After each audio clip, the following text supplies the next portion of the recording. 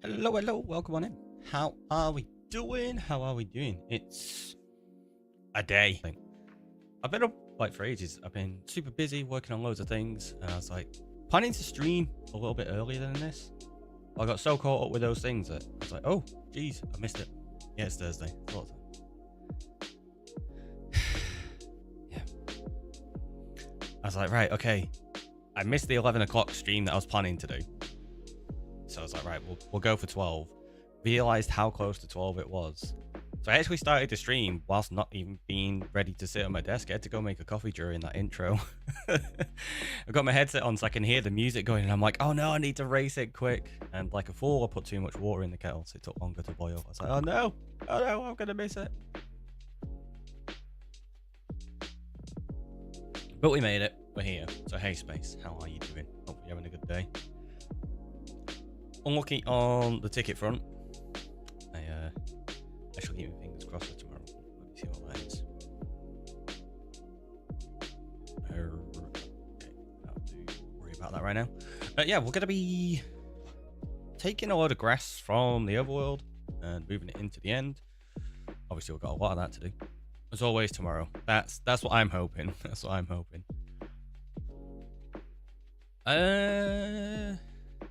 Cosmic, welcome on in. Coffee, cheers. Coffee indeed. Cheers as well. Yeah, we're going to jump in. Let's go into the game. So, obviously, we've made a decent start on this. I've got all of that done and converted. I placed some yesterday, so we've got a bit more dirt down there and there. And I've had an idea. I think what I'm going to do is convert all of this. So, we've got to do this island and that island as grass. And then as the path continues, I think I'm going to do different blocks and different designs. So I think this island might be the only one that is grass.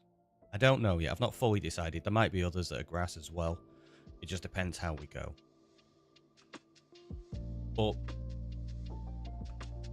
the big thing that I realized was for the overworld, not for the end. So one of the things we've discussed on stream previously was the fact I want to recreate basically this end, like here with a portal, maybe obsidian pillars, probably. I'm not fully certain yet. We'll find out on the scale in the future. But the main thing is it needs the portal so that we can get into the end. Oh. It's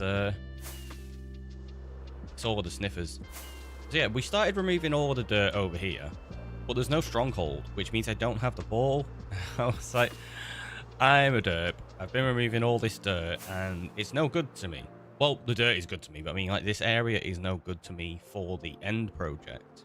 So making the volcano here and putting the end inside of it, not a great idea. We've not made too big of an impact on the area as of yet. So as you can see, we've kind of ruined a lot of it, but I can fix that, or even I could just trim it. It's not a problem. So what I decided to do is go to the stronghold that we have over here, and we're going to put the volcano there instead. So it's about 1,000 blocks away from my base-ish. But even this was about 800 blocks away, so it's not going to make too big of a difference in terms of like seeing it or anything like that. And obviously we already have a portal over there, so that can be adjusted and be made to be a bit more useful as well. It does mean, though, the scale of this thing is going to be a lot bigger, I think.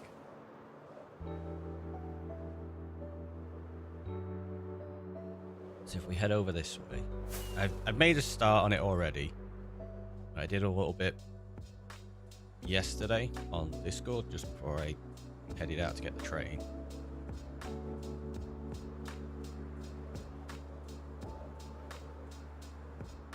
Am I going the right way? I think I might have just gone slightly the wrong way.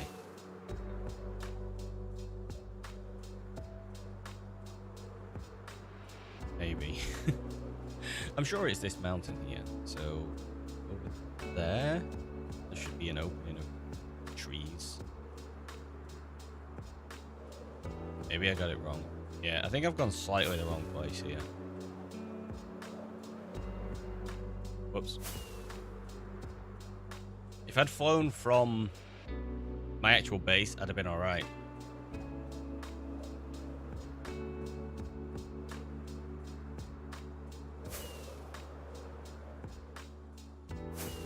Or did I actually go too far and it's over that way somewhere?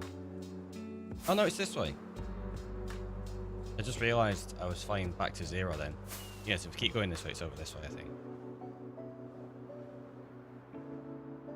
It would have been a good idea to note the coordinates down, I suppose.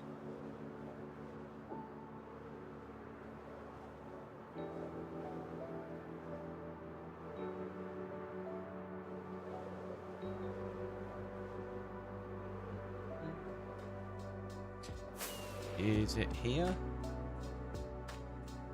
No.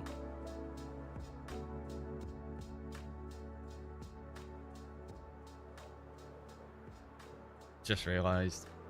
I was flying positive 1,000. It's negative, isn't it?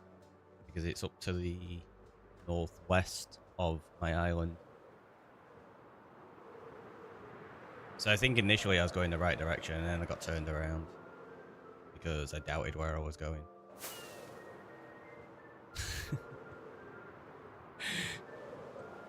We'll find it eventually.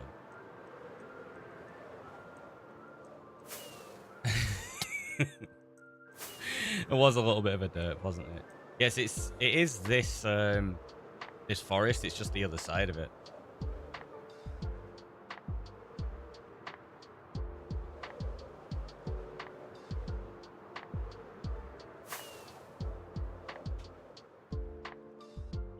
I even remember going past this area that was setting on fire.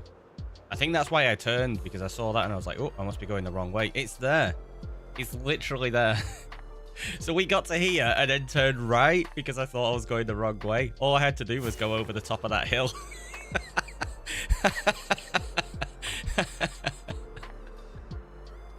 So yeah, this was all forest yesterday and the day before. I think I'd taken like 10 trees out the day before. So yeah, I've started clearing this and I'm going to sleep actually before we get attacked.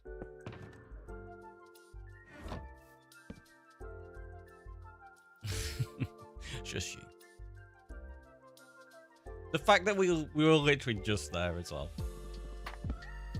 Ridiculous. Ridiculous. So, where is it?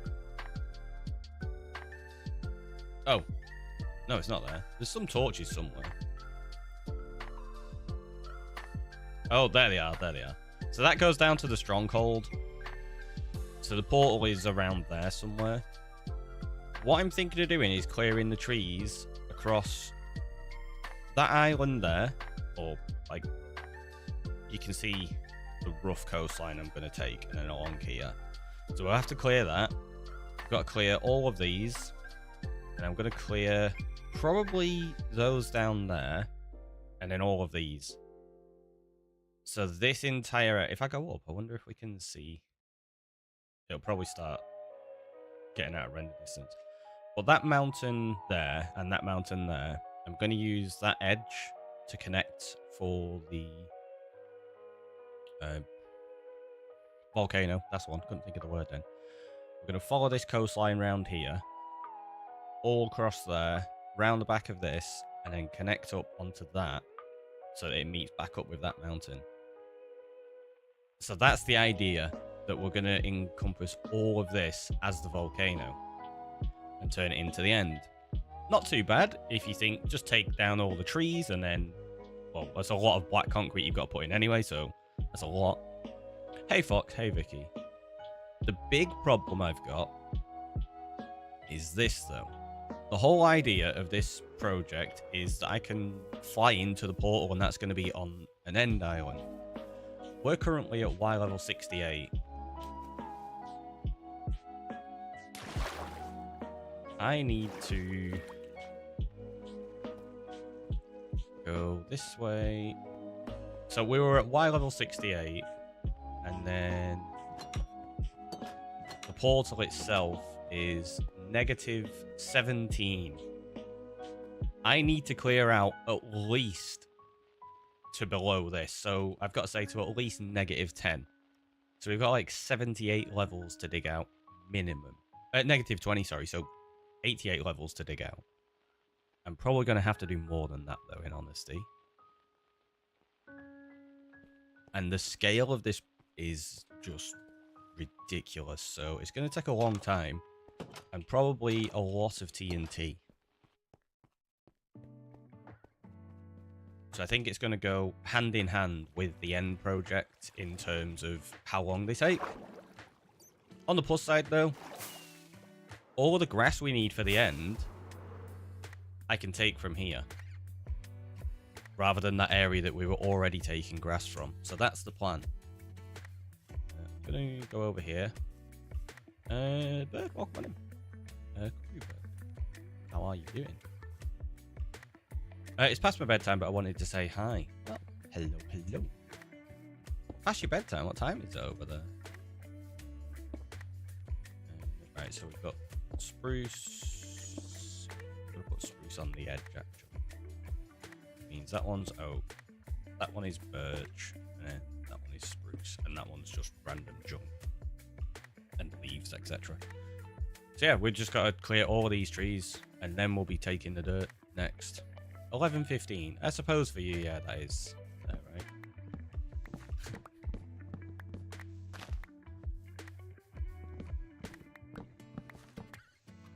Now the question is, if I make this a netherite axe, is it going to actually chop quicker? It will, right?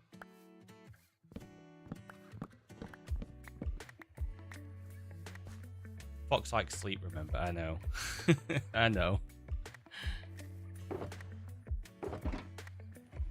It's only going to be a tiny amount of difference, but... Oh, I don't have enough. I don't have enough scrap. I've only got 3.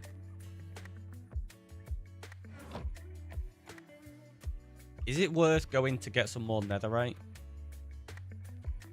Do you reckon? We only need 1 piece, right? I got gold in there, I don't. I can get some gold in there. So. Yeah. Let's do it. Let's just quickly go get a little bit of netherite. Won't take me long. And we'll just turn this into a netherite axe. Don't think I need anything else.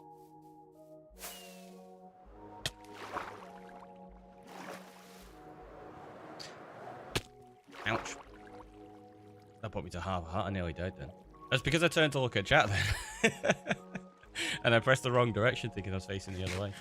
Good night, Ricky and chat. Happy stream. I miss hanging out. But one day we'll line up again. We will. We will.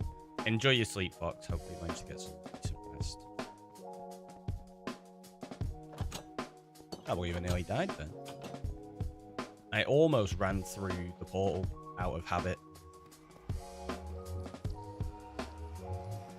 As in the end portal, not the nether portal.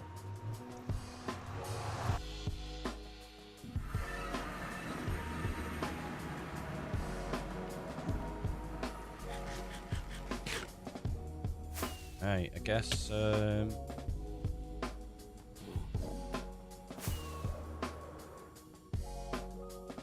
you know what? Let's go this way.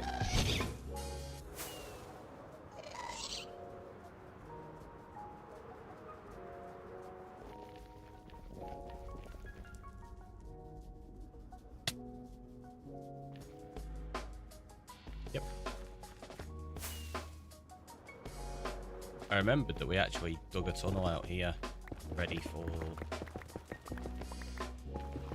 netherite mining.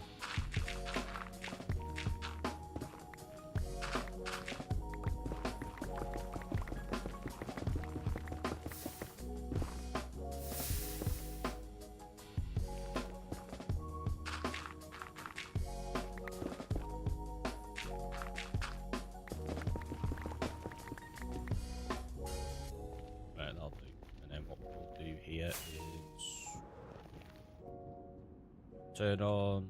Nope, that's hitboxes. There you go, trump movers.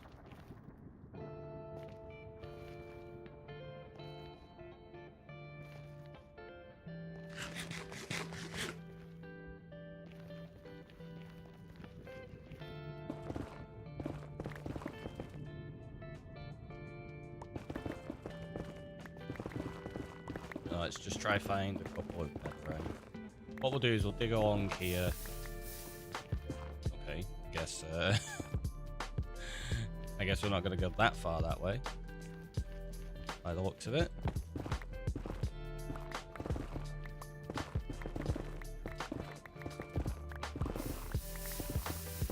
Ah!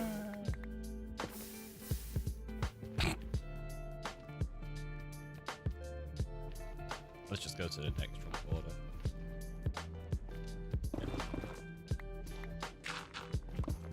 I only need one scrap. I don't need a lot. I can't remember where we actually had the TNT mining tunnels. They were over 1,000 blocks out, weren't they? So that's no good to me.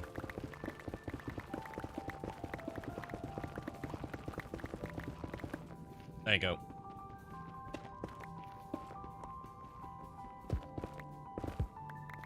It feels rude to only do that tiny little bit though, so we'll go at least to, I don't know, 100 blocks.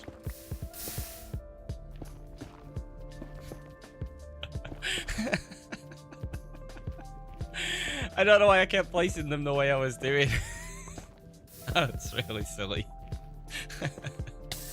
Ah!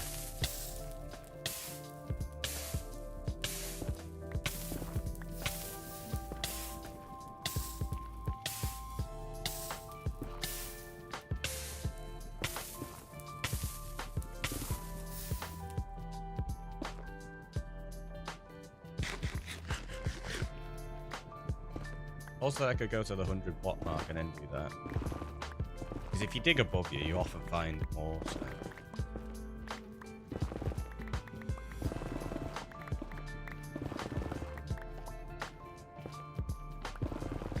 Also makes it easy to fly down these tunnels in future.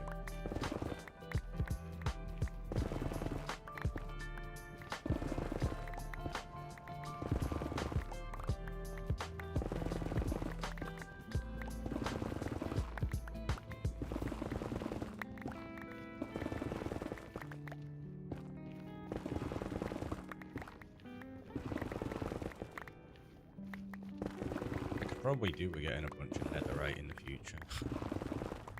I was just thinking, I was like, where did all the netherite I have go? And then I remembered. It went on Julia's armor stand.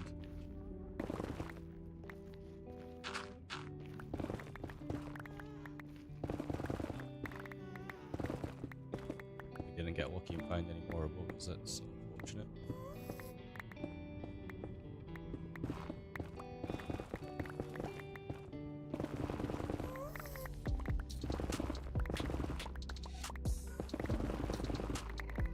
We got the one we needed though, so that we can upgrade the axe. It's not too bad, I guess.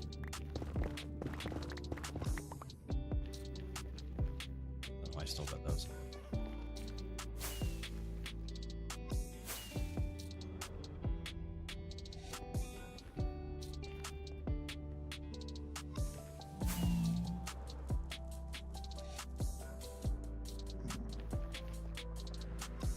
So we just nip back home, smelt up these, and then grab some gold while we're here.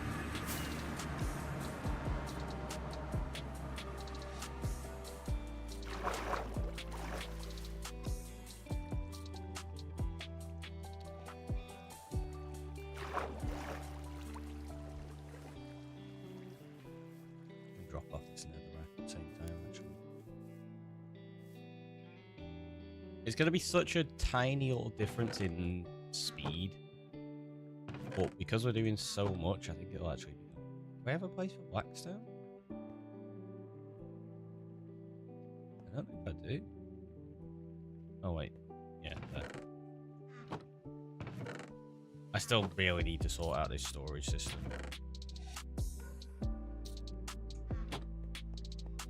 Do I happen to have...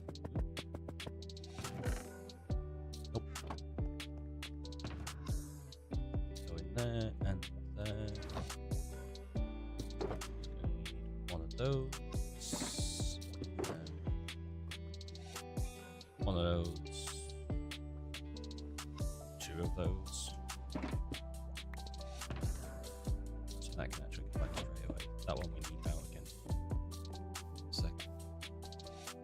Oh, I have an idea. I have a really smart idea.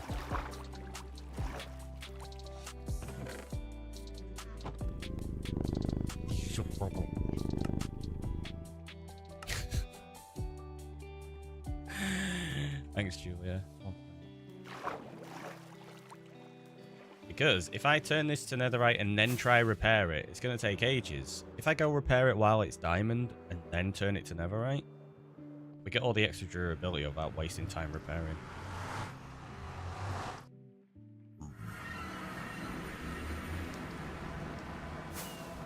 See? Smart.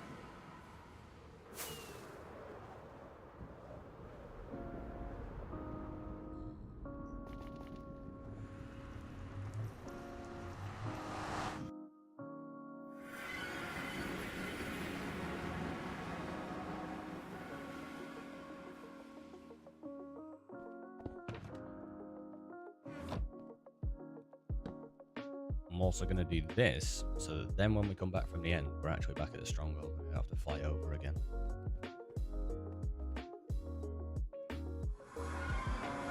All the smart stuff happening.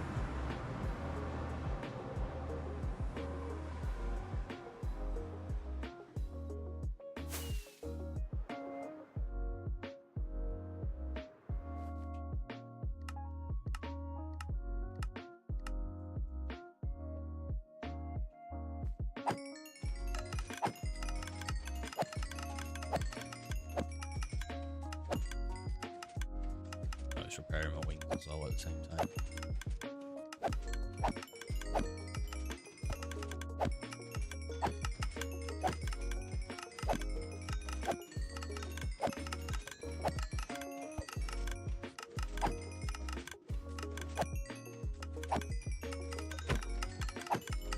Look at how much quicker this is. If we'd have done it with netherite, it'd have taken ages. Ow.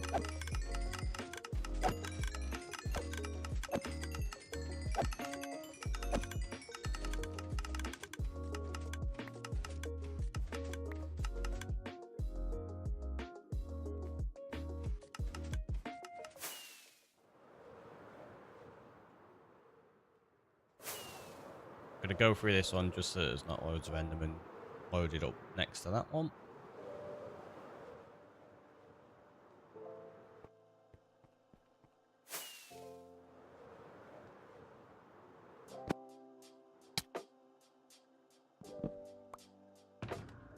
Now we break that because we don't need it. That in there. That, and that. Bam. Now we have our first netherite axe.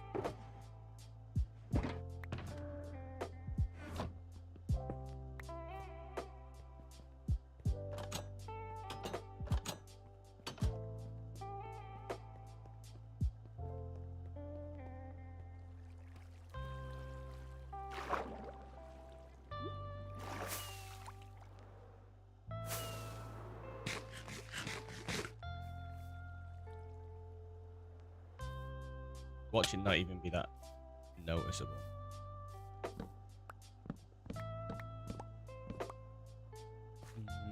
I mean, minuscule amount of difference. Oh, this is a technique I came up with the other day as well. So that I don't have to bother silk touching the leaves. You dive under the tree. You've got to be able to get into the tree in the right place. And sometimes you can't, so we'll just silk touch the leaves there. But yeah, like that, if you can just glide under, and then you don't end up having to get the leaves, so it's nice. Encore, welcome on in.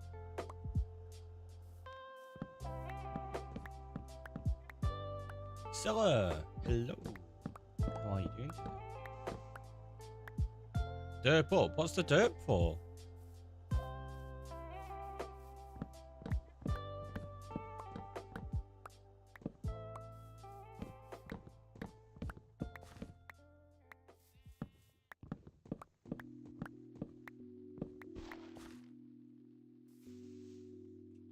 That was for the lava silliness in the nether. Oh, right. Okay. You will work. Alright.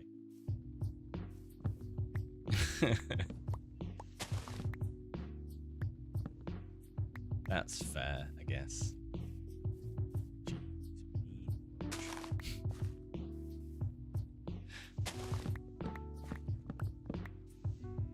On the plus side, I'm going to end up with a lot of wood from this.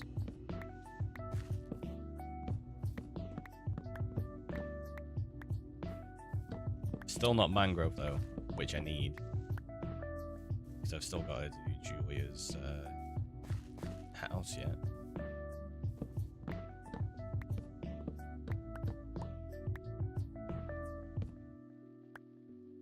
I just don't really want to start the house until I've got all the grass in place. For that island. If that makes sense.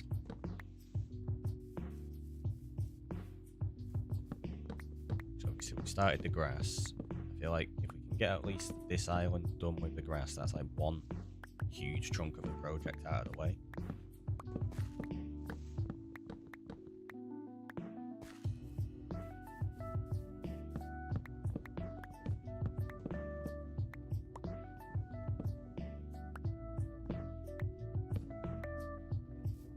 In fact, how much of this have we got uncovered at the moment? We might be able to just figure out a few sections of this to start taking the grass from. I know I've just literally just gone and got my netherite for the axe to chop down the trees.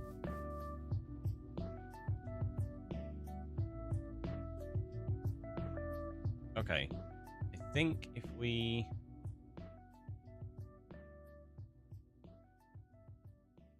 Because that's a fairly big chunk of the forest, isn't it? Although saying that, I don't know where I want this to come round to. So going round that way across this, and then probably over there. So I'm not going to chop down all of these trees, I don't think. Unless we do, just chop down all these spruce trees. Not the large ones, and then we can shape that for the volcano going over there. We'll try just follow the biomes. Yeah, so I'll chop down these trees, and then we can start removing the dirt from the whole area rather than in small strips.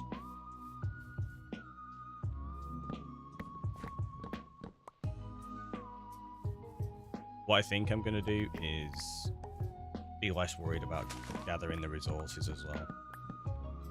Like, if they get stuck up there like that, I'm not bothered. We're going for speed right now, I guess. I could burn it down.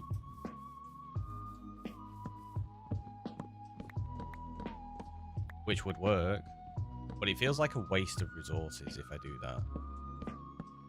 Maybe I need to take a poll whether I just burn everything down. Because I can always chop down, like, large spruce trees at some point.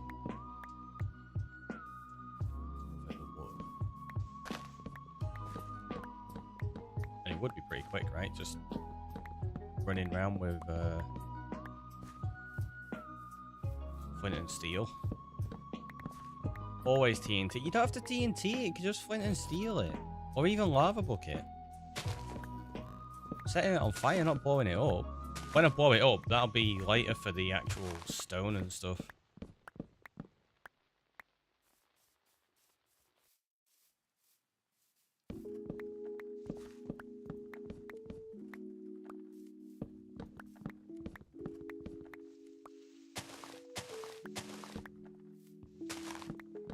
Controlled deforestation through fire.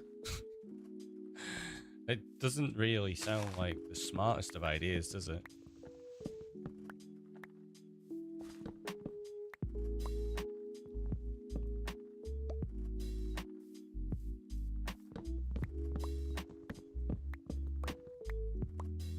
Oh, let me test something. If I do this.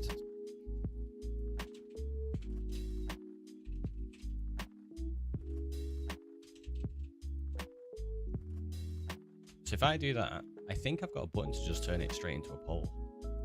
Yeah, there you go. Look at that. I don't know how long the pole will run for though. Is it like 2 minutes or something?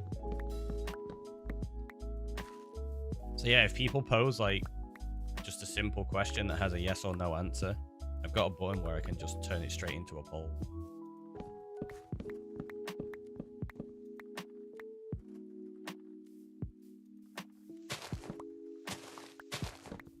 It's 50-50 at the minute. You lot aren't very helpful in making decisions.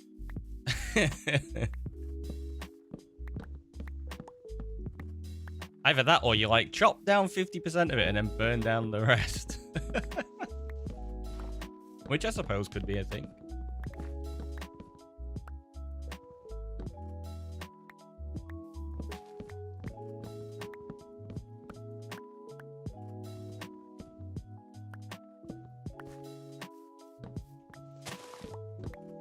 Wait, since when are we supposed to be helpful? That's true. That's very true.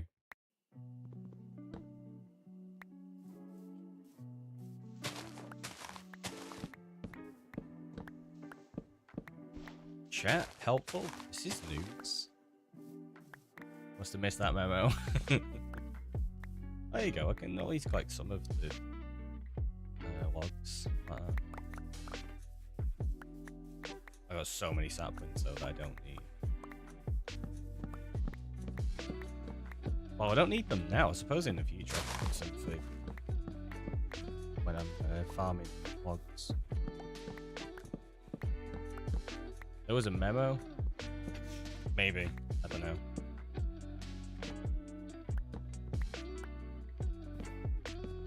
Do we burn the trees away? No! Okay. We continue chopping.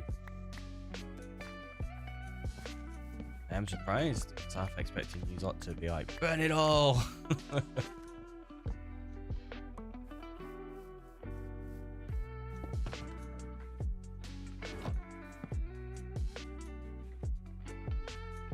Memo? What memo? I think the problem with this is even though I'm chopping down trees for like a chunk of time, I feel like I don't really get that many resources from. Like the amount of time we've been chopping already, if I was just doing 2x2 spruce trees, I'd probably have like a full shoulder already. I didn't notice the poll until it ended. Should we run it again? If people missed it, we can do. Or do we need to do a poll about whether we run the poll again? Pollception.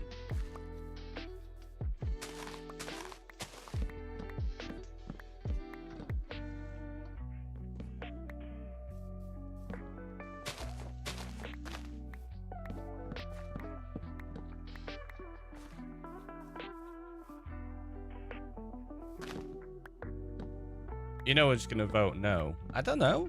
Somebody voted yes.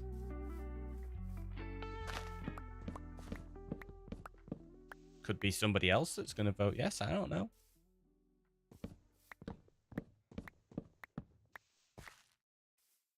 It also implies people vote the same way every time. I don't think that's a thing, is it? You are too trolly to be consistent with it. Like, he's going to be expecting this. Well, guess what? Did you get the memo?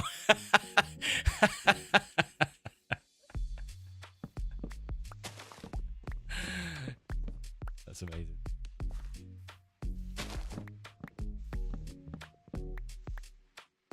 Who was? I know, right? You'd never be trolling. It just doesn't sound right. Voting? We're on Twitch. Yeah, we're on Twitch as well, Cosmic. The polls, I can't get them to run across both platforms, unfortunately.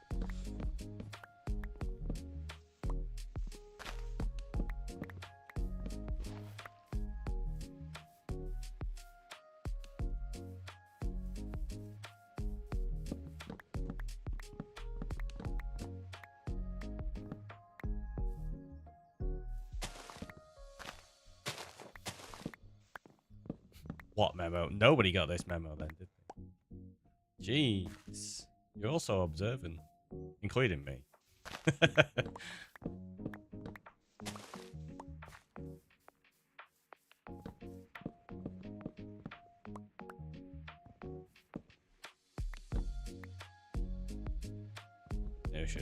on top of those instead. Nobody even knew about it. Apparently not. Yeah.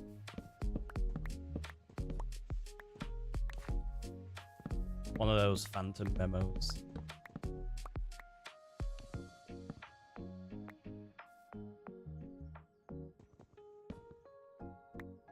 On the plus side, I can reach most of these trees without having to pillar up. Makes it a little bit easier to work through pretty quickly.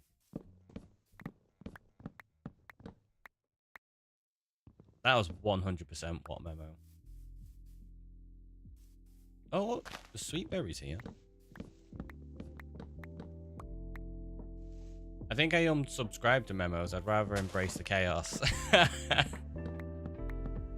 It's a good idea.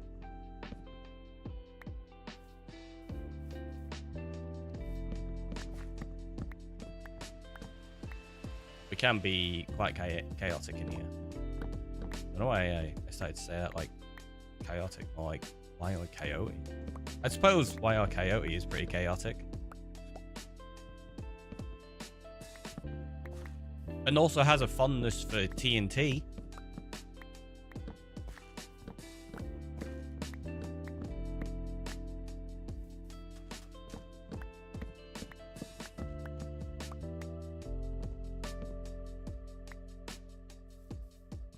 Yeah, exactly. All the products. And flying into walls. Have we just found my spirit animal?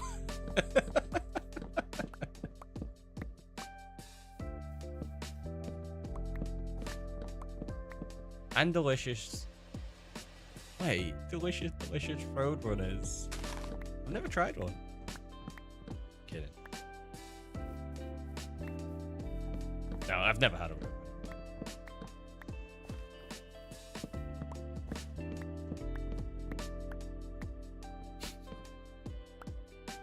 Anybody else? Sounds like space heads.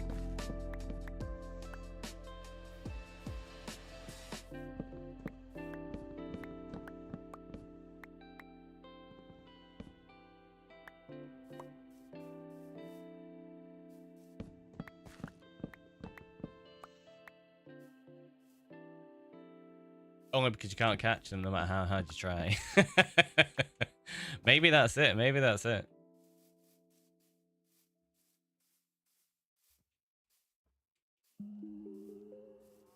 No, let's do that.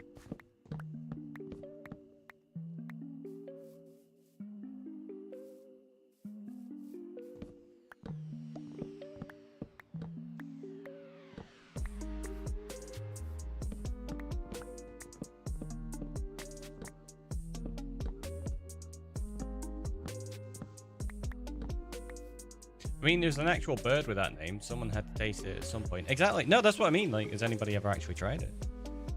Like, anyone in chat?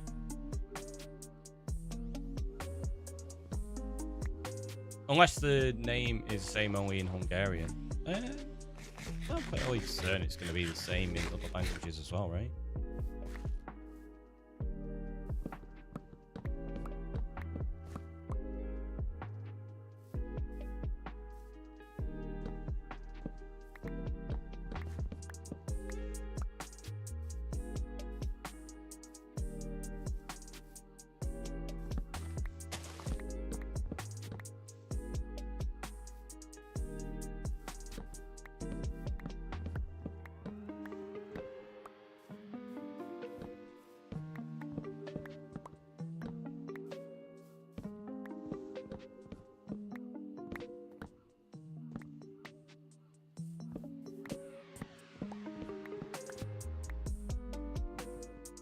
I will say though, you're making me hungry this conversation. Not had any breakfast. I meant to get up and make some before and I just kind of forgot.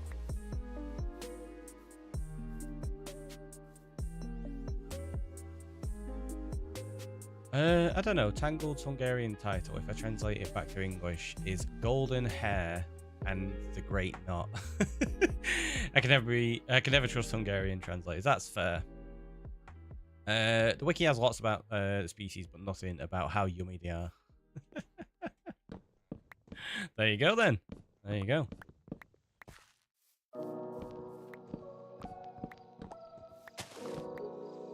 Maybe the people that wrote the wiki weren't fast enough to catch them either.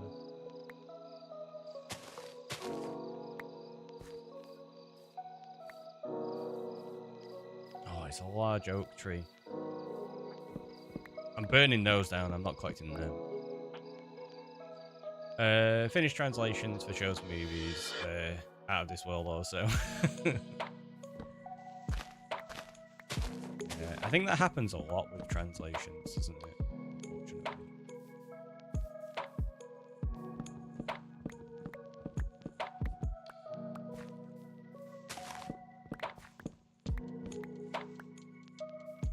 There you go. Maybe there's a market for you. Be translations that are actually accurate.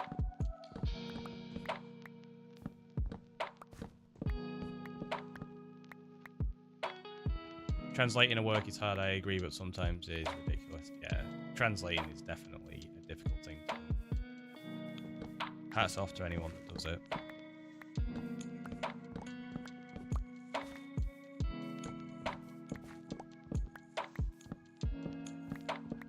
Oh, I said I wasn't collecting that one in there, so let's do this. I'm not burning them all down, but I'm not chopping them down. Yo, what's up, Walkman in? How are you doing today?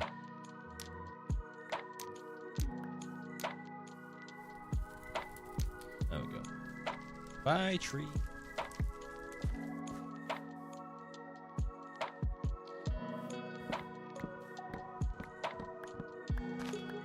I would do it awful as a translator. I can barely English or Hungarian.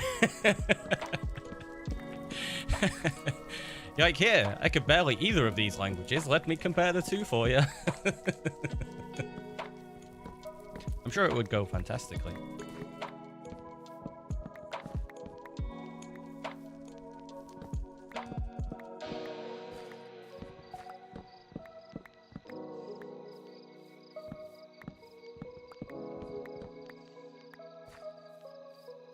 Look how quick it got rid of that. If you lot had voted yes, I probably would have had this forest gone by now. No, I don't fancy getting struck by lightning while mobs are attacking me. That just doesn't sound like fun. Also, I'm going to clear away those poles because they still take up a lot of room on my chat box.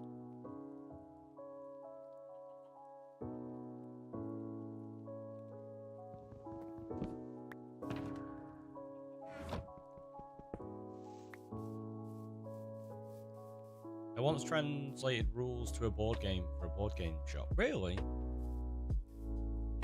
Bet that was an interesting one. Could be a lot of rules for board games, right? I mean, it depends on the board game you're playing, I suppose.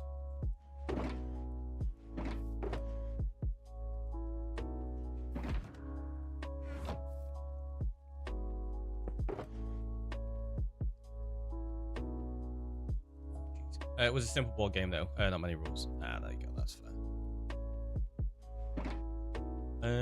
That's cool. So, the other day, I was thinking how funny it would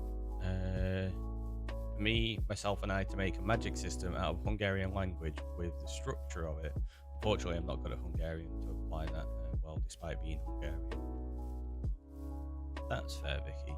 I'm sure you said about how complex a language Hungarian is, right? Before. So even like native speakers do struggle with it at times. I was having this same conversation with a friend recently who's Polish and says the same thing.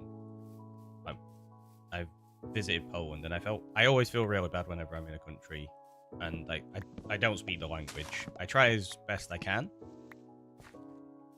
Obviously, you find yourself often apologizing for not speaking the language and just trying to communicate as best as possible. And yeah, when I was having this conversation with my friend, they basically turned around and said, don't worry about it. A lot of Polish people can't speak Polish properly either. so we're always confused with one another.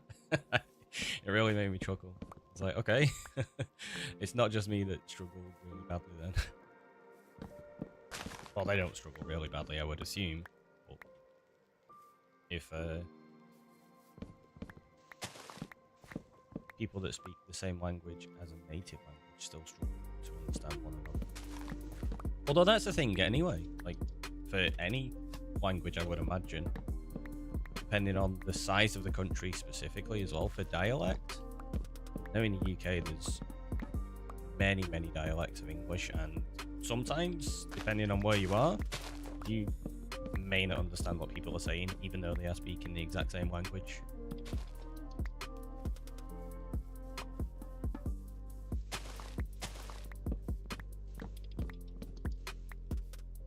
Obviously, accent is a thing, but also, like, speed as well. That's another one.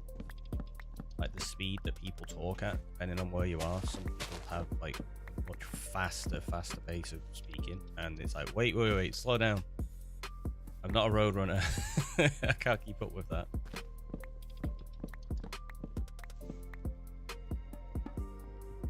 That can obviously change from person to person, but depending on where you are, the dialect can also be very quick. Even in Wales, there's different words for milk between the north and south. Really?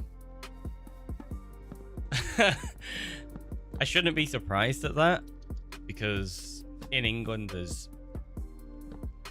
many different words for a barm. It's a barm cake, but if you go around the country, it'll be a roll, a bat, a cob, a tea cake, an oven bottom, all sorts of silly names, but it's a barm. It's a bap. Space? You're wrong. I'm sorry. It's a barm. Now I really want a bacon barm. I've got some bacon in the fridge as well, actually. Might have to make one in a bit.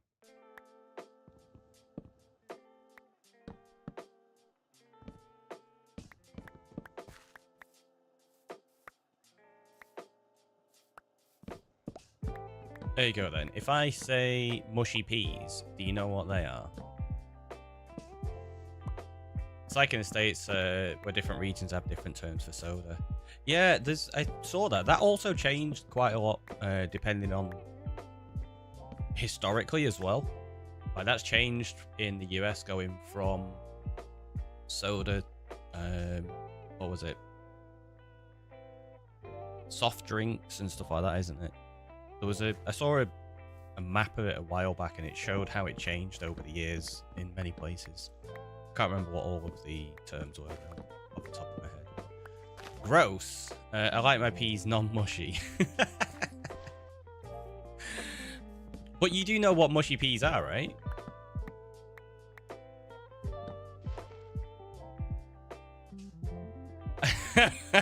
I'm not even going to attempt that, Scylla. It's Dusty. Welcome on in. How you doing? What's going on? So I'm just chopping down lots and lots of trees to deforest an area above my stronghold here. So we're getting rid of these ones at the moment. I've got to get rid of all of those, all of these. And then we're going to be removing all of the blocks so that we can actually build a big project here. But at the moment, I'm stealing the dirt first because that needs to be migrated and relocated over to the end. Nah, mushy peas are delicious. See, mushy peas are great. They are really good.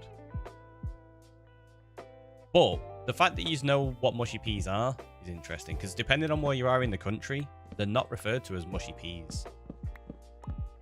Remember years ago when I was in Yorkshire and went into a chippy, asked for some, and they just looked at me with a blank expression. Apparently over there, they call them pea wet. I was like, pea wet? What? I know mushy peas because of my father. That makes sense, Scylla. Although if I'm correct, I'm remembering where you've said your father's from. I'm surprised that wasn't pea wet. You've never heard that? Really? Yeah, it confused me. I think I was only, what, about 11 at the time or something like that, I think it was. I was visiting family over there. And I was like, I have never heard of pea wet. And then my auntie was like, yeah, it's mushy peas. Like, okay. Mushy peas are not all appetizing, especially not liking peas to begin with. I mean, if you don't like peas to begin with, that's fair. I think what mushy peas could be compared to, a lot of people would say like pea soup as well. My mother liked to make pea soup, which I find really gross. There you go. Yeah, if you find it gross, that's absolutely fair. Nobody's gonna like everything.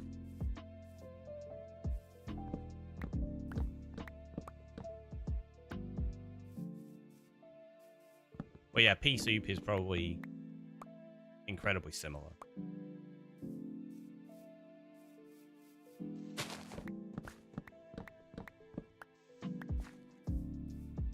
Being from Lancashire, you generally have mushy peas with a pie. Gravy. It's good.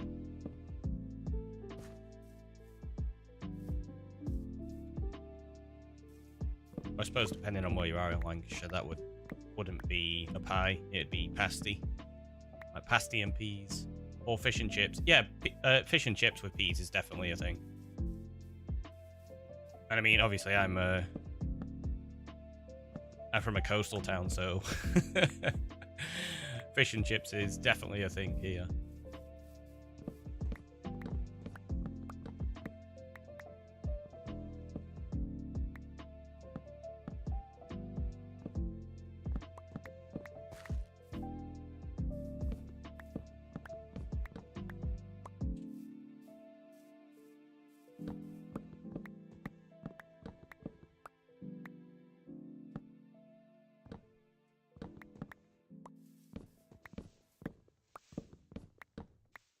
You lot should have let me burn these trees down. Would have been done by now. So mean to me. You're like, nope, chop them down.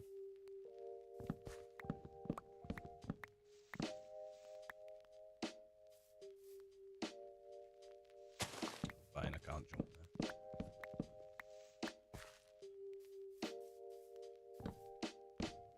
It's good resource. I mean, yeah, fair. It is good to collect these resources, I guess. Chopping sound is soothing. It is, but we're also going to be removing dirt and grass. And the digging sound is soothing as well. And more consistent, because I'm not having to stop between each tree.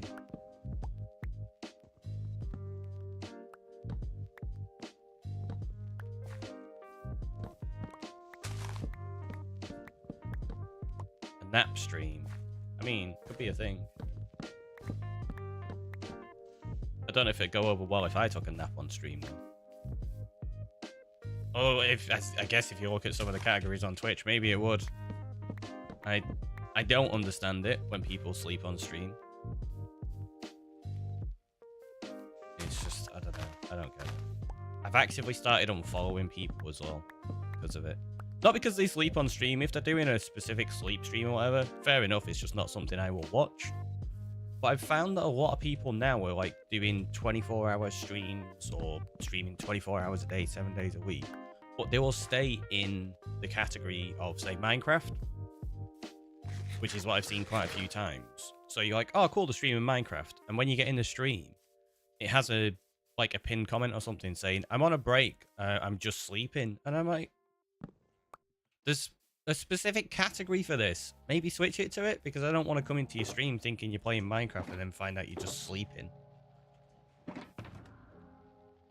And it happened with a few streamers, like quite a few times, and I was like, yeah, no, done, sorry.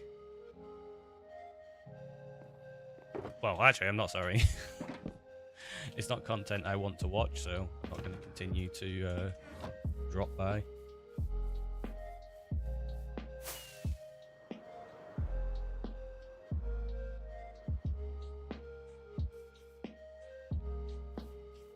That's weird. I'm going to leave that and see if it... I don't understand why they're not decaying. Odd.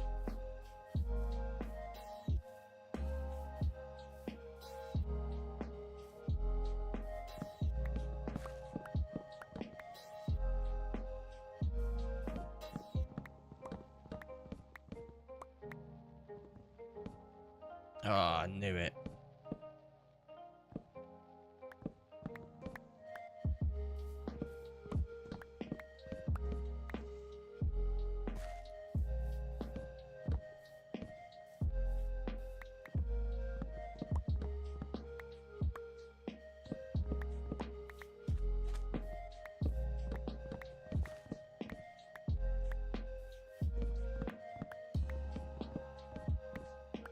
Can one report channels if they're in the wrong category? I'm not sure, actually. I love deforestation. I had a feeling, Vicky. I know we spoke about that a few times in the past, actually. Yeah, I'm not sure if you can report people for being in the wrong category. Maybe.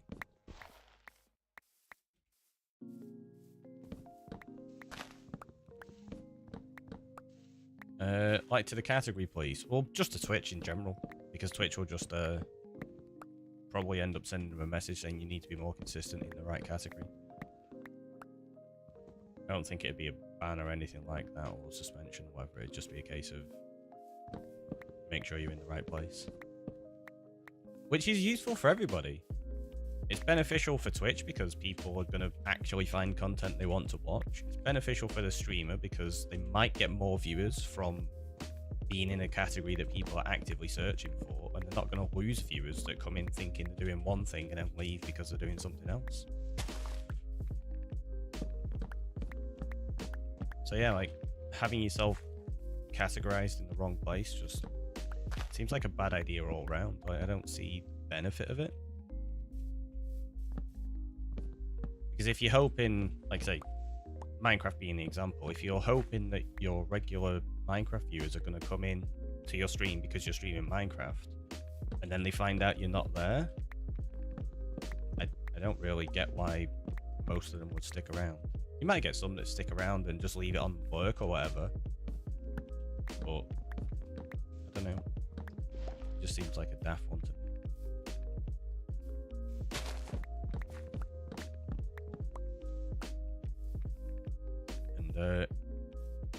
I also don't really agree with it because you're not producing any content, really. And the amount of cost and energy consumption that goes into it for hosting a stream and having viewers on, it's not small. And it just seems like a needless waste of energy. And bandwidth, obviously. And energy comes into that as well. You really think they have time for that? Maybe we can get them to open a job for that. We can apply. I mean, yeah, they can moderate stuff like that quite easily through automation. You don't even need people to do that. Honestly, the thud of the logs breaking is way more satisfying than the dirt breaking sound. That's true, yeah. I agree, like, log breaking sounds is super nice.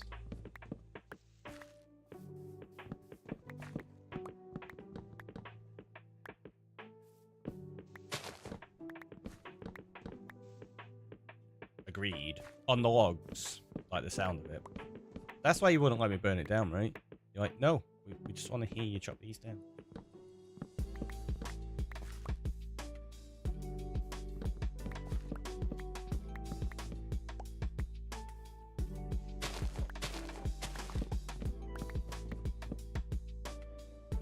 But yeah, going back to the category thing, it's also going to impact discoverability, which is something that's really difficult on Twitch anyway. As a platform, it's not quite there when compared to some others.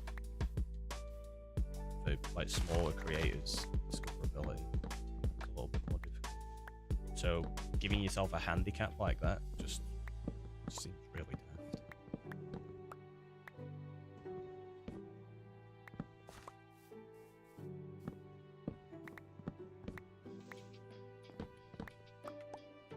Like for some big streamers, for example, I can maybe understand why they do it. Because obviously if they've got, say, like I've seen examples where somebody's had 90,000 people watching them sleep. That's a substantial view account. And you're still going to be earning money from that because there's going to be conversation going on in the stream. They're going to be bits, so to get ad revenue and stuff. But for small streamers, you're not going to be getting anything like that. So it just seems very counterintuitive. I feel like they would already have automated email for telling someone to do things in the right category. I mean, they should do, but I don't think there's anything like that already.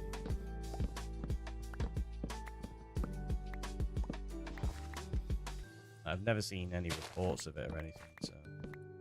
But again, it's not something I would ever actually experience because I'd obviously list the right category of what I'm doing.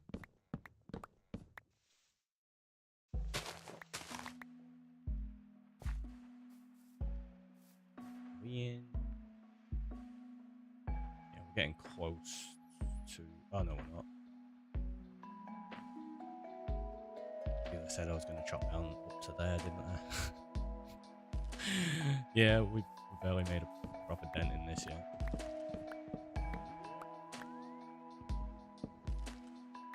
Thought I was getting somewhat close. I was wrong.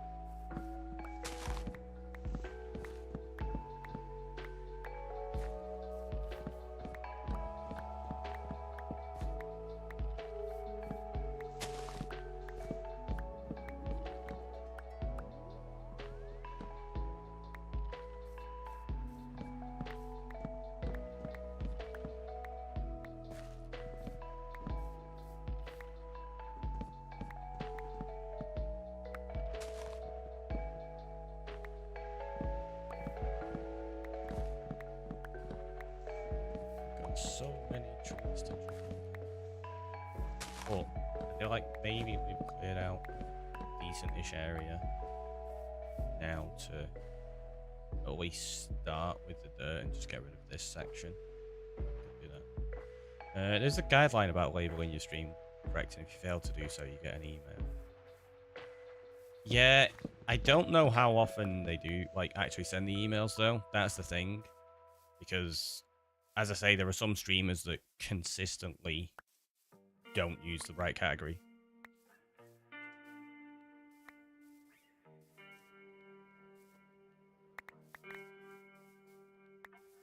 So I don't know whether they actually follow up and do anything about it. I'm not sure.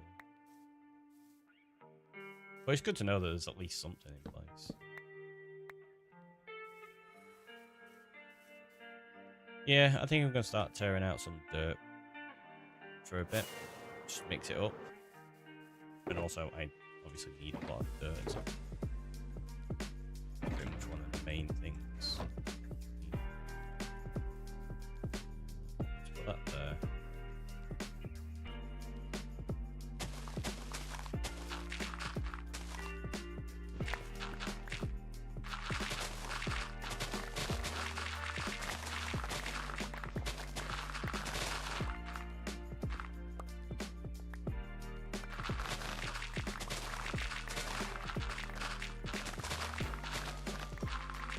Even if they do, it rarely, there really isn't a big consequence for not doing it. Even if, well, yeah, exactly, there's nothing to basically say, don't do this, you don't care enough. No repercussions, so why would people bother changing their current practices?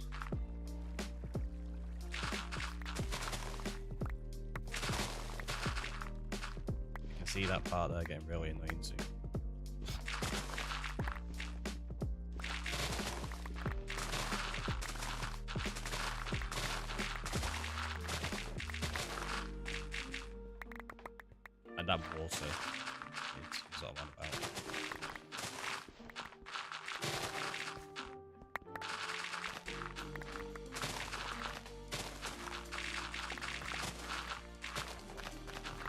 Maybe we should test it at some point and just put myself in a random category. Thanks for that. It is stupid, I think.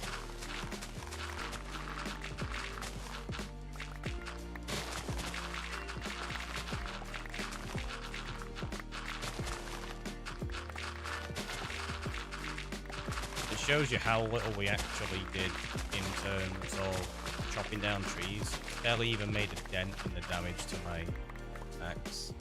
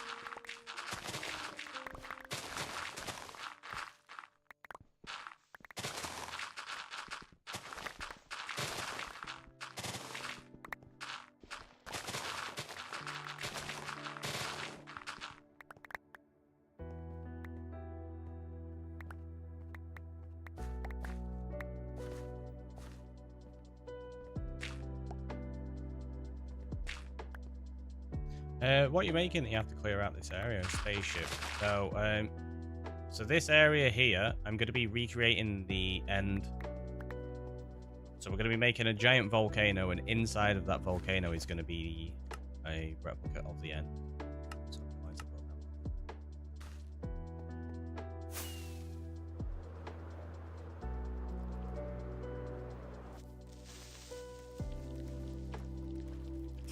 I actually need to get away from them because they'll blow up my shoulders. Nice. Yeah, it should be a really fun project. At the moment, the dirt that we're collecting is going to be used in the end.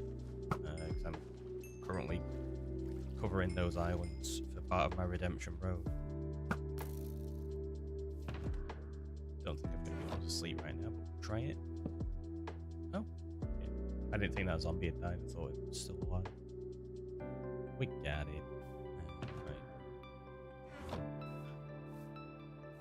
So we got that one for grass. Let's use that one for dirt. Oh no, there. Wait, what? When did I make that? Oh, cool. Must have been there a while. Apparently, I've got some additional rockets. Hello.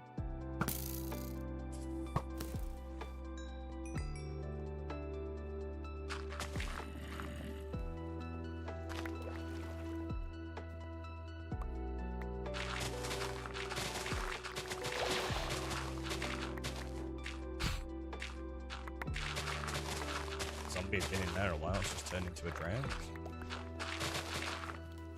You're gonna pick up blocks so you'll become persistent. Let's get rid of you.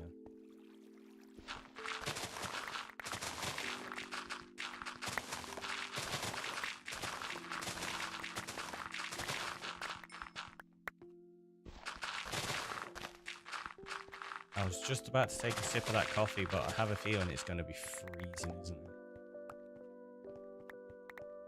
Yeah, I've been live like an hour and a quarter. Mr. Catpo, I was getting groceries delivered. Ouch. That's rough. I mean, it's not rough on getting you groceries delivered. That's good.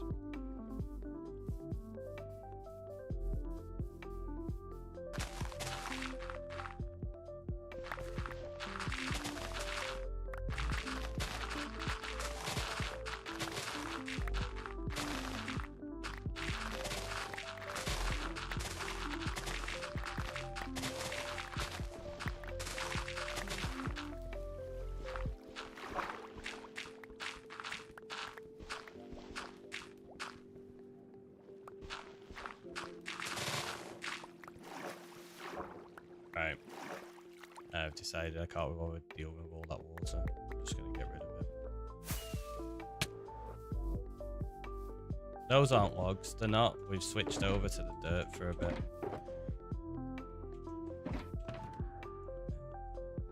I think I put them in my beacon and egg box. I did. Stack should be plenty for however much is it.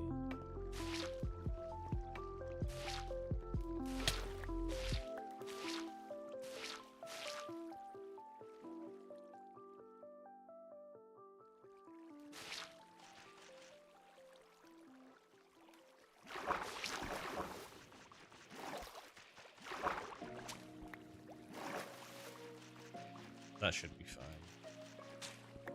I only needed enough to prevent it from constantly flooding where the dirt was.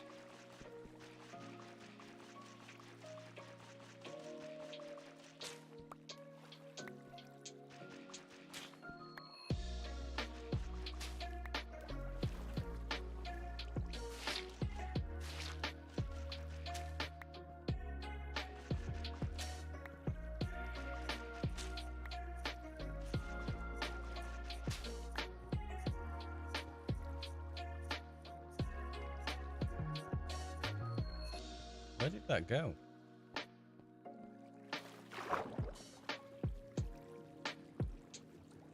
I've got 53 and 10, so there's one missing.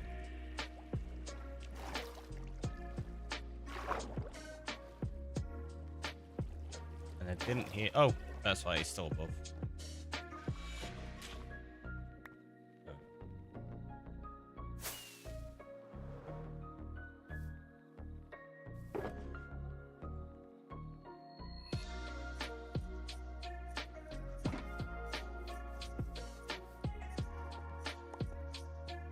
Worked out space-wise in short time.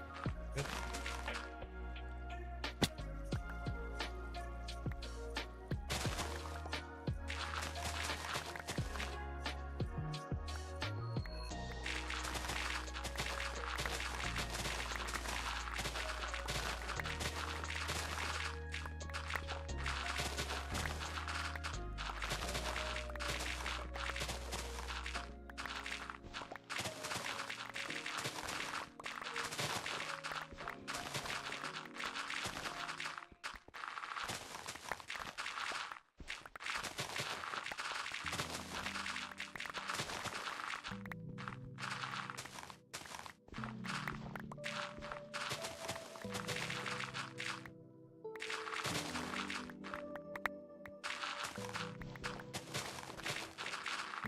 I'll do this run, then I'll go get myself a fresh drink. And then maybe we'll go play some bots for a little bit. I know we've only got a couple of shoulders, but just to make it up a tiny bit.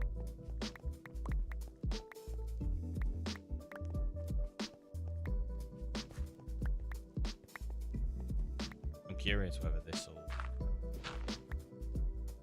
It's not going to finish the island, but it might finish the section of island we were working on last. I doubt it, but you never know.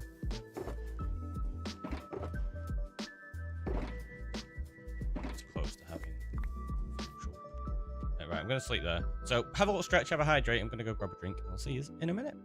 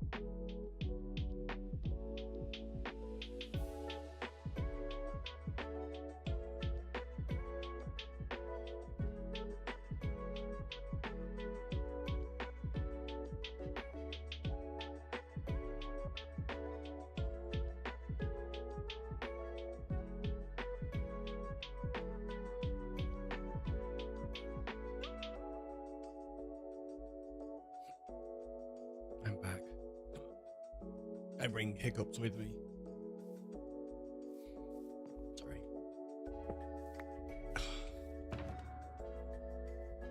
It's one of those rare occasions where I actually do have proper hiccups too. I normally just get like one on its own. I was trying to eat too quickly because yeah, you were right, Space. I needed to quickly eat. So I grabbed a super fast sandwich.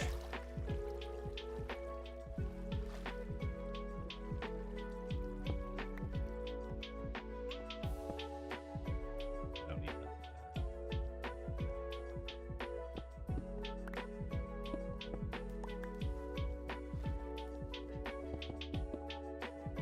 Like, getting it out a bit faster now. Yay for food. Definitely looking forward to eating later. Having a proper meal as opposed to just a super quick sandwich like that. Yeah, for those that haven't seen it before, this is the start of Redemption Road, which is what we need all the grass for, because we've got to convert all of that island, or it's technically connected, so it's the same island. So we've got to convert all of that and the rest of this to grass. Takes a while. Which is part of this project. So that's where we currently are. Oh, I still didn't put the piece of glass back. Yeah, so that's where we currently are on that island inside that build. We're going to cover all of these in grass and then all the way up here. I don't think I'm going to cover all of these in grass. I think I'm going to do them in different designs, but it leads all the way up to there, which is the first ever city we raided. And as you can see, it's a fairly sizable map. It's a small map. Yeah, it's only teeny tiny compared to what we wanted. And it's 3,114 blocks to the city. So,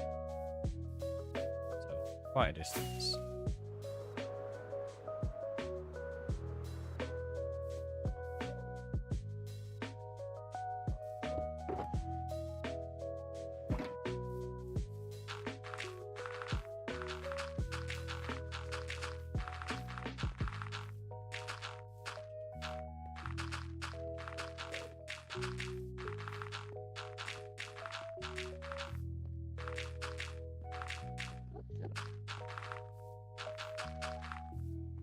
So much dirt across the place. And the worst part is once we place the dirt, I have to go around and place torches all over the top of it because grass doesn't spread without light and the end provides 0 light.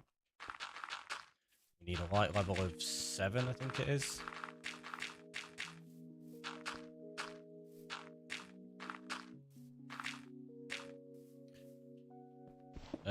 The eyes are watching you. Endermen are creepy. Endermen are... yeah, creepy. Annoying is another word for them. My best friends, they really, really like me. Get along great.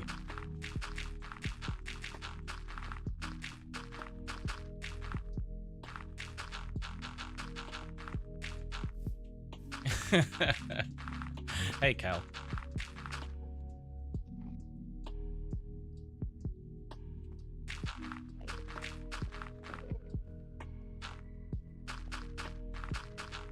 He's not told me who it was, but thank you for that one. He'll probably tell me in a minute.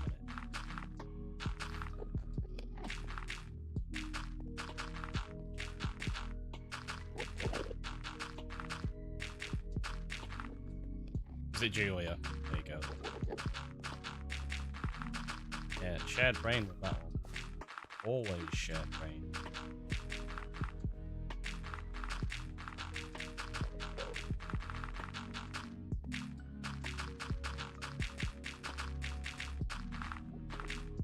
I see the message in chat for the sticker. Yeah, the problem is, I've said it a few times, it doesn't show in my combined chat for some reason. I don't know why. So it'll show in Twitch chat. If I switch to like my modding screen there that has like Twitch chat and YouTube separately, it will show in there. Yeah, it does. But on my combined chat from StreamerBot, those don't show up from that bot. It's weird. I don't know why.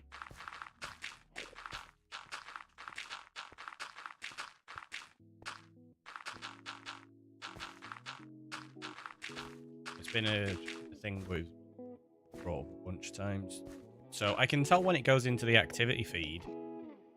Stream Ticker says it's an extension, not a user. There you go then. That'll be why.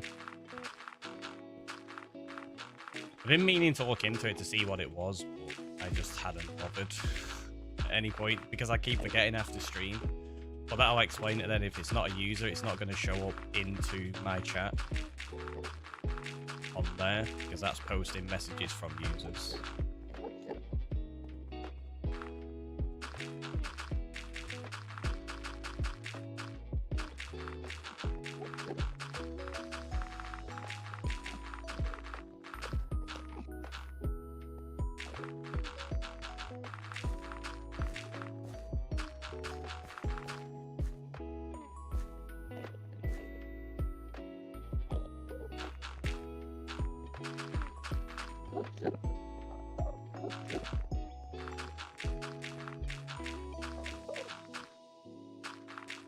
I should really be putting some grass in this as well.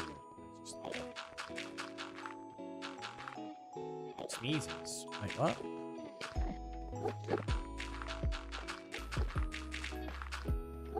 Bless you. I don't know if you mean you actually sneezed in real life. Maybe.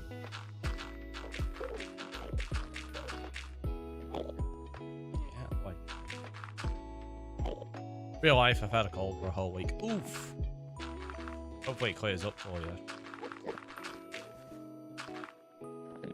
Oh, wait. Urgh. This is the most annoying thing about them. They're just in the way while you're building. And obviously building in the end, it happens a lot.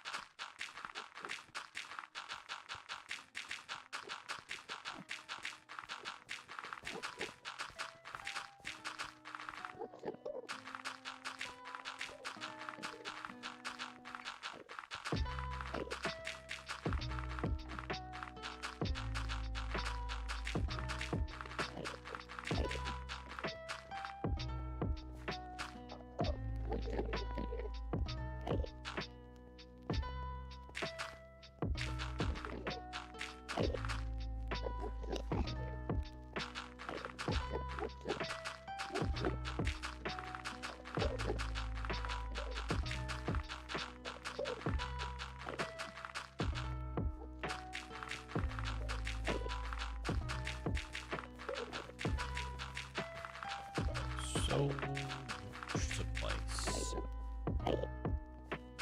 I don't know what I'm going to do with the other islands. Like I say, we could still do it as grass and dirt, I'm not sure. But I think it might be interesting to have different designs for different islands along the path. Gives us different styles of projects to work on.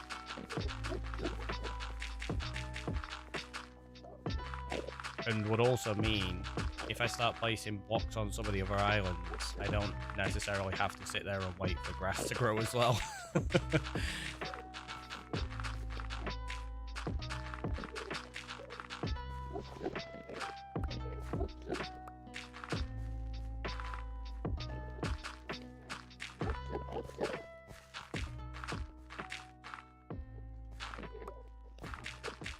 Some of the best placement you've ever seen though.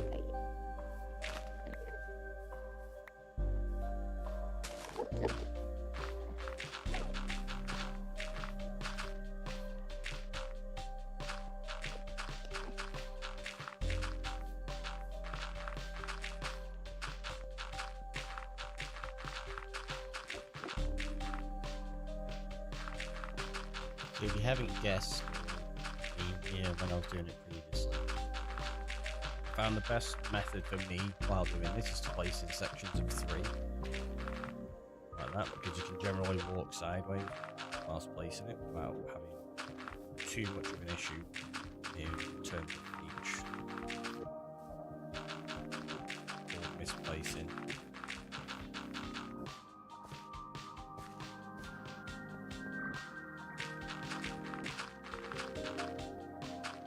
It does still happen. Less frequently, I've found.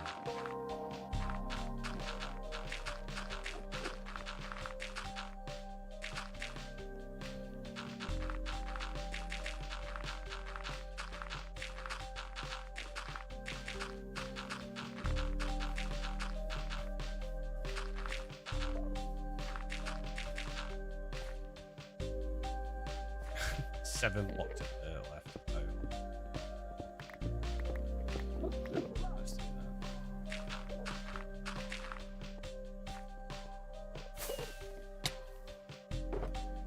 Oh, we do have a tiny bit left in there.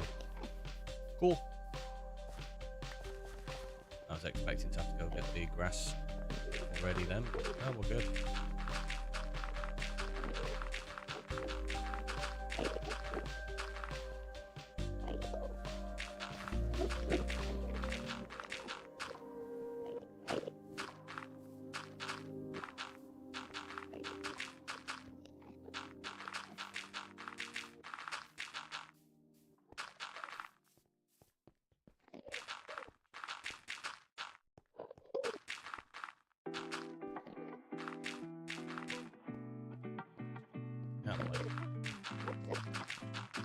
Darren Enderman.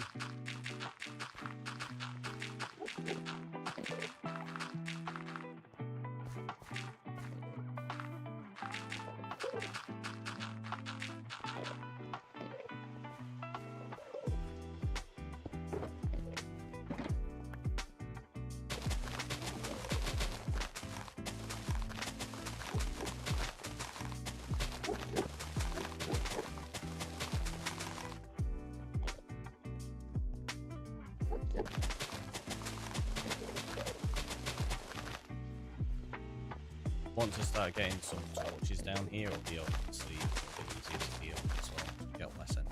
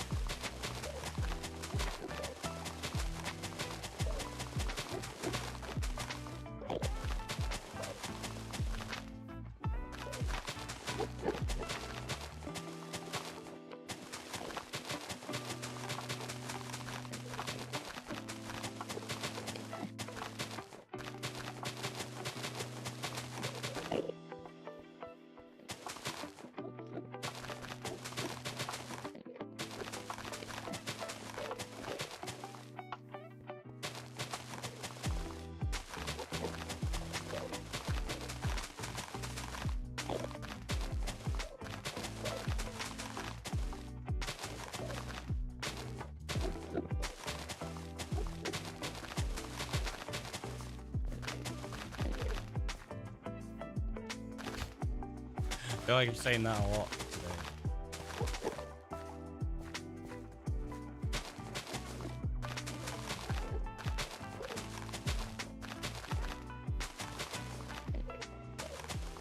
On the plus side, it looks like we might actually get this.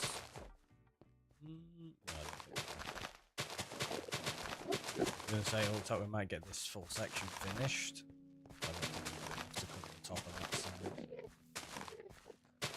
There's a little bit more space over there tonight.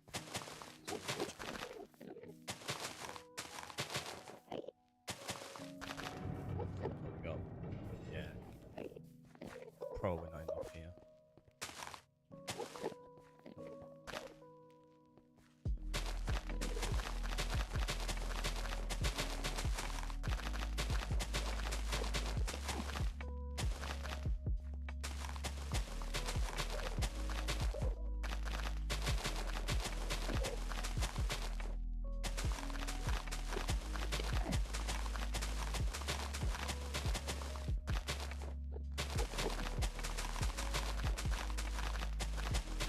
shouldn't be too far off, though, I don't think. In the grand scheme of things.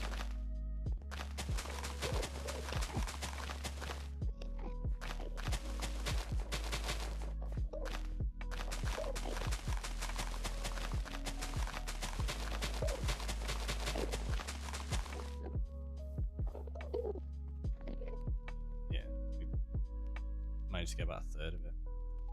Oh, I've still got that side down there anyway. Thought that bottom section was done. Evidently not. Right, now what we've got to do is place torches so the grass will grow whenever we're over here again. And I did make a whole bunch in there. I am going overkill on the torches as well when I do this. Like that, just in case.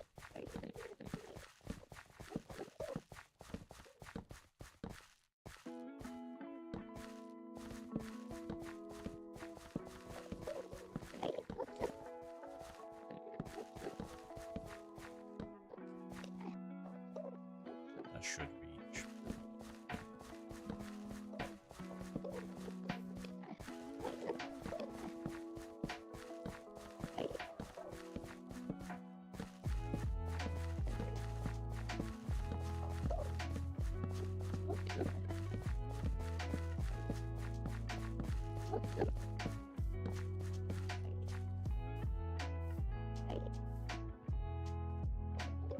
It's going to take a while for some of these to begin filling in from over there anyway.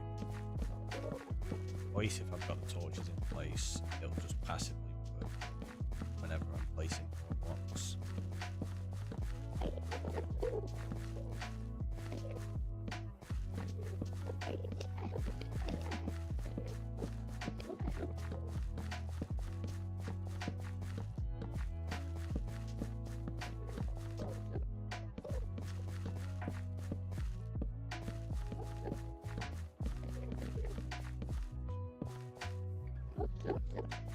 The reason I'm doing this, obviously the grass won't grow, and I generally try to place things in grids rather than torch spamming, but I can't be bothered placing it every 5 or 7 blocks. Doing this is just much faster because they're not permanently going to stay there anyway, they're only temporary.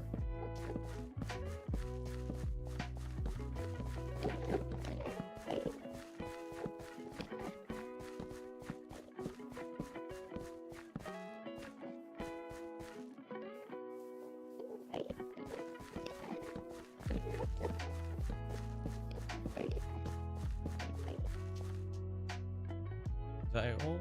I think so. I can't believe how close we were to actually getting that bit done as well. But what did we have, like, just under 2 stacks? Made an okay dent in it.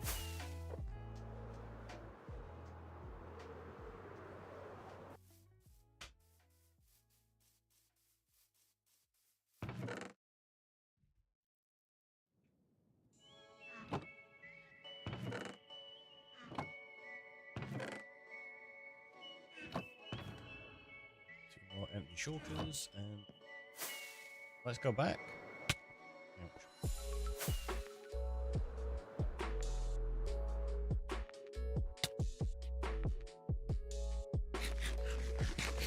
That's something actually I was thinking about. With the volcano, what I want to do is I want to have the main eruption of lava above the portal, so you can basically fly into it. But it had me realise on Java you can't do that because you carry momentum through the portal. So if I fly into it at really high speed, I will come out the other side and die. So yeah, that's not a sensible idea really. Right, dirt or trees? Mix it up, do some trees again for a little bit. Have any plans to update your world to 121.4? I do want to update it. Sensible. Yeah, I mean, we've got to be sometimes. Yeah, I do want to update. I think I'm going to work on this. Like, actually, we've done the villages already. Maybe I could figure out the trim that I need to do and then check whether all the mods I have are gonna work. Because that's one of the things I need to make sure that all the mods are compatible before I update. Maybe that's the job for later today then. Say this, I'll forget. But yeah, I want to try to get updated relatively soon so that I can start playing around with the new stuff. The Assault Duck, good morning. It was one of the reasons I wanted to sort those villagers to get the trades locked in.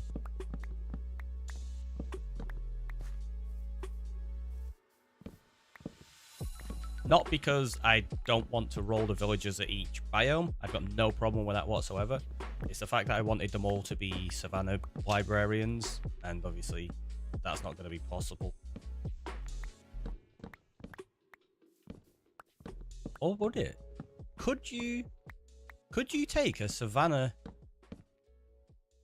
librarian to a swamp and then trade with them? Or do they lock in based on their biome outfit? Like their biome of origin? Because it's not necessarily their biome of origin either, is it?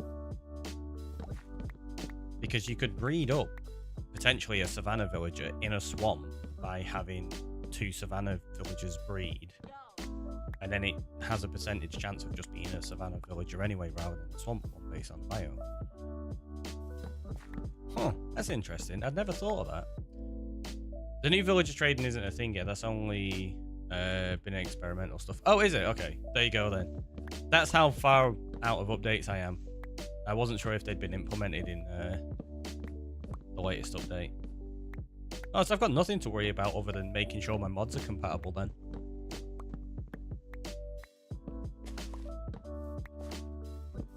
Which I have a feeling some of them won't be.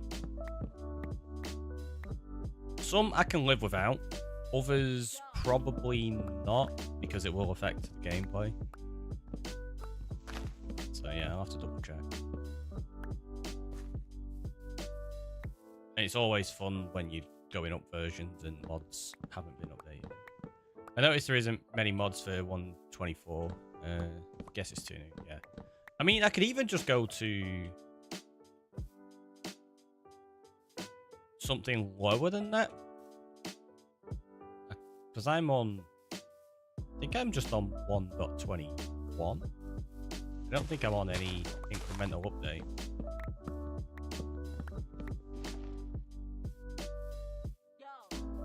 Ricky doesn't like putting his villages in tiny boxes, but here he is talking about a breeding program. Who said they would be in boxes, though?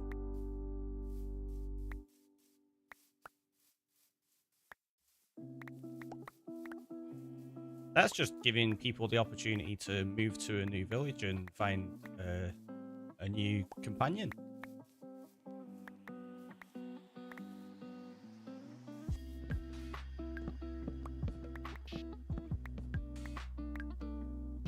Boat isn't a box.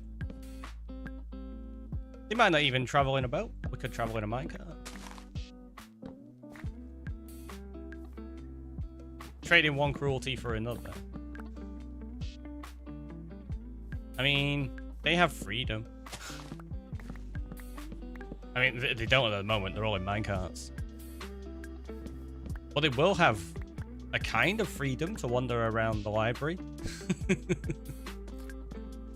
I just stripped that log. That wasn't very clever. Because then it takes up an inventory slot on its own. Ugh.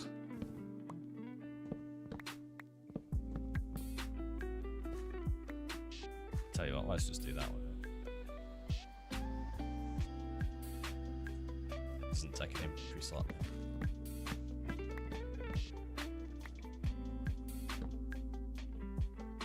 Been working on plans for my villages on Rocktropolis in a creative world. Just stayed up last night 2 hours after I was meaning to go to bed planning stuff. That's awesome still. I mean, it's not awesome staying up like super late, obviously. But making plans and actually getting on with stuff, that's great. Sounds interesting. I look forward to seeing what you do with it. I did leave a bed there. I didn't think I did.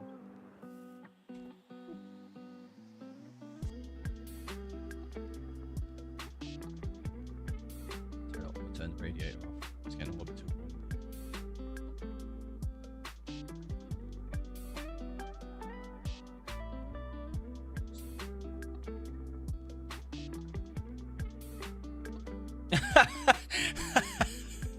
Speaking of updates, I just got a notification from Minecraft saying R21U6 just dropped.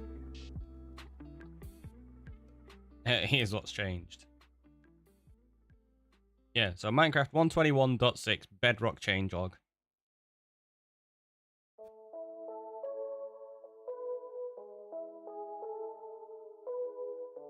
That was published the 11th of the 2nd. So, like, 2 days ago. But the notification has literally just come through this moment. It's you lot. Because you got me talking about it. My phone's listening to me and going, oh, you mentioned this. Let's send him a notification and an update for it. Honestly. It's weird. How often stuff like that happens anytime I mention things and then it pops up? Just because you're constantly being listened to.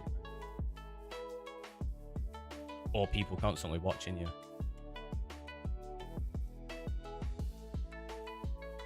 I haven't planned any shops yet. That's fair. Bookshop would be interesting. Yeah, I don't know what shops people are planning to do. I didn't want to jump in and start doing loads. I've got the rocket shop, which is obviously a good one. And I do have plans for the redstone shop. So I didn't really want to get into doing too many other shops because other people obviously want opportunity to do it. Got a few librarians, but make me want to rip my hair out. That's understandable.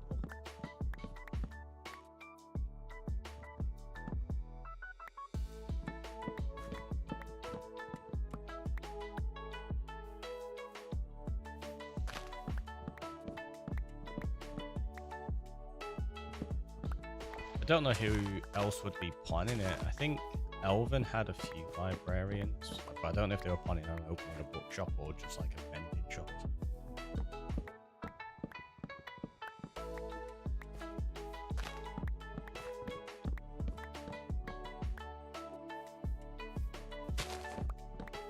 The other one I did consider, but again, if I have a rocket shop and the shulker shop, I think that'd be a bit much.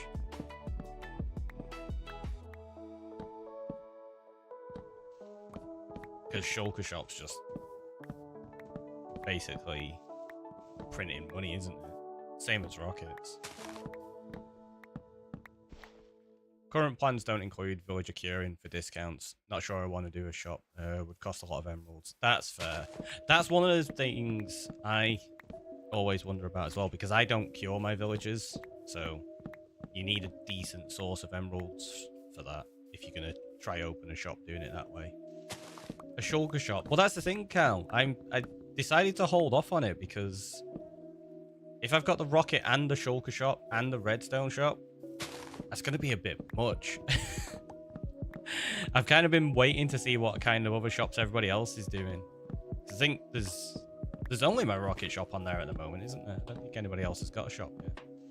So many emeralds. Yeah, if you're doing a bookshop without villager curing, it can be ridiculous how much it'll cost you to keep that running. And obviously, you're gonna have to earn them through different methods now because raid farms aren't set up the same way anymore. Maybe I need to redo my plans and include curing. It could be a thing.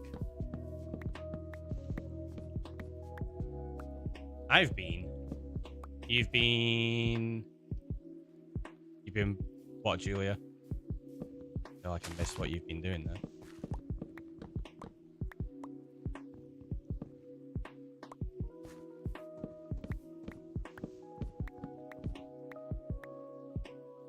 I've been bouncing around a few shop ideas. I misclicked the first one. Oh, okay. I thought I'd just missed the message. I was looking through. I was like, did I miss something here? No, that makes sense. You're planning on the dyes flowers for something different. That's fair, Cal. I was about to say, I think it was... Scylla had these shulker shop last time, right? Never done dye or a flower shop. That's fair.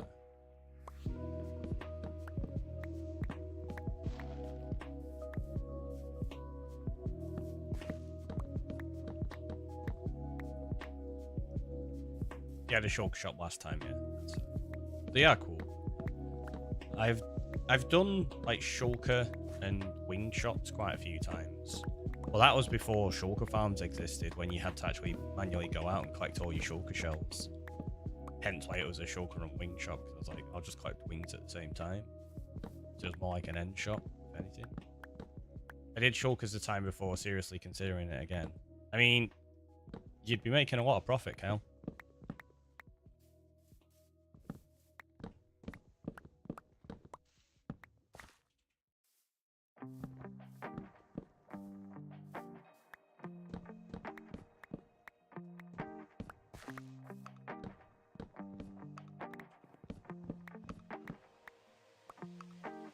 If I did that, I'd also have to learn how to build a shulker farm, which I've not yet done.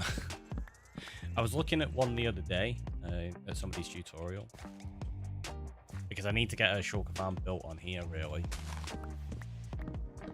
Whoever makes a shulker shop will be getting many diamonds from me. Same. I'm already almost out of shells from when I went to the end. I don't know how many shulkers I got spare on there, actually.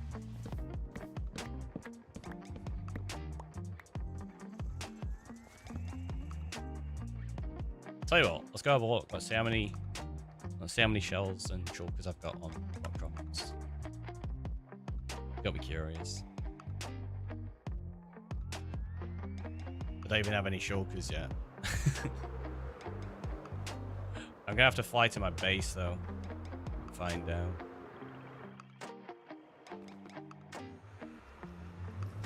Didn't get a ton. I really went for spare wings and gear. Understandable.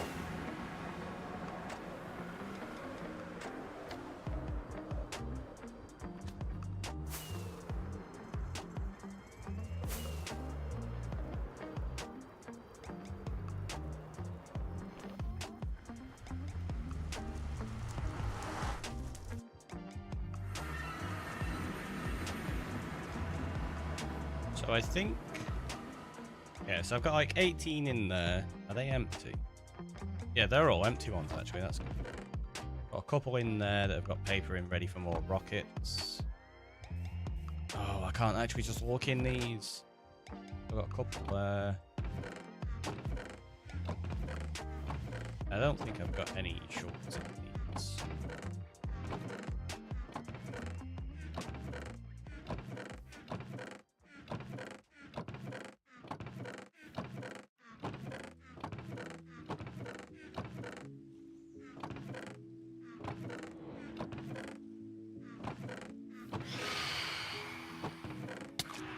Ow, stop it. Okay, so I've got no shulkers extra there. That's not stuff. I might have some over here though, I think.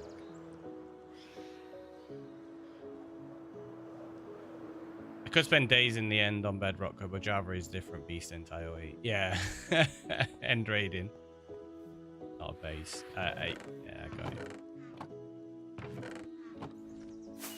Any no. So I don't have that many shoulders. Yeah, I've got just a few. Like, I definitely need more. Got a couple of farms set up. Still need to get rid of that, actually.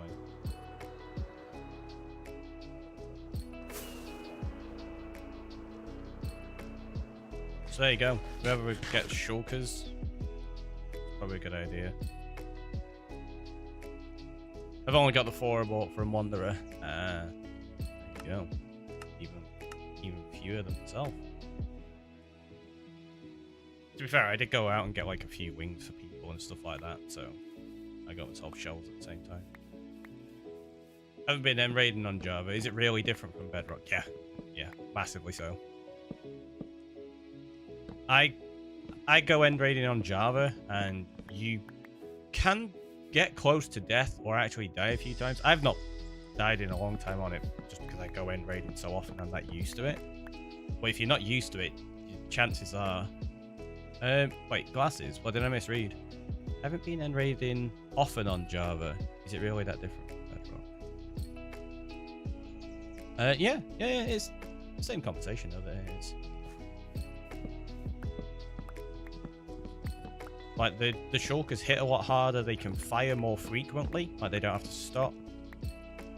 And you can't close your wings to fly away and glide when you're levitating and stuff. Not is it? It really is. Did I misread it again?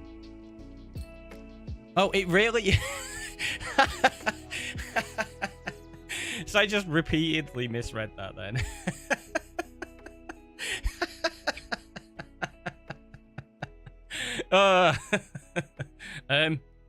I mean, I didn't misread that. I was using it as a jumping point for conversation.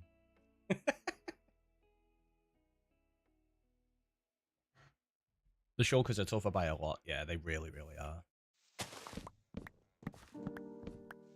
I remember after raiding on Java on one of my hardcore worlds, I went back to raid on Bedrock, and I didn't realize I'd changed something around with my armor, and I'd forgot to actually put 2 pieces of armor back on.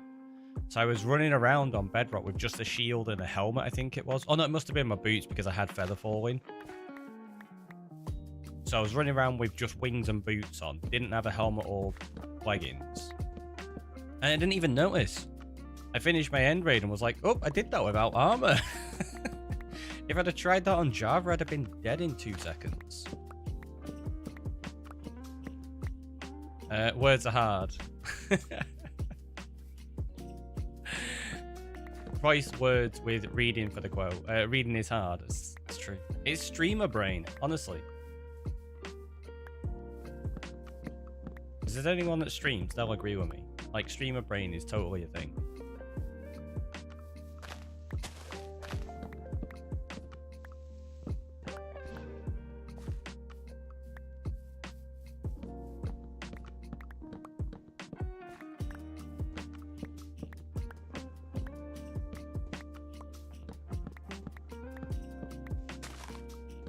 While you're reading the words, that's true. That's true. I am reading the words.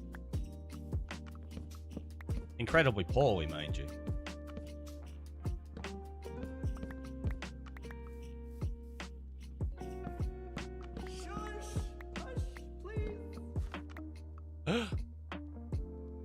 Got a word ban. What are we banning?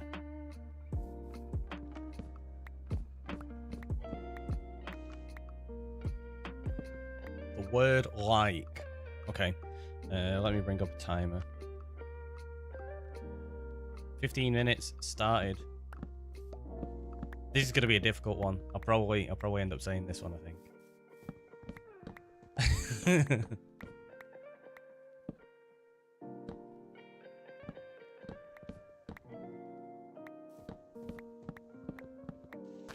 We'll see, though. You never know. I might manage it. 15 minutes without the LIKE.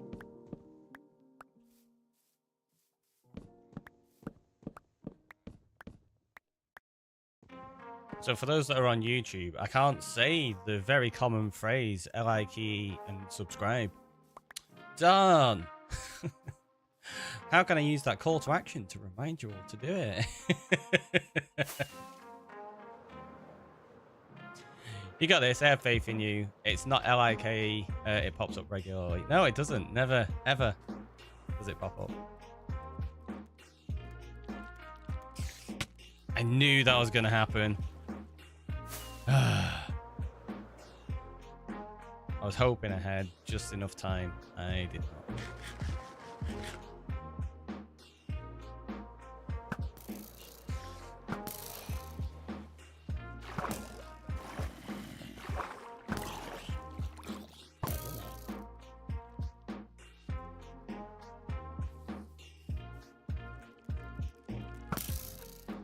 you go away, I should have room to sleep.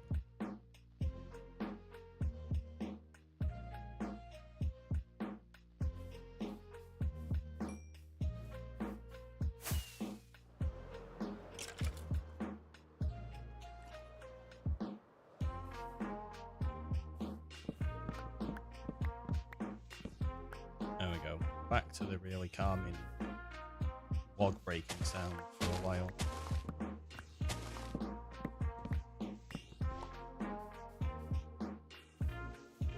It's almost as if you enjoy this.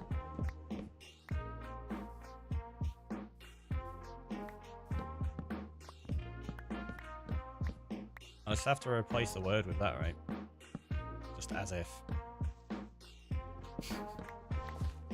Although that's contextual.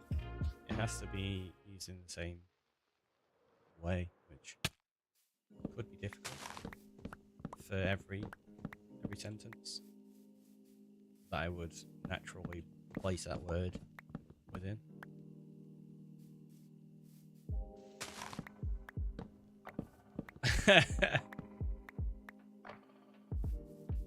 I didn't say you L-I-K-E, did I? I don't think I did. Maybe I did.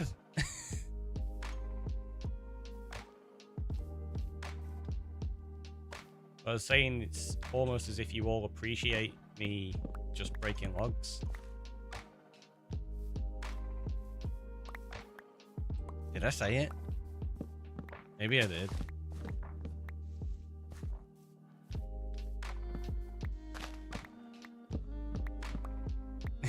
You appreciate log breaking. There was a mumble that sounded almost as if I'd said, maybe you did. It's possible. It's possible. I don't think I did, but maybe we'll have to go back to the record and check.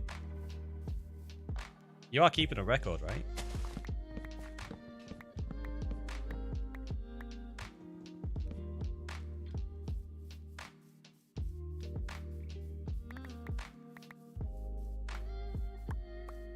Hit that instant replay button.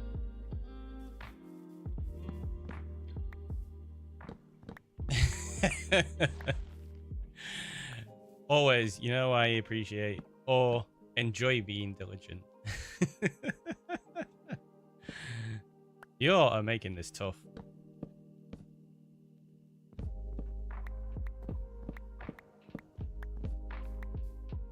I've got a spreadsheet for. I really enjoy using spreadsheets for these sort of things. You've got a spreadsheet for it. That's cool. It's fun. I'm sure it is. I'm sure it is. Oh, that's something as well. Did we do the counter for the last one? I don't recall if we did the counter for when I failed the last one.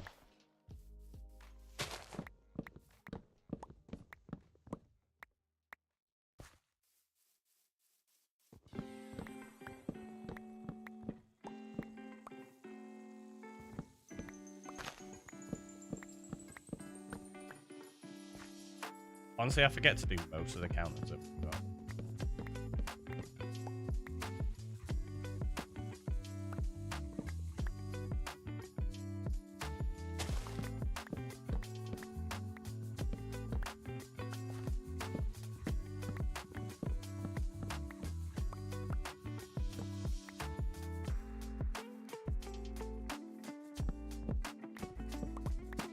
Oh, not sure what it says.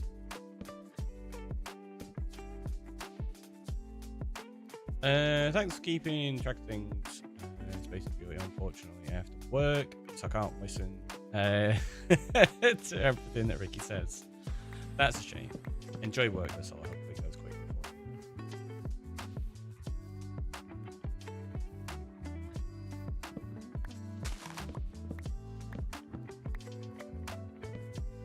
What are we on?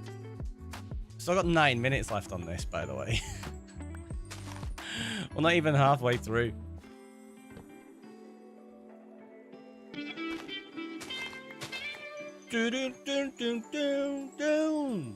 Meteor storm incoming. GeoGirls crew now in orbit. Welcome on in. How are you doing? Hopefully you're all good. How was the stream? Tell us the fun stuff. What were you getting up to? I need to get myself another shulker box. And I put it in the wrong place because I'm awesome like that. But welcome in, everyone. I am TheRickyroy, and we are just deforesting an area above a stronghold currently. So we're going to be destroying all of this and turning it into a giant volcano that's going to have the end recreated inside of it. It's going to be quite a project. We've got Clever Collie coming on in. Wildy Coyote. We were talking about Wild Coyote earlier on, actually. Anathra as well. Geo coming on in. I had to play hardcore today due to saying the banned word too much. I survived 2.5 hours. Nice! GG on the 2.5 hours. That's pretty good. Hardcore can be rough sometimes. Like, super, super rough. Ooh, Volcano. Yeah, I'm looking forward to doing it. The plan is to encompass this entire area that I'm moving around now. And digging it all the way down to bedrock, basically. And we're going to be recreating the end inside of it. Because where those torches are, that's down to the Stronghold. There's a clip channel on Discord. You can put it in. Unfortunately, viewers aren't allowed to post links in the chat. Oh, I missed that. What was that? You need to be a mod to post clips. You can whisper it to me. There we go. Oh, that's what it was that you were trying to do, Assault Duck. Okay.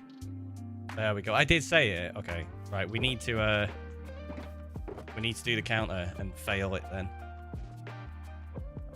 I'm going to grab another random shulker box there. I'm going to go get the TNT for Geo and the wonderful community coming on in. If I break that bed, I can get back over to my island really quickly. You know what? I need to remove that. I've smashed into it a couple of times and it takes you down to like half a heart. Do channel points get refunded for a fail? They do. So there you go, I failed my word ban. I'll stop that timer as well. I'll go back there. Post it in Discord. Thank you very much. Oops, I missed. So yeah, the area that we're taking those trees from, we're also stealing all of the grass and dirt because we're placing that in the end at the start of what is called Redemption Road, which is a path of 3,114 blocks. Actually, it's more than that. It's probably about 3,400 blocks-ish. From the gateway all the way to the original city that I first got wings at. And we're going to be terraforming and building across the entire lot of it. It's going to be quite substantial. Right, so how many do I need? 39. So this TNT is for Geo's raid. And it goes into this box. And then at the end of this month, I've kind of not had opportunity to do November, December, and January. So we're going to be doing a few months worth, and we blow up a huge cave and set off all the TNT at one go, and then have great concern that my PC is going to set on fire.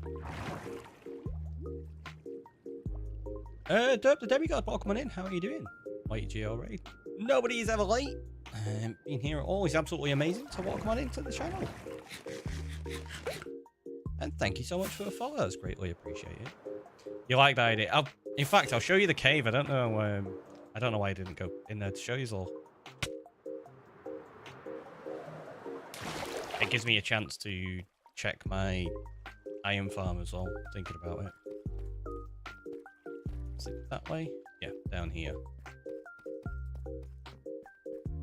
So it started out as just a tiny little cave, and this is where we are currently at.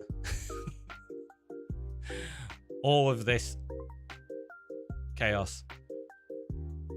But we're gradually expanding it more and more, and then eventually we'll do something with it. That's... I think it's just one source of lava, this, as well. But I'm not allowed to fix it. Yeah, it is... Well, actually, well, maybe it's more than one. I don't know.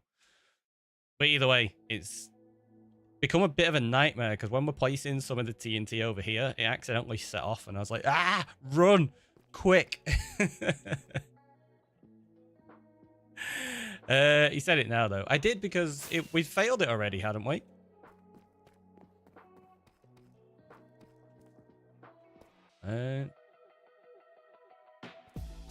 Did I just... I think I've got out the wrong way. Yeah, I have. That's where I've got to go. There you go.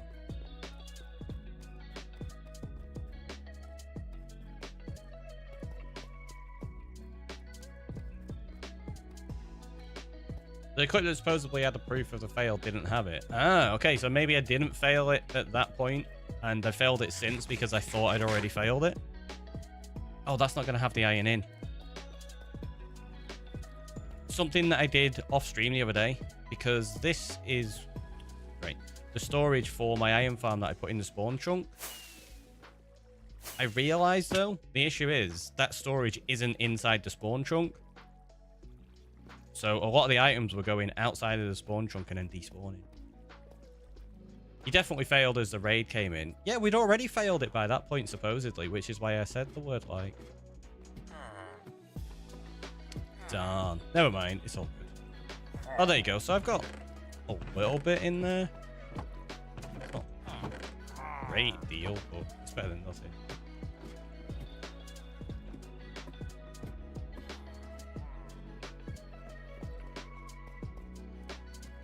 Not a problem at all.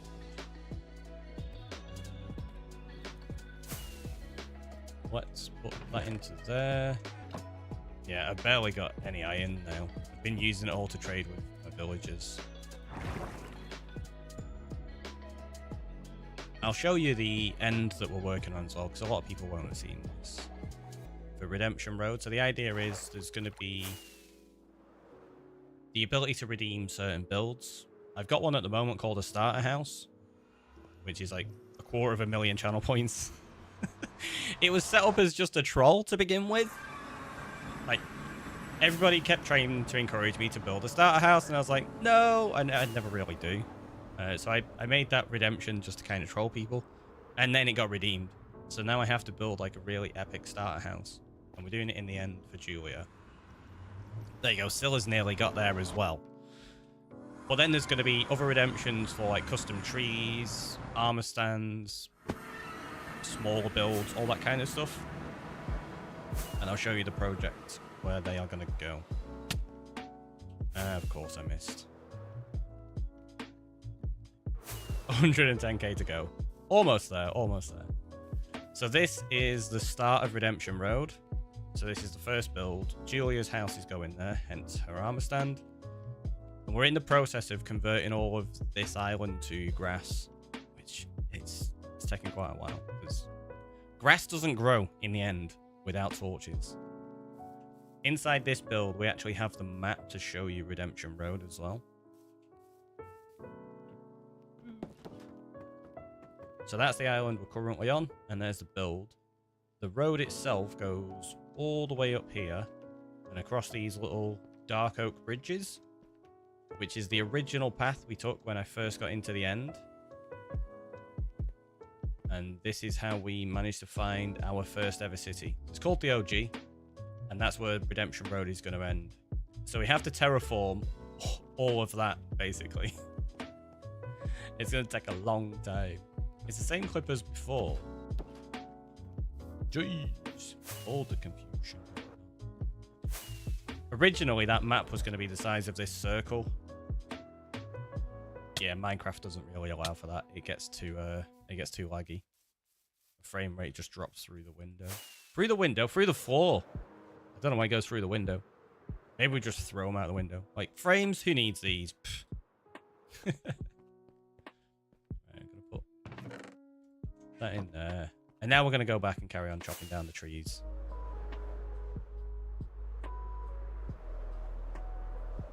Oh, do you know what? I'm going to fly over there instead, just for a change.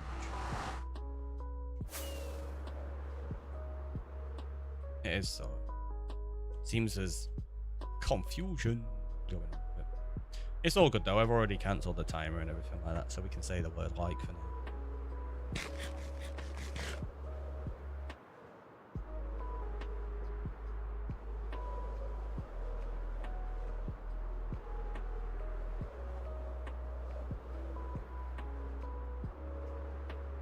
So it's almost as if we like, oh, I clicked the link and it shows it, I don't know. It's all good. I won't worry too much about it. So that's where we went to before, and then we turned right and went that way. Obviously, you can see that's where we're meant to be digging and deforesting.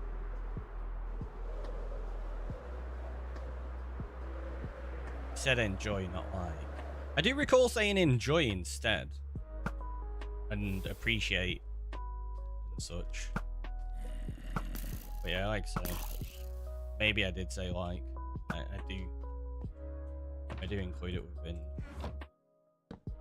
sentences very often.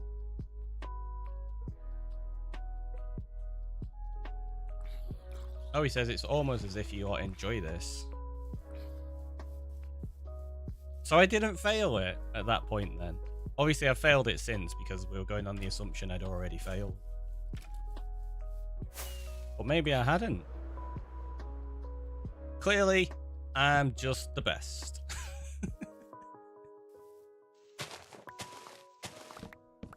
That's what I'm going to tell myself anyway.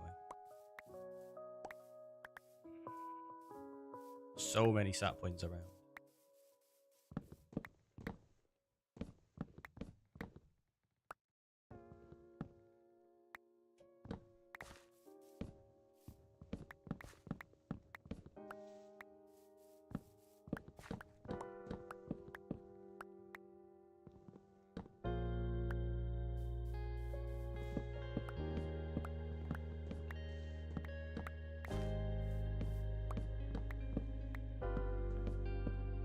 Oh, I cleared out the monument the other day as well. Well, not cleared it out, but I went to collect my beacon that was there. I forgot there was actually 2 beacons. So I've got like 3 now, rather than just the 2. After we lost the beacon box due to the rollback and the world crashed. I got quite a bit of terraforming and deforestation in my future on RT. Got loads of it to do. A bonus beacon, yeah. So we've got, I think it's 3 we have now. I can double check. Yeah, there you go. We got 3 and 2 conduits. You got loads of deforestation too. Has everybody just got to chop down like all of the forests in the world? Is this what's going to happen on Rocktropolis now? There's going to be no forests left. Do they have to implement a conservation plan?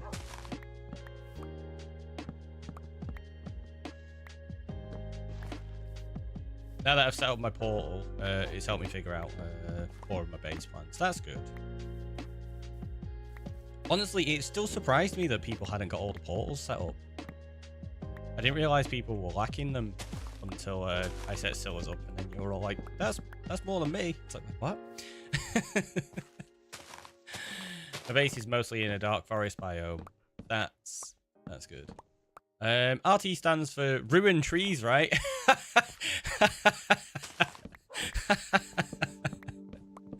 You're in a jungle as well, so yeah, that's understandable. You have to deforest. Ruined trees, that's what it is. It's not Rocktropolis anymore, it's just ruined trees. I don't really have to get rid of any trees in my area. Oh wait, no, that was the first thing I did on my little island. I got rid of all the trees off of it, didn't I? Yeah, that is literally the first thing I did. Right, need to get myself ready for the school pickup. Have an awesome stream. Catch you later, Gio. Thank you again for bringing the wonderful community over. It's always appreciated. And hopefully, the traffic on the school one isn't too bad.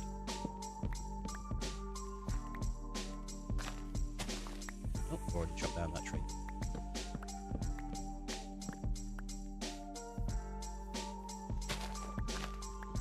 Imagine if there was a hot biome next to a temperature biome. You deforest and it slowly creeps back in and takes over the temperature biome. That'd be interesting. Just the concept of having biomes that could take over another biome would be cool. Maybe that could be a feature of... Because I know one of the things people have said before about netherite beacons, like if you could add an extra feature to them, maybe that could be a feature of it, that you can convert a biome using a netherite beacon, and it'll slowly convert it within that radius. That would be awesome.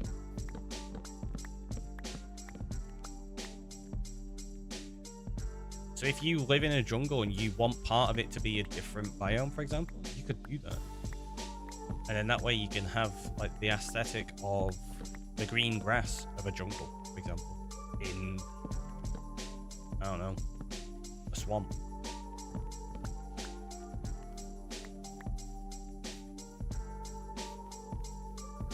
It happened there. What? The biome changed. Where the lands were turned into boulders with no peat and bogs and all that. Yeah. See, terraforming and like biome change in real life is a huge thing. It happens quite often.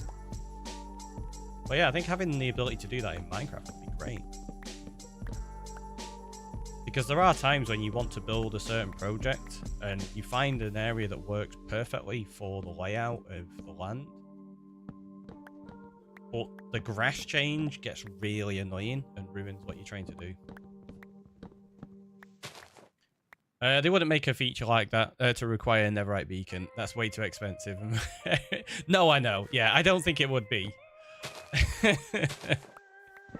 It's just one of those, because people always go on about like trying to get netherite beacons. Like, I've had it asked quite a few times.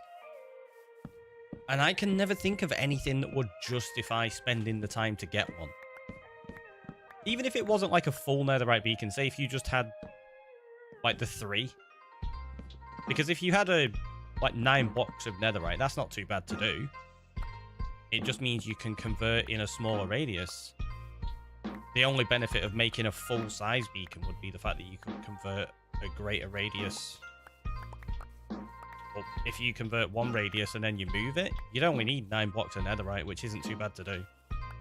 It's that long to do that. In the grand scheme of things. And I think getting 9 blocks of netherite to convert a biome would be perfectly acceptable.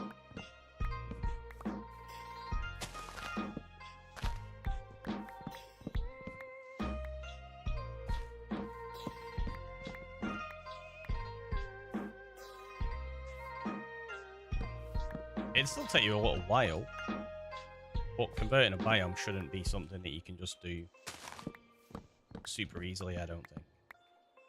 Not that it's a feature, or ever will be a feature. I just think it'd be a cool one to include.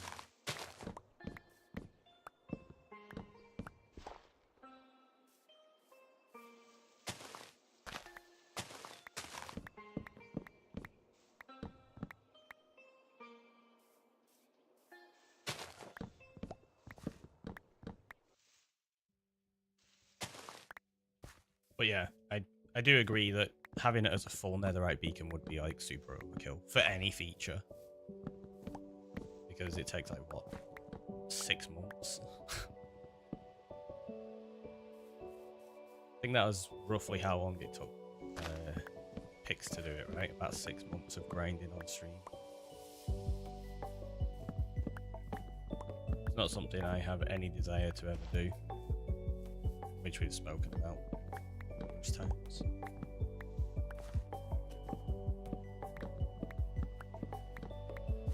I know there are obviously other people who've done it, but I can't think of anyone off the top of my head that has. Of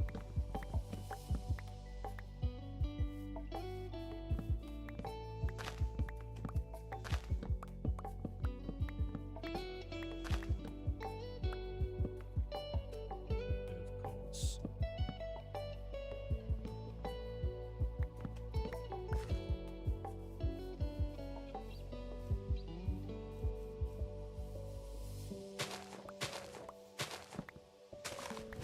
Emotional damage.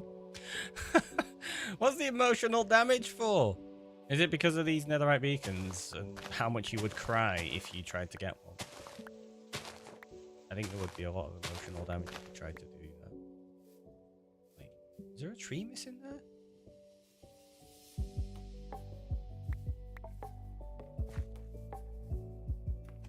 Oh, it's at the back there. I just couldn't see the log. There it is. I could not see it. Thank you for that, Julie, by the way.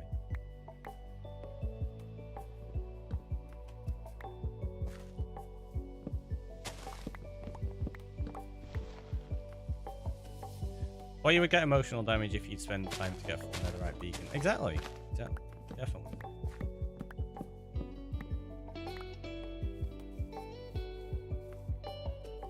You'd probably take a lot of actual in-game damage as well.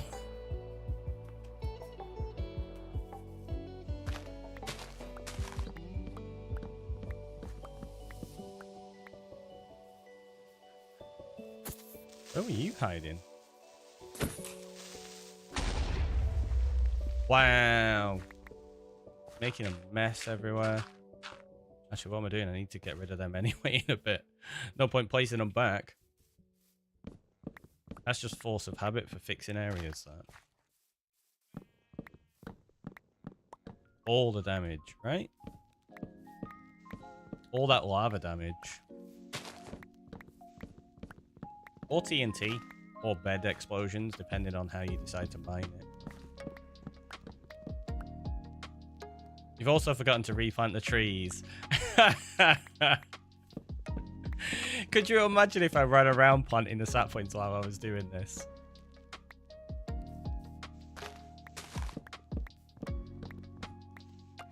It's like, hey, let's deforest this area and then we'll plant some more.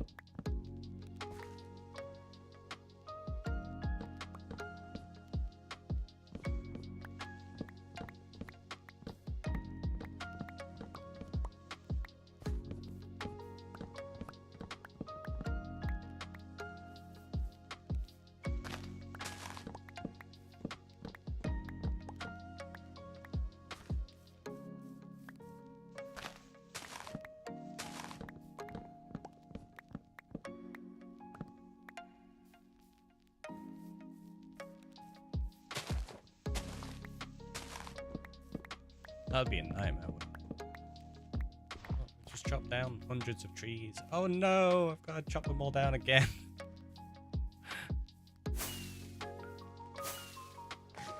That means when I do the world trim to update, actually, I need to be really careful about trimming this area. So I don't accidentally bring it all back. I've got so many areas in the world that I need to be careful doing that, thinking about it.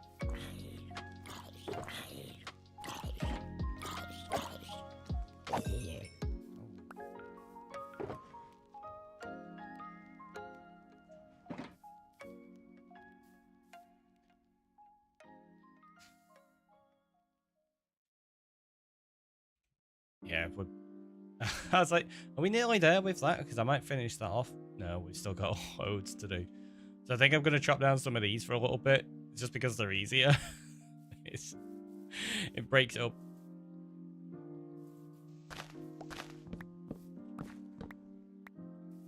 I won't ever have to pillar up to get any of these, I don't think.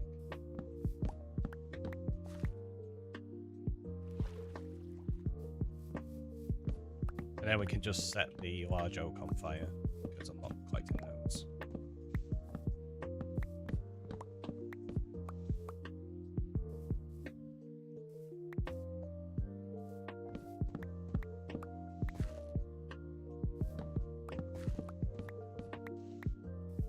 This technique is still super handy, being able to glide underneath so that I don't have to silk touch any of the leaves. I say as I'm silk touching the leaves. There's been a few trees like that that didn't actually render properly. Or generate properly, not render.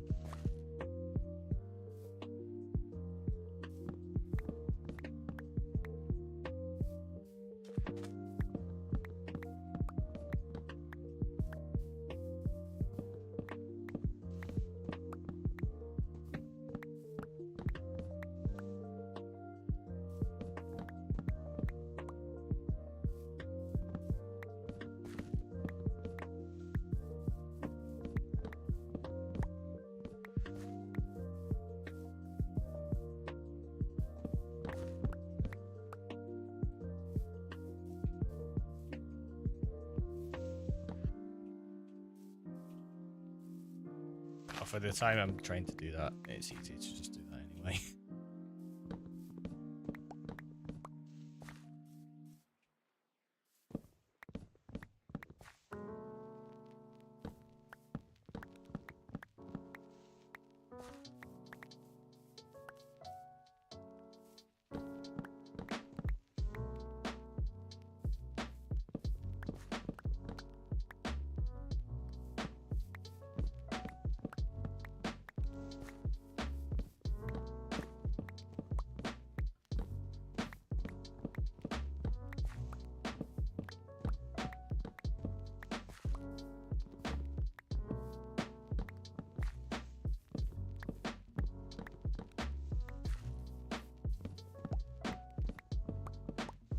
I really am getting close to just deciding to burn this down. But you lot won't let me. You're so mean.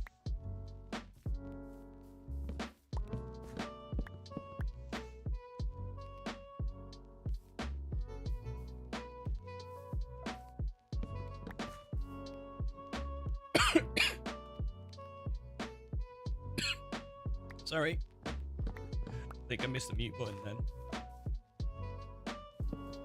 Oh, that coffee went down the wrong tube.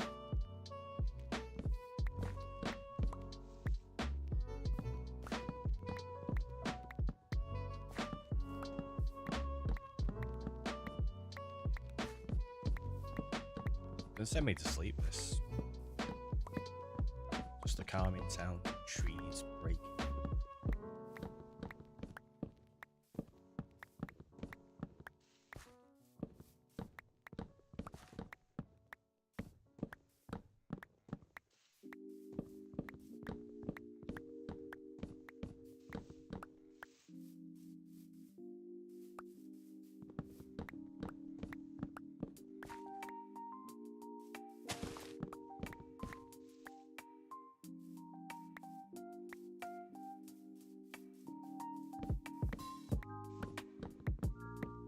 Something about deforesting is just really relaxing. So I've done it in so many worlds, and it's just like a big area that you want to build in. You're like, right, let's just chop down all the trees.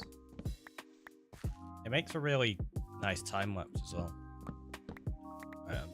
Obviously not getting rid of that one, we'll just burn it.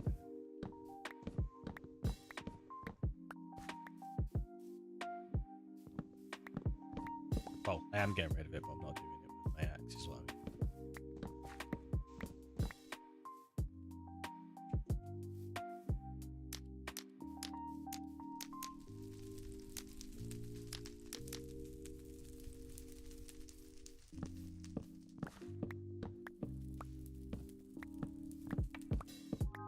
Should be gone in no time at all.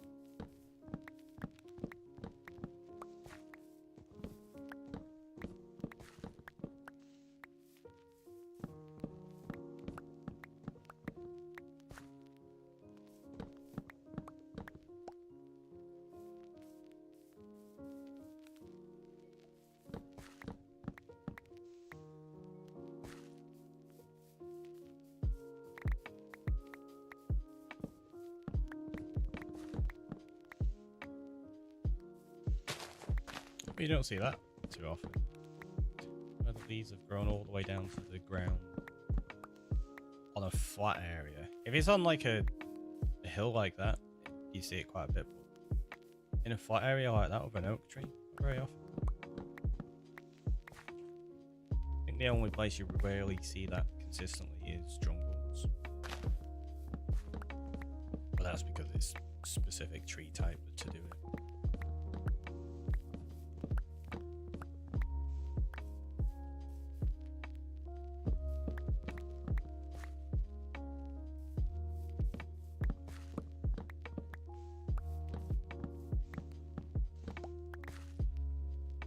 Chopping that down. Can't be bothered dealing with them. Nobody likes large oak trees, right? Just super annoying to chop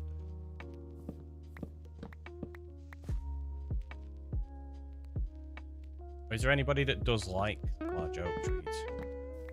Doom, doo, doo, doo, doo. Enjoy Wanderer coming on in 9 months now. That's amazing. That's a Twitch baby. That's a Twitch baby. I mean, you lovely. I hope you're well. Twitch baby time. I am very well. I'm very well. Hopefully you are good. Let's go get you some TNT. And you need to come up with a name for this Twitch, baby. What are we going to call it?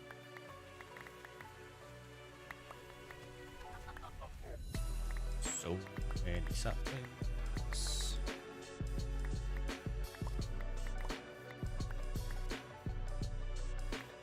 Look at that. I feel as though it's taken us ages to do just that little bit, and we've done that in a few minutes. The fact that we've got so much spruce to do as well. At least this side's not going to be too bad. We can chop these down like super quickly. You vote for the TheRickyroy. Or just TheRickyroy, sorry. I agree, that's the name. TheRickyroy it is. There we go, there we go. What's up, Mickey? Welcome on in. How are you doing?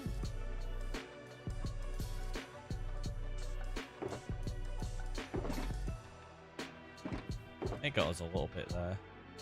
Right, if we break that... Well, in fact, I can just put it back there. No, I'm not going to bother going through the end. It's not that far away to get back home, is it? Oh, let's have a little stretch. Even though I have some plans for my RT base, I'm still missing the general aesthetic on it all. Really torn between quite a few options. How do I decide what to go for? Put it up for a poll.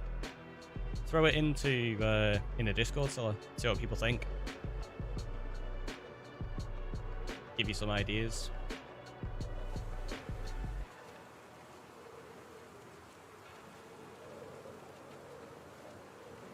The coffee's pretty cold now. Joy. Love me some cold coffee.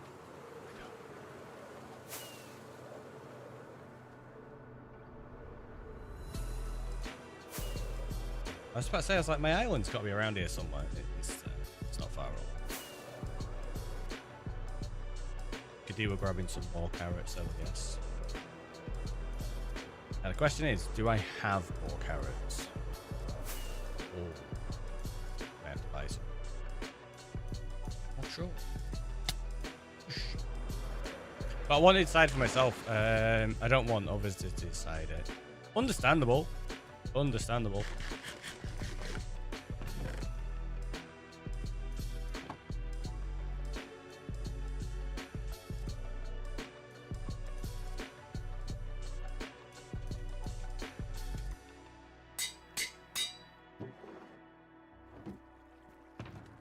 We also need to add it into the book.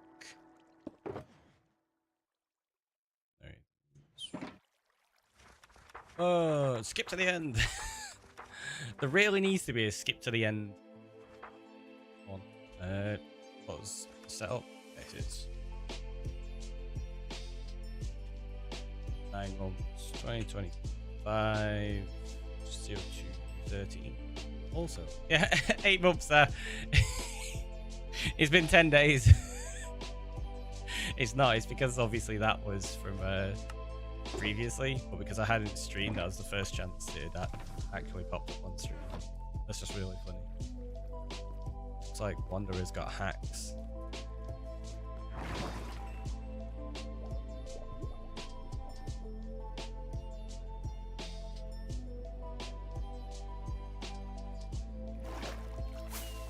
Now the question is, carrots or no carrots? I reckon no carrots. I don't think there's any in here. Oh, there is. The perfect amount to make a stack. It's almost as if I planned it.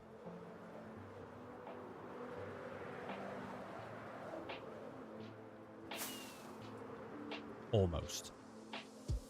Oh, I was going to get rockets as well, wasn't I? May as well get an extra stack. Just got some carrots in my food delivery today. Nice.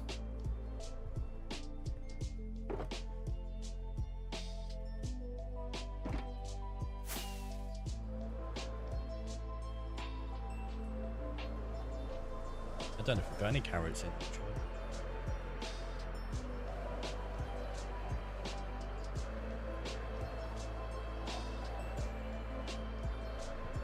Oh, would you believe it? Not yesterday, day before. I was flying over there. I found more bees. I have no idea how many of them have escaped and are just everywhere. I say escaped, they weren't actually in captivity or anything. But there's so many of them been around everywhere, it's ridiculous.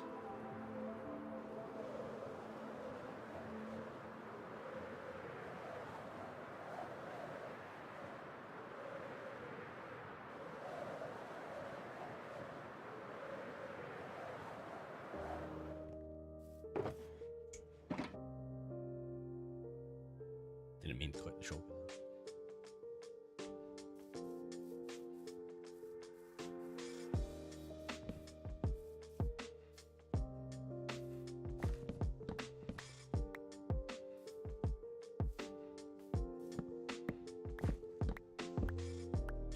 Hey, box in there.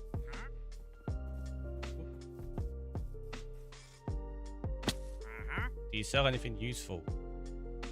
You do not. Sometimes they sell like Nautilus shells, which are useful. Black dye be useful. Got a couple of leads, I guess they're useful.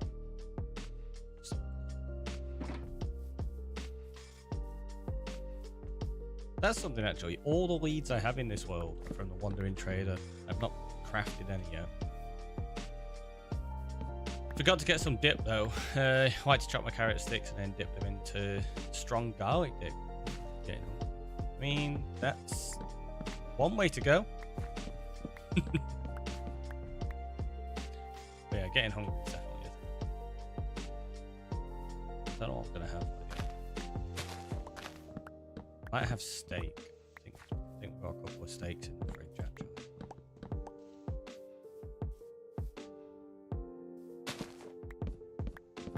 Gonna have them yesterday, but I wasn't here. I was out at a tech event, which was really, really interesting. It was to do with tech and its impact on our planet.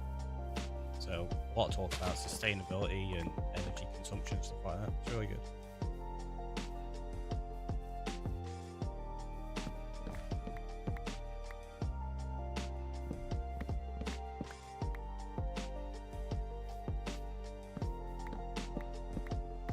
One of the things that I found really interesting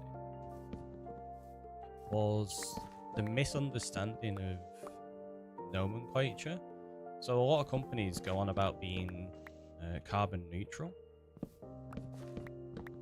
Apparently that's not as good as you believe it to be. What you need companies to do is to try to get to net zero instead. Like carbon neutral can literally just be paid as an offset. So they can count up like how much their carbon footprint is and then just pay an offset to accommodate for it. And I'm like, I did not know that was a thing. But it's good to see a lot of the positive changes that are coming in through the scopes and how companies are now having to account for the carbon footprint of their entire supply chain. So large companies like the NHS, for example, are now putting the onus on their suppliers and going, okay, you also need to start making big changes to how you deal with business and start looking into alternatives, which is really good. It's just obviously a very long-term project. I think in the UK we're looking to try be fully compliant by 2050, I think it is, they're aiming for.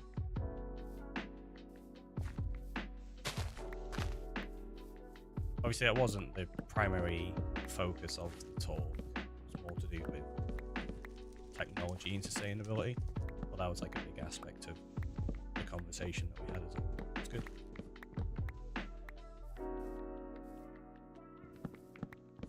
One of the others that is something I've had like an interest in anyway, and spent a little bit of time looking into, not a great deal, is planned obsolescence and sustainability of devices.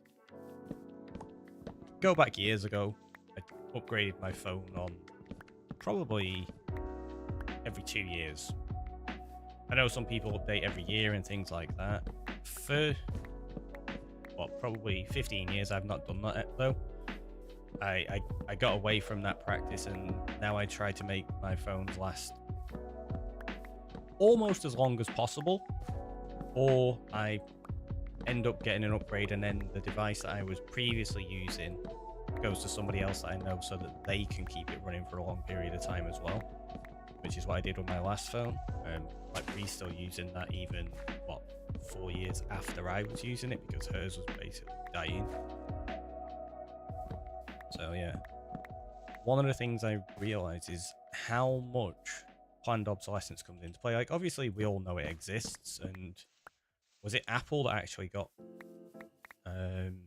taken to court over planned obsolescence and basically forced to stop slowing devices down and utilizing their battery life too quickly? But one of the things that does still happen is eventually support disappears for devices. I dug out like one of my old tablets, the Nexus 7. It's like the 2013 model. It's been sat in my drawer gathering dust for a few years. So I loaded it up. It still holds battery perfectly fine. Works well. Like, I can use it for a few things, but a lot of the apps are no longer supported. Even basic Google ones, like Google Sheets and stuff like that. It's not very good at handling them. I found out you can actually sideload on up-to-date versions of the operating system, and it will work absolutely fine and run all of the modern versions of apps. It's like, I feel like big corporations like Google and stuff should provide easy alternatives to do that, rather than it being such a complex system to do. Because if you don't know what you're doing, there is a chance you can completely brick your device. And even if you know what you're doing, it's still fairly complex anyway. I don't know if there's any in that, so I'm going to set it on fire just in case. So that's one that's on my list to do. I've not actually finished the setup for Nexus yet. I started doing it one evening. It got a bit late. I realised it was like 3 o'clock in the morning where I'd been going down the rabbit hole, and was like, maybe I shouldn't be trying to do this at 3 in the morning. I'll do it tomorrow. And then I'll go back around to doing it. So it's still sat there at the minute. I'm not going to use it for a great deal. But I'm hoping to get it running so that it'll use up-to-date apps. So I can keep up with like all my email and all my Google documents and everything like that I use on a regular basis. I also want to use it as an e-reader, so that I can link it up with stuff there. You've used plenty of side-loaded OSs before. Scylla, I am incredibly shocked to find this out. I had no idea you were that kind of technical nerd. In the best way.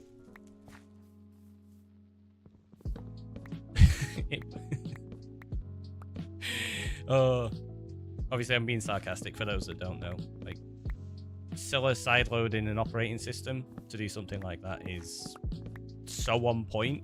I would be incredibly shocked if that hadn't happened. I'm proudly a nerd. Exactly. I just have to clarify for others that may not know that that's how I know you to be.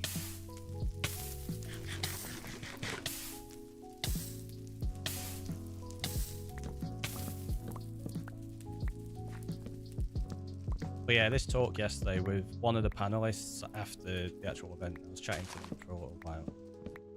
And, they were talking about some of the possible third-party open source software that you can use for operating systems like that, and how there's already confirmed support for it up to 2035, which is fantastic. It's just a shame that obviously large companies like Google and Amazon and stuff like that, and Apple, don't necessarily offer that kind of time frame for support, because it doesn't encourage you to purchase new devices, which is where they make their money.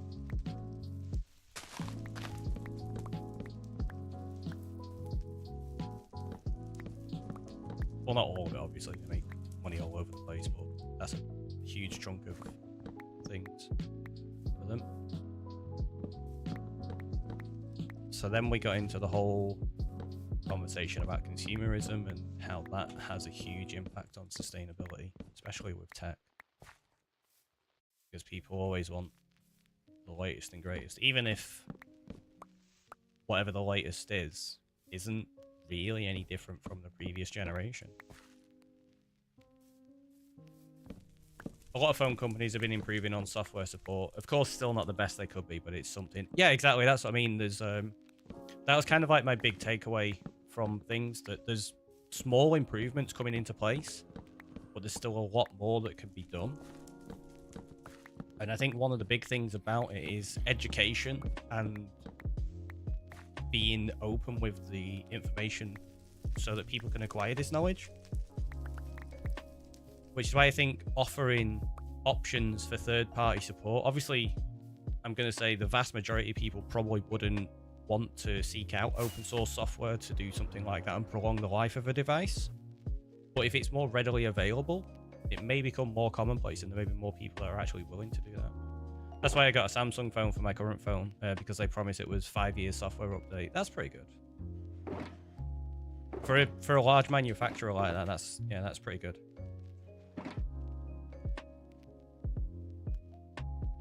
It'll be interesting to see how the landscape of tech changes over the next, say, 10 years. And there have been big improvements in terms of trying to reduce e-waste with things like chargers, for example. The EU bringing in laws where obviously manufacturers had to start using the same cable type, and that way people aren't having to just constantly replace cables. You can use the same one. But again, that also comes down to information and education, because a lot of people now under the assumption, oh, every cable is exactly the same. They're all USB-C. I can put this in whatever and it'll be fine. And that's not the case. Like, different cables are used for different purposes. I think it was Elgato have started actually printing the information of what the cable type is on the adapter. I think that would be a simple way to start, just to try and have people realize, oh wait, this doesn't do the same thing as this one. The previous phone was still it was quite working. It had Lineage OS sideloaded on it for a couple of years after the official support ended. Yeah, I do recall you mentioning that you had a non-official OS on there, so I wasn't sure which one it was you actually had running now.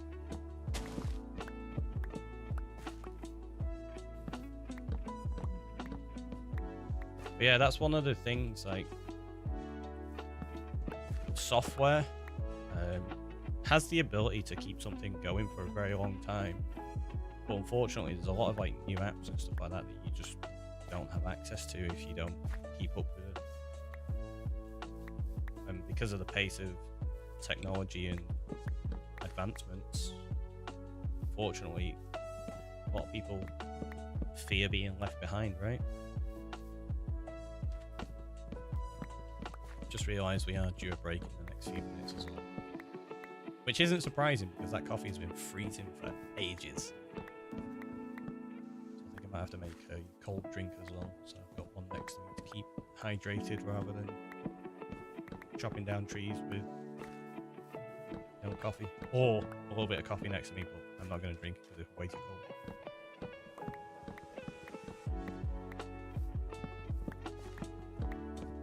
Not a huge fan of cold coffee.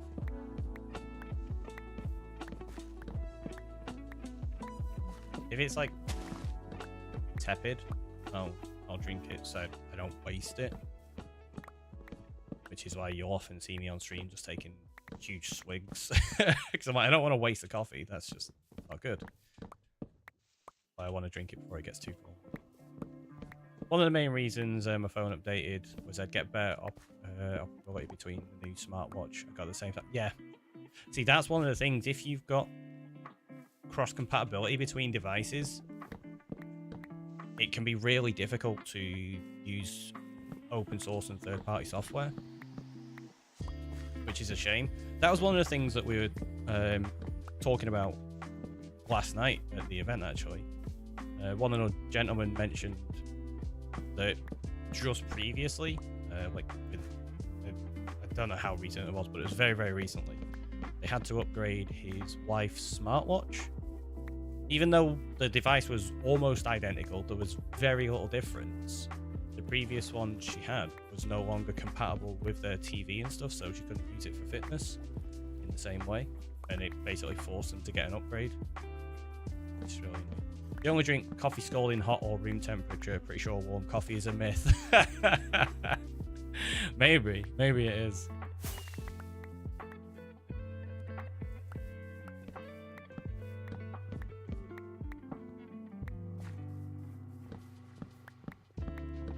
But yeah, that's definitely a thing with smartwatches like that. It's why I can't use the heart rate monitor on my watch anymore, the app that I was using for it. Well, I can obviously use the one on my watch, but I can't link it to stream anymore.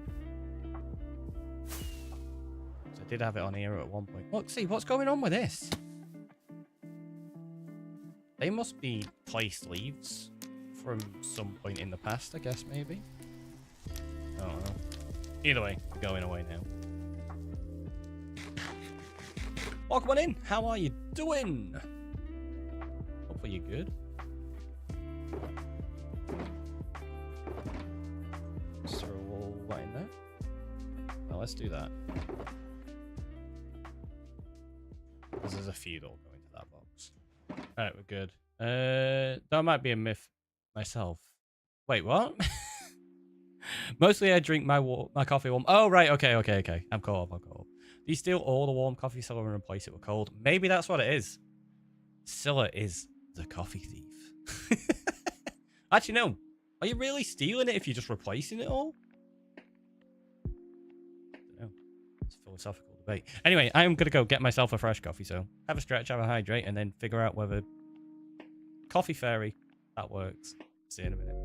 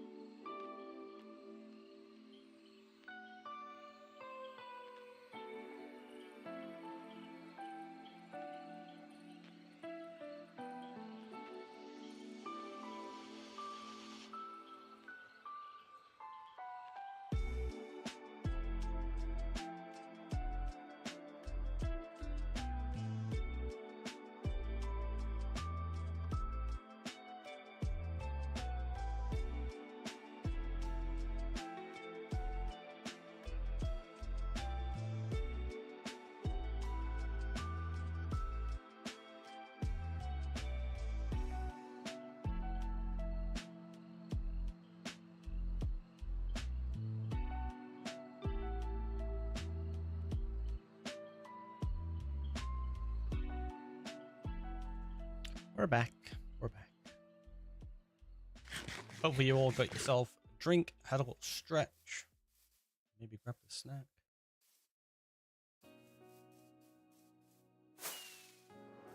Oh no. Are we going to end up having to deal with more large oak trees over here? Hope not. God, one of them. They're just the worst. I got hiccuped again. Oh, why? I didn't eat anything this time.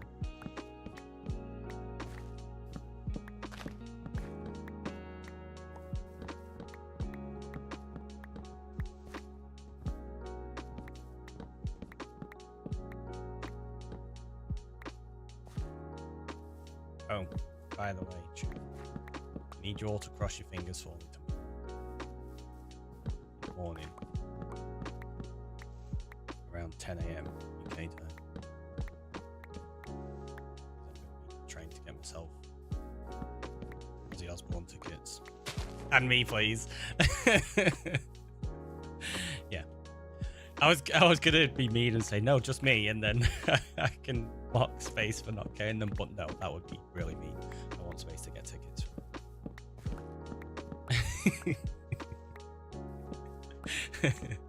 All the fingers crossed tomorrow, I think. All the fingers, toes, arms, legs, anything you can cross them.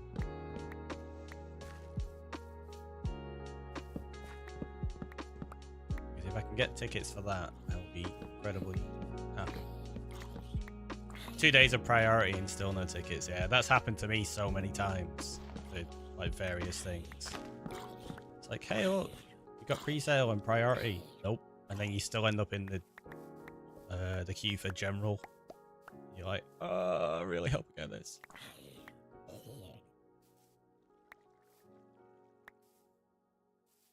I don't know how big the venue is. I don't know exactly how many tickets they're gonna have as well.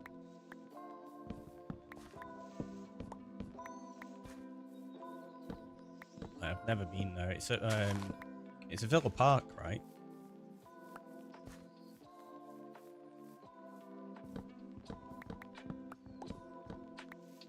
So for those that are unaware, it's Ozzy Osbourne's final show.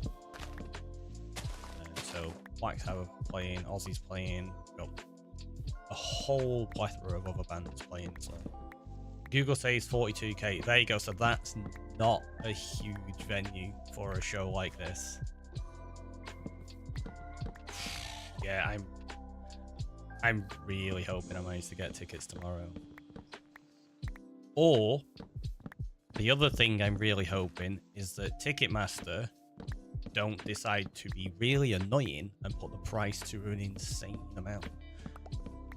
Because already there's been, like, what is the price between? It's like 197 and 834 for a ticket.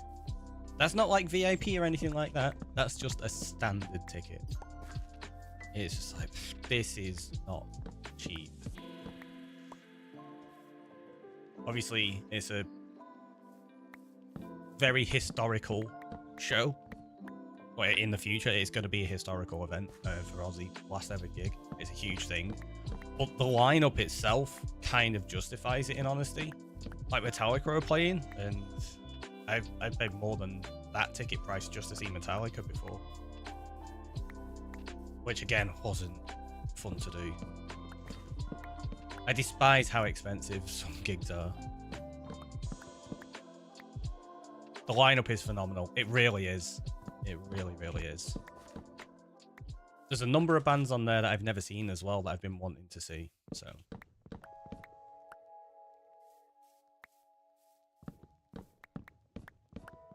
looking forward to going if I get the opportunity.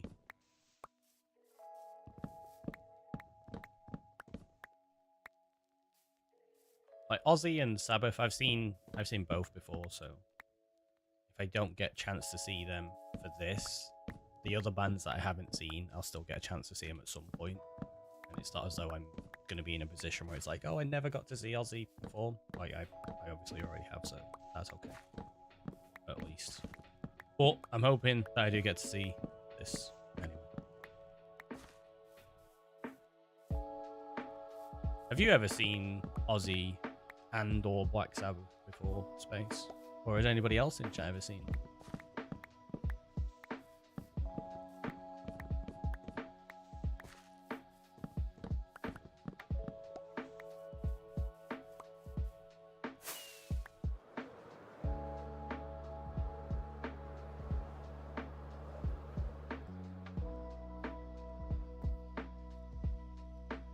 Oh, you haven't? Okay. Then, yeah. There's a baby zombie. I'll definitely keep all the fingers crossed for you. Your dad loves to wind me up about it because he has... That's really funny.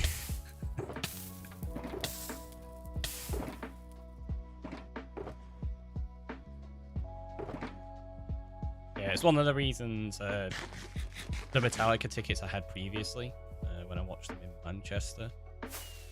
That's why I wasn't happy to pay it, but I was willing to because Brie had never seen them. Same for Blink as well. Like, she'd never seen Blink, so when I got those tickets, like, they weren't cheap. But I wanted Brie to have the opportunity to see them. Amusingly though, the Metallica one, like, we got that. We got like Gold Circle, watched them at the Etihad in Manchester. And then they did 2 days at Download. We got to see them on both of those days as well anyway. I've seen them quite a few times now anyway, so it was okay for me, but yeah. It was still good. They're always good to watch. Typical. Honestly, it was. I was like, oh, really? We just paid as much as for a full festival ticket to watch just Metallica. Well, not just Metallica, Ghost played. But yeah, it's like, right, that seems about right.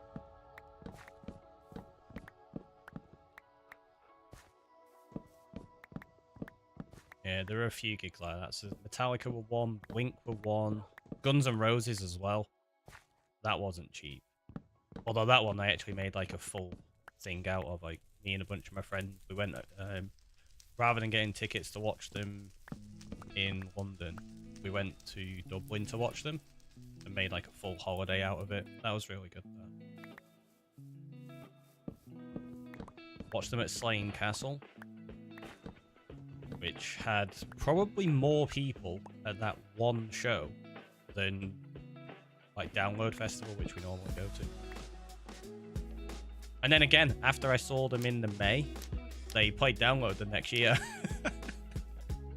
That's like typical.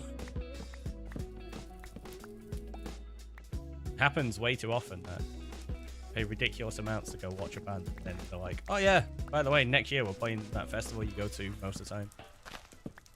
Thanks. Although it is a different experience watching a band at a festival to watching them at their own show. And both are incredibly enjoyable.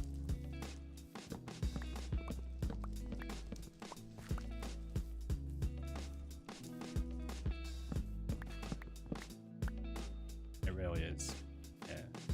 It's good being able to like watch bands. I love live music. That was another one actually. We went to watch Bowling for Soup. I've seen them before, but Brie hadn't. So that's another one she gets to tick off the list.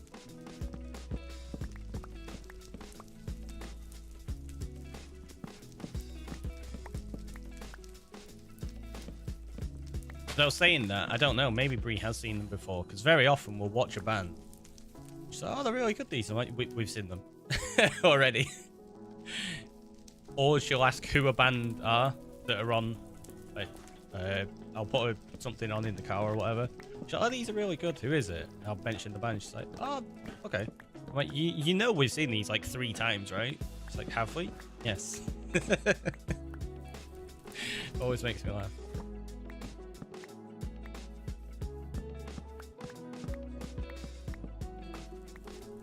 That generally, though, isn't with big bands that most people would know the name of. That's with a lot of the smaller new wave of classic rock bands that we watch. Poor Brie. It always makes me chuckle. Always. Like, how do you not remember? And then we have the conversation of, well, we watch that many bands. I'm like, yeah, do you know what? That's fair.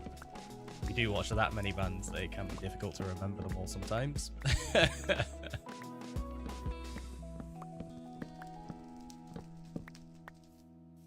I'm hoping, like, obviously I've already missed the opportunity this year, but maybe within the next year or two.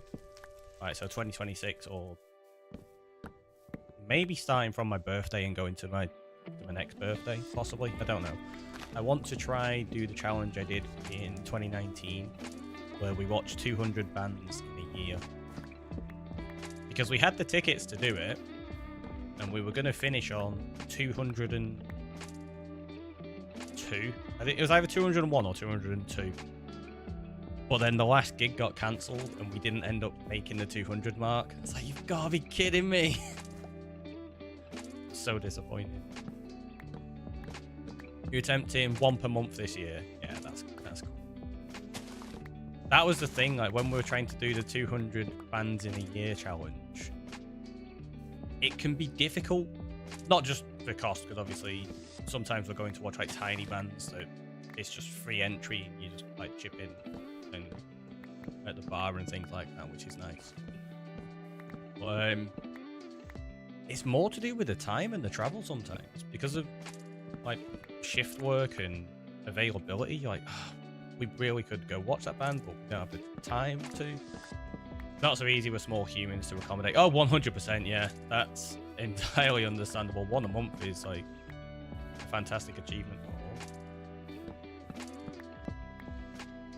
especially because a lot of people don't really go to bands. There you go, one in a decade. See, yeah, I was about to say, I know a lot of people that just won't go and watch live music anyway very often, if at all. I do know a lot of people that have never seen music performed live, and honestly, it astounds me anytime that comes up in conversation. I'm like, you've never seen music performed live? And they're like, no. And I don't just mean like going to watch a band they know, like they've just never seen music performed live, which I still can't understand. Like, I don't know. It breaks my brain.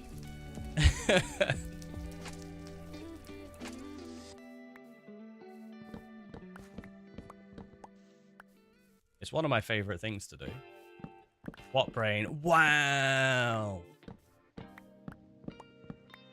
You can't say that.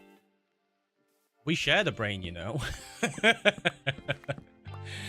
Seamus, how'd you go through life and not see at least buskers on the street performing? Right? I suppose it depends where you are. Like, there's not often buskers around like some of the areas I know, so I can understand that. But even like watching kids' performances, like kids' plays at schools and talent shows and things like that. Been here for a while, just working and working. Hopefully work's going well for you. The works are always appreciated. But yeah, I just can't understand like having never watched it. It's the same as when people that are really into watching live music, like, so I've got a lot of friends that obviously within the circle I am of enjoying live music. A lot of people do. But I have a lot of friends that will buy tickets to go watch one band and then not watch the support in the opener. And I'm like, why? Like, oh, I just wanted to watch this one band. And I'm like, yeah, but if you go watch these other bands, you're going to enjoy it regardless, presumably. And who knows, you might find like your next favorite band. And there's been many occasions where I've gone to a show and the support band have actually had a much better performance than the main band. Why would you do that? That's how you find new music to add. Exactly. I never understand it, and I have this argument with them all the time. There's been many times where we're going to a gig together, and like we'll go out for a couple of drinks beforehand, and we'll be in the bar or like pub or wherever we are, and then we'll get to a certain time, and I'm like, cool, right, we're gonna head off and go watch them, and like, oh, I'm not gonna go yet. They're not on for another hour and a half, and I'm like, yeah, but there's two bands before them. Like, oh, I'm not bothered about seeing them. I'm like, all right, well, just give me a message when you get there because I'm going. Usually to support a newish artist and the band like believing. Yeah, exactly. It is very often that's the case. I'm in the middle of finishing out and testing data movement process before promoting to production later today. So really busy, but unless a meeting, I can listen. Ah, that's fair. Well, good luck with everything. Hopefully you manage to get it out to production properly. It's awesome. I saw a busker randomly just before Christmas in the city. It was weird since I've followed them in Twitch for a few years. Oh, so you actually saw somebody you follow on Twitch as doing a live performance in the street? That's cool.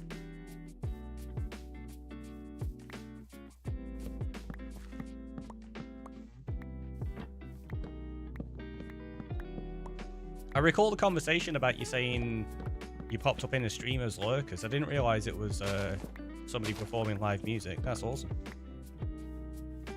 I thought it was just somebody doing like an IRL stream. Yeah, they were live streaming it. That's really cool, that.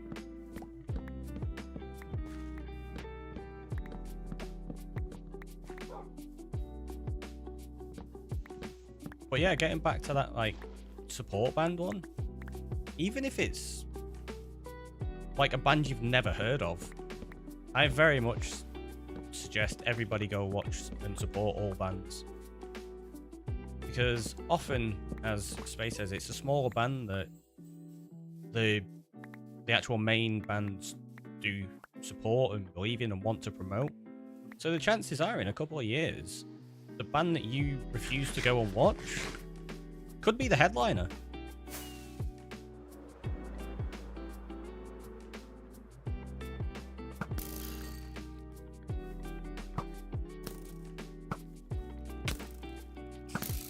And it's also a case of like those people that only want to watch like big headline acts. How do you think they started out?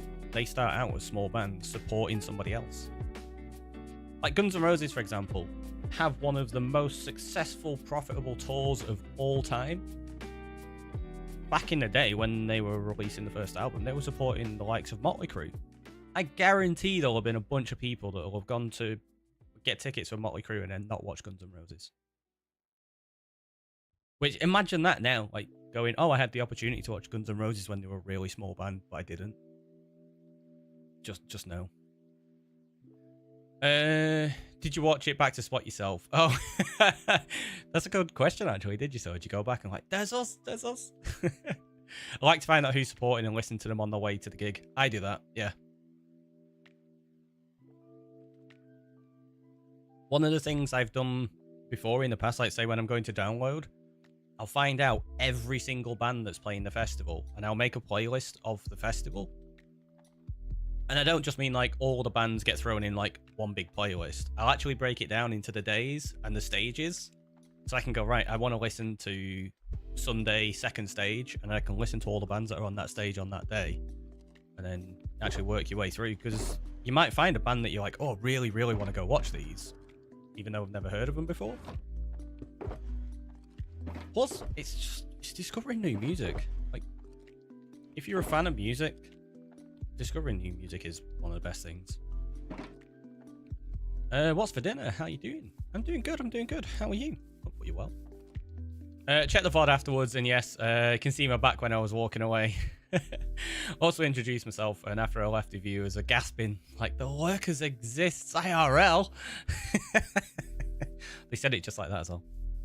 So true. I've seen ZZ Top. I know it's ZZ Top, but I was just making a joke about, you don't say Z here, it's Z. But yeah, ZZ Top, REM, B-52s, and many others in smaller venues or opening for a bigger band at a concert. Yeah. That's another one as well. Seeing bands in small venues is really interesting. Like, I've seen some really big bands perform in tiny, tiny little venues. Like, say, the Choir Boys, for example. I don't know how many people know the Choir Boys, but I've seen them play to... One venue was to, like, 300 people. One venue was to... there was maybe 40 of us in there. But I've also seen them headline a festival. So, you have, like, such a different scope of it.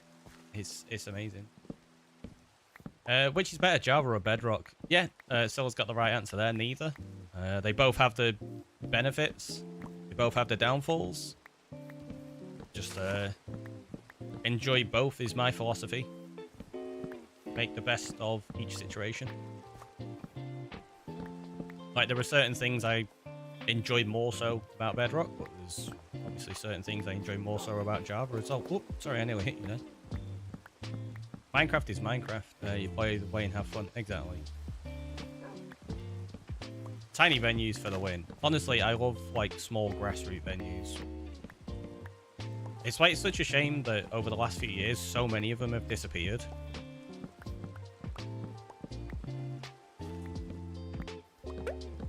I am fortunate that I do get to frequent, like, some small venues as well, though, so I'm lucky in that regard. Thank you so much for the follow. Welcome on in. Calypso. Hopefully you're well. Back in the 1980s, I used to go to small venues featuring live bands at least once a week on a Friday or a Saturday. Many of them were bars, just small cover charge. Yeah, exactly. That's what a lot of grassroots venues start as. It's just a bar that has bands playing and they have a couple of pound cover charge. Like, I think at the moment, a lot of the time you're talking like somewhere between 5 to 10, maybe 15 at a push, depending on the band. But yeah, most of the time. Well, a lot don't even charge. Like, you just go in and the bar are happy to make their money from patrons that come in and actually buy drinks and stuff. And the band, obviously, they'll have been paid for performing, but they also rely on support from the people that turn up. So buy merch, buy a t-shirt, buy a CD, even offered to just buy him a drink.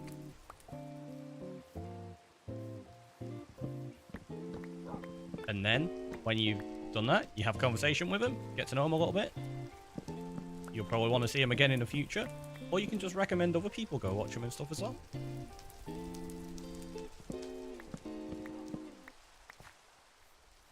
This is one of the things where I've been talking about, was it last stream?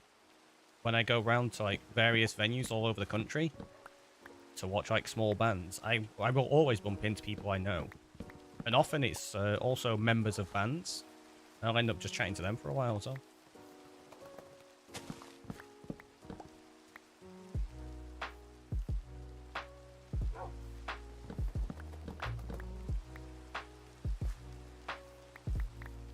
Who was it that said... I think it was... Was it Benji from Skindred? I watched them perform in... Hard Rock Hell in Ibiza. And he was on stage chatting to everyone, and he's like, obviously just hyping up the crowd, asking people where they're from and stuff like that. And he's like, right, so we're in Ibiza. All of you are from England, all of you are from Scotland. He's like, have we got anyone that's actually from Ibiza? So basically this entire venue was just filled with people that I would bump into at local venues that I go to anyway. But we were all in Spain. It was just really fun. I was lucky we had two places that featured smaller bands, or once great bands that had a replacement member and never charged more than $20 US. They could both hold up to 300 people and a lot of fun. That's awesome. Yeah, see, venues like that I absolutely love. And that's the kind of thing where I'm saying I'm fortunate that I get to frequent one like that. That has like, I think the capacity is 350. But it is an incredible venue as well. Like, it started out as just a pub that did live music, and it's expanded now and has become a fully independent music venue. And the setup they've got in there, it's fantastic. And all the bands that go and perform there that I chat to, they're like, yeah, it's one of my favourite places to play.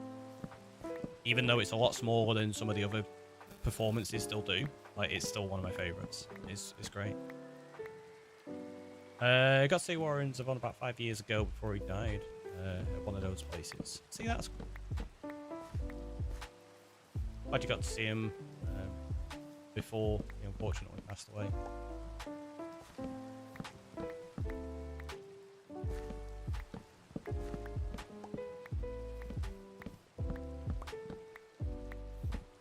But yeah, if you've not had the opportunity, definitely go check out your local small music venue.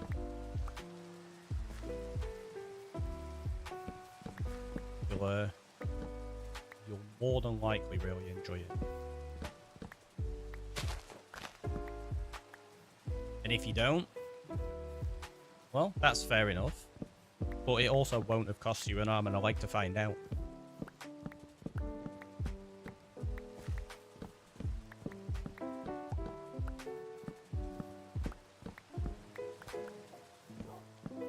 And you'll have done something good to help keep music alive. Because it is an unfortunate thing, like I say, that too many people now only really want to support and watch large bands. And we're going to be getting to a point, like I say, Ozzy's going to be doing his last performance. You're going to have a lot of other big bands that have traditionally been headliners at festivals no longer able to perform at those festivals in coming years.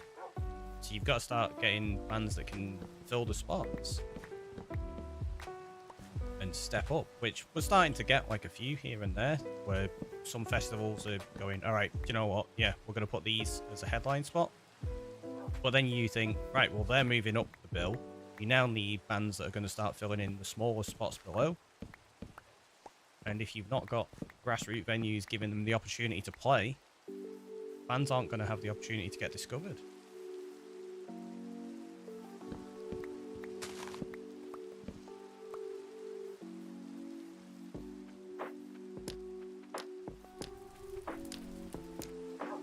Oh no. Okay, we can reach it, that's fine. The leaves will just decay on the road.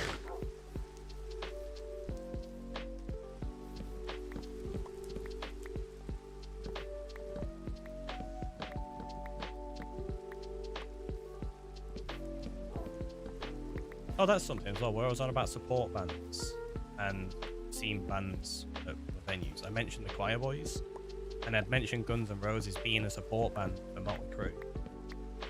The Choir Boys were actually a support for Guns N' Roses years ago as well.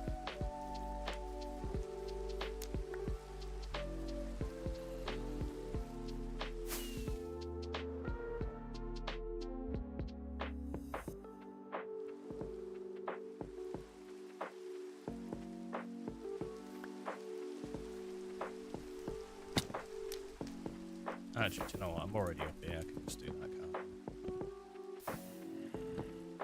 Gets me an extra few blocks and gets rid of them a bit quicker.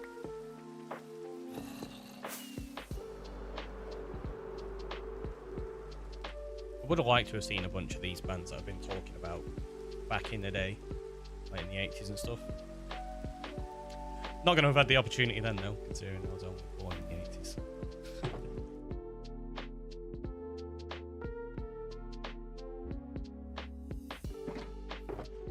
But that's the thing, you'll have a lot of people like nowadays going, oh, I really wish I could have seen such and such a band when they first started out. But they don't equate that to, oh, maybe I should watch these other bands that are just starting out, because who knows, in 20 years you could be paying hundreds to go watch this band that you could have seen for free and got to know, like, on a personal level really early on. So yeah, in 20 years, you'll be like, ah, I really wish I'd been able to see this band when they were just starting. It's like, well, maybe you could have had that chance and you just didn't take it.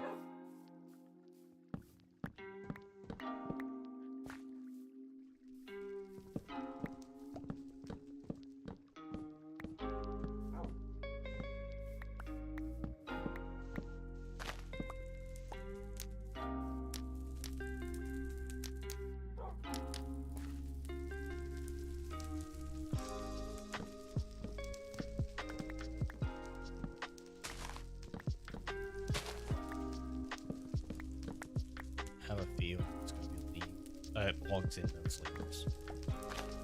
They always had leaves up there, and I'm like, of course there are leaves up there, we can literally see them.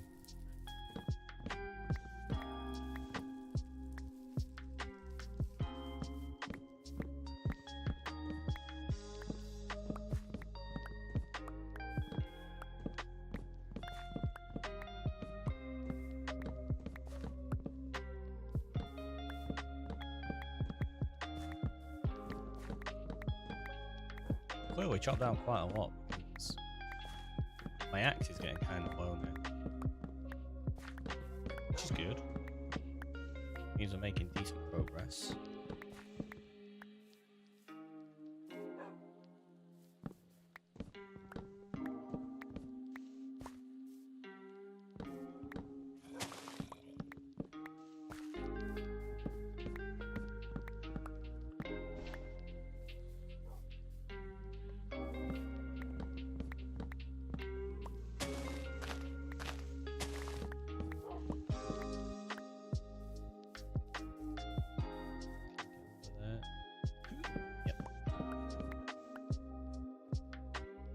There's a lot of wolves around here as well.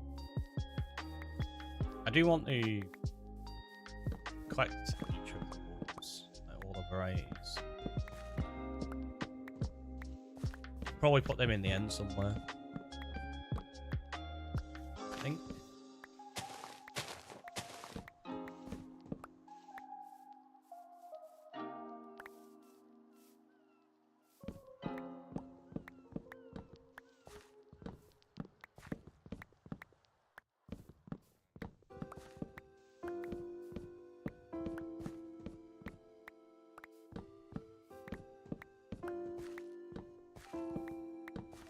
Wonder how many trees I've done that to, where I thought I'd got the last one and move away and still one stuck at the top.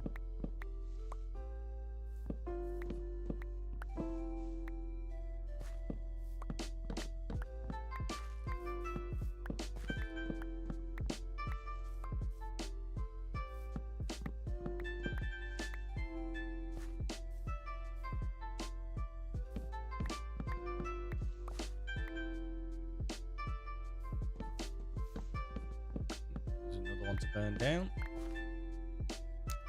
Oh, we'll just do that. Let's see if it'll get the whole tree. I don't think it's going to. We'll find out.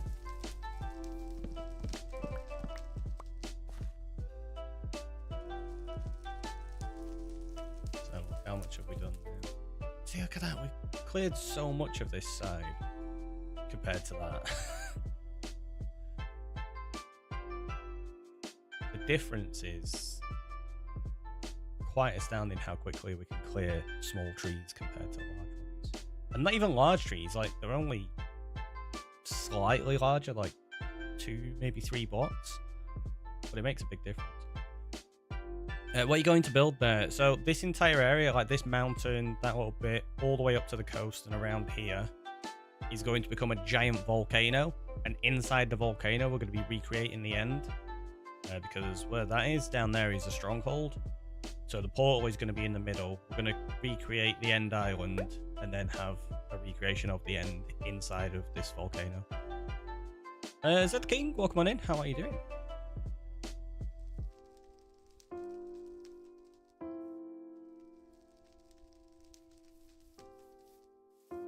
Hopefully you're well today. I think what we're going to do now is gather some more of the dirt and grass.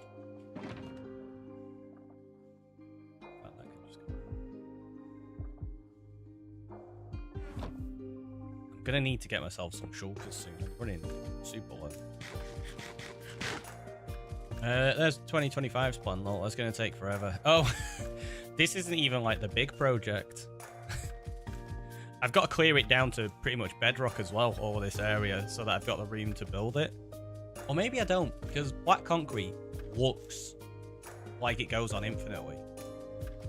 So maybe we could just put it a couple of blocks below portal. It does mean I still need to take it down like 88 layers from here though, which is a lot. And at that point, we'd only be... We've gone 88 layers down and we'll only be like maybe 30 layers from bedrock. So it might just be worth going to bedrock anyway. Just for fun. But yeah, we are going to be working on some really large projects in this world. That's the whole idea of it. With it being a forever world, so good. Got plenty to do.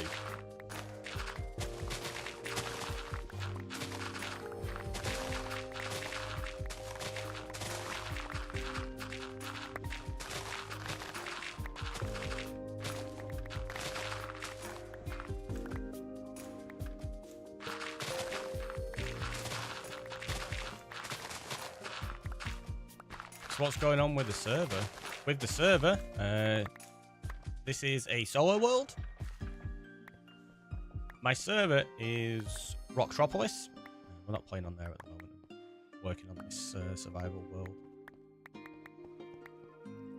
But in terms of the question, there's a typo. What's going on? Sorry. No, you're good.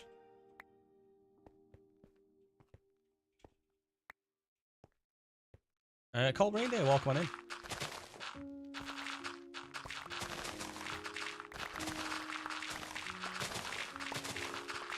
So what's going on with the world? Okay, so the world started out as a single island for a month. We weren't allowed to leave the island and we could only build using the resources we had.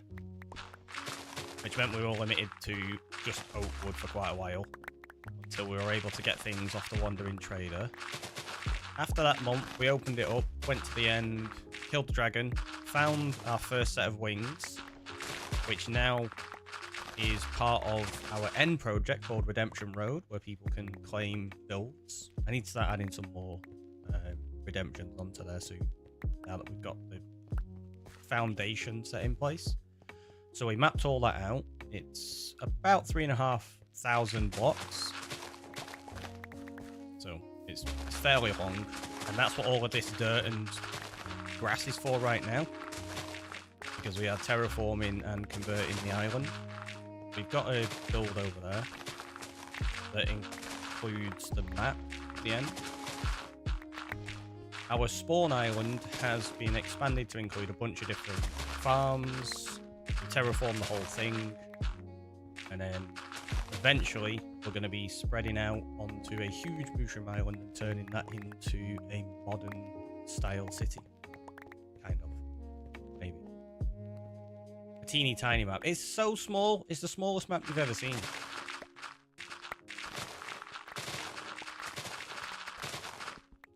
Ooh, that reminds me, actually, we need to take a piece of glass over there.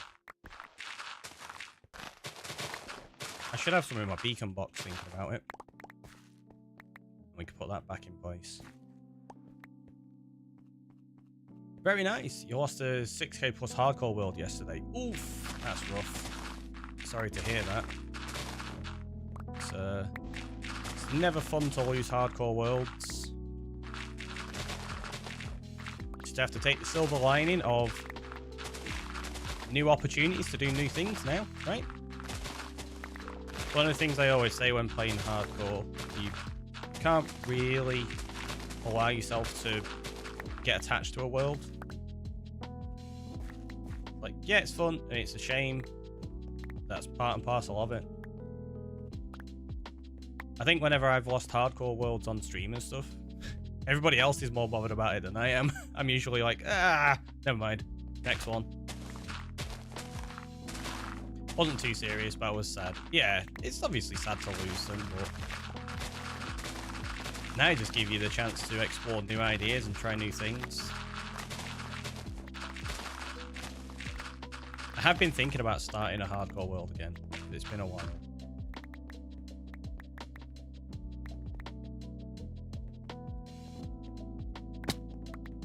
I don't know. Well, we've got this. Obviously, I want to try to do some stuff on Rocktropolis here and there as well. Started a new one also. Nice. Well, good luck with it. Hopefully everything goes well.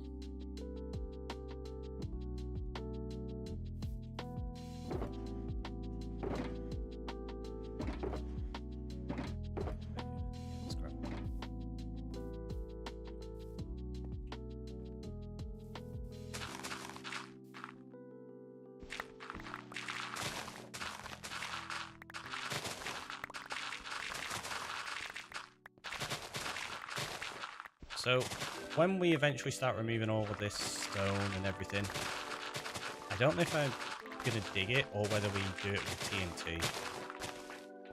Because obviously if I do it with TNT, that means I need to get a lot of TNT. But it could be fun to do.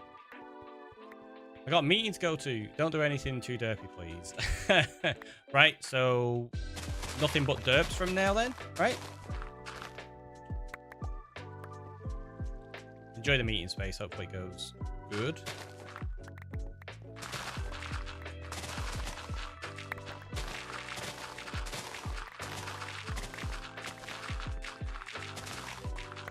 Goes well with you, that way of phrasing that. Rude. What? For saying I hope your meeting goes well? Oh, I'm the worst, I know. Jeez. How dare I?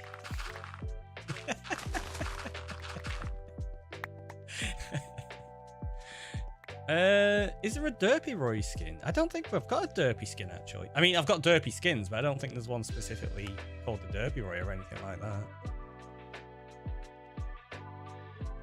What would be the derpiest out of these?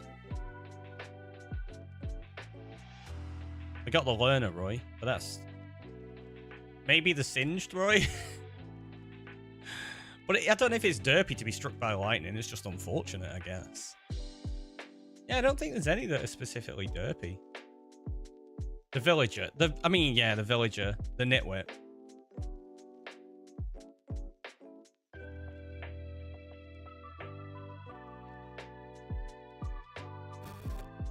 Yeah, I think that's probably your best bet. Let's just use that for a bit then. There you go. Oh, I can't get over the green eyes. The boxers, Roy.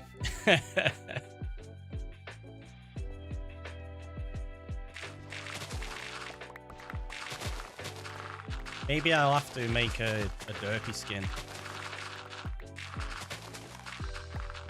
We need some suggestions in the Discord.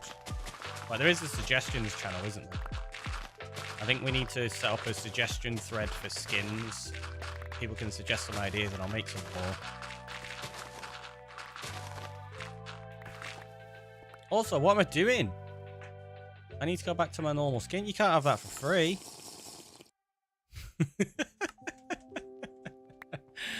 I know I gave you about taking channel points then. So I was like, I want that house. Dang, he noticed.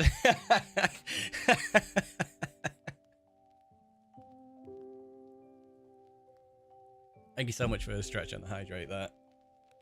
Oh, that is appreciated. I did notice. I didn't at first. It took me a minute.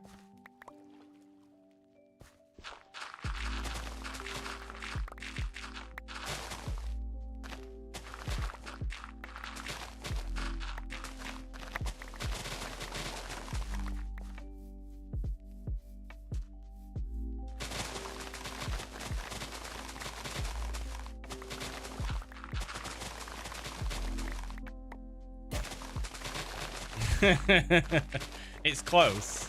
It's close. It's not quite there yet, though. In fact, how much has it got? I still got like 254 on it. It's fine. Loads of durability left.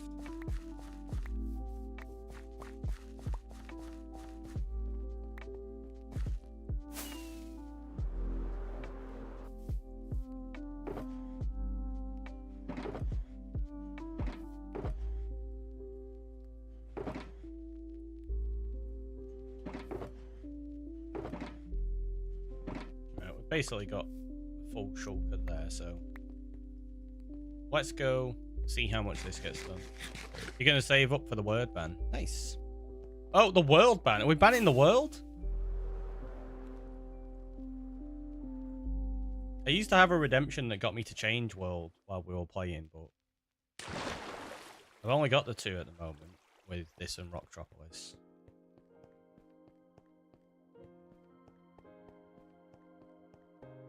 I think if you got a redemption like that, we'd need more associated with it.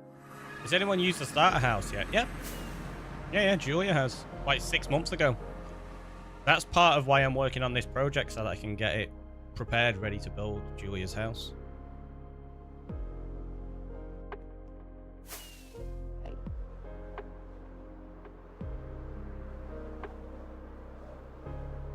Sorry, typo again. Stupid autocorrect. No, you're good, you're good.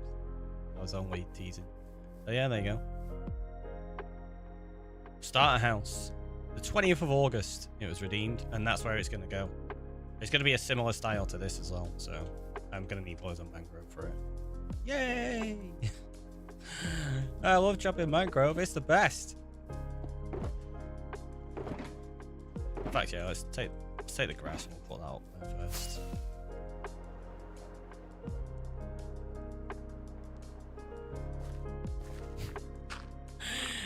I think maybe I went a little bit overkill on the torches.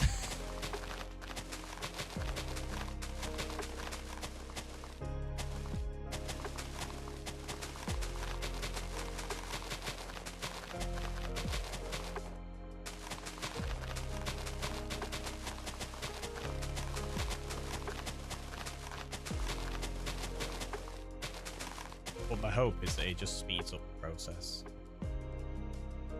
You put Julia in a hole. Slightly. Slightly.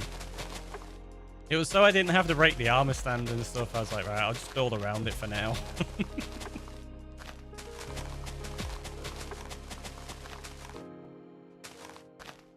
No, not Julia. She's fine, she's fine. She's super happy. She's getting a start house built. Eventually.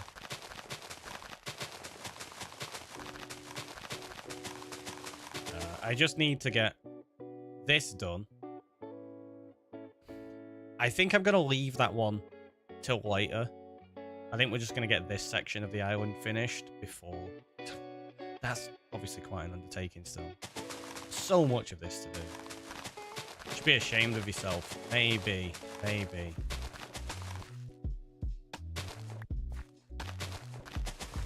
Just live 6 months in a hole.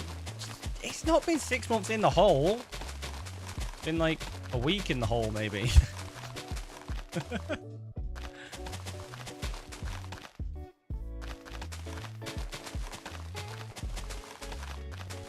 I don't think it's going to take me 6 months to do the rest of this island. Or at least I hope it's not going to. That would be excessive. We've still got loads of grass as well. This is great. Still need to replace all of that with dirt and stuff though inside there. Might be 6 months when the house is done. It's not going to be 6 months. I mean, I don't know how long it's going to be.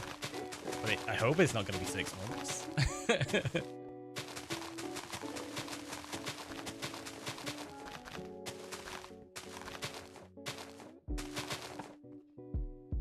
you what, let's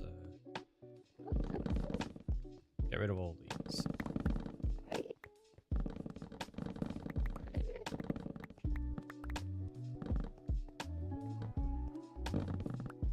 That was weird, they didn't break straight away. How would you like it if Julia put you in a hole? She's done that for certain before. Oh yeah, 100%. I don't think that's a question, is it?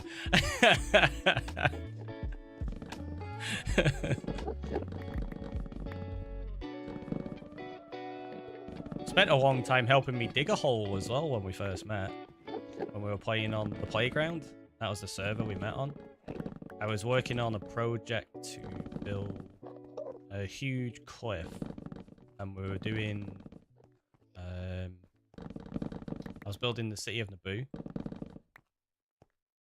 Fortunately, the server didn't last long enough for me to finish it. But we did spend a long time digging out a huge hole in that area so that we could set up our redstone shop that we had at the time. That was fun. I built the redstone shop. It was one of the redstone... Is it golems? I can't remember. Or guardians. I can't remember what it's called. But yeah, I built a giant head of one of those. So the entrance was in the bottom where you could buy a few redstone components. And then in the top floor, there was a little mini biome section for the nether. So it had like a mini bastion, a little mini fortress in there. It had nether wastes, crimson forest, warped forest. It was fun. It was an interesting little challenge to try and get mini biomes built inside of that build. It's not the redstone golem. What is it? I can't remember what it was called. It's the one that has horns on the side of its head. I think it was off... Is it on Minecraft Dungeon? Or whatever it's called. I never played it.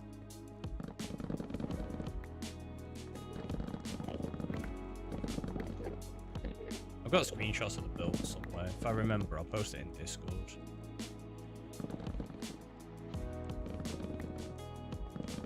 That's something I thought about bringing back. Screenshot story time. For those that may not have been around the channel for a long time, I used to have a redemption called Screenshot Storytime. And basically it would bring up a random Minecraft screenshot from my folder, which has literally thousands of images in. And I had to try remember exactly where it was from and tell the story of why that screenshot was taken. And then we had a counter on whether I remembered or not. And it was actually really interesting. That's great, thanks. I tend not to look at that, to be honest with you.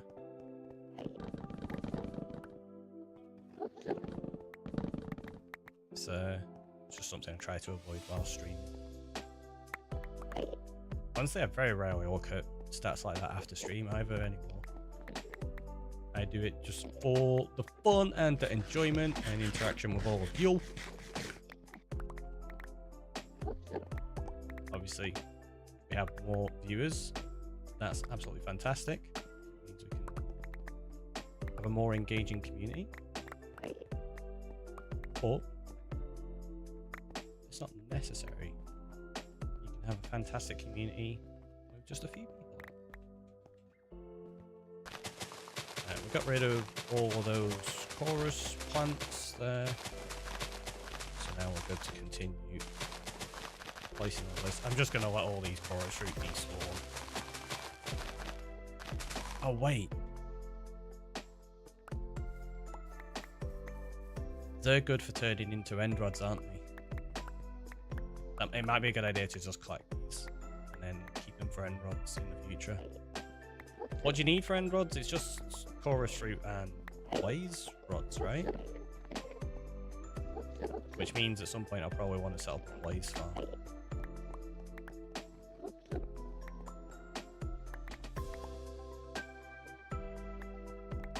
Yeah, I very rarely actually bother making end rods, because most of the time I'm usually out end raiding, getting shulkers, like before shulker farms existed, or even after shulker farms have existed. In honesty, I've still never built one. I tend to just go end raiding and I grab end rods while I'm out there for the most part. But one of the objectives in this world is to build a farm for basically everything. While this isn't a farm, it does give me some of the resources to get set up for having end rods, which we're probably going to need. I need loads of light sources in the end, so end rods are probably going to be included in that. We are due a break in a second as well. Time seems to be flying by. It's 4 o'clock already. Did not realise.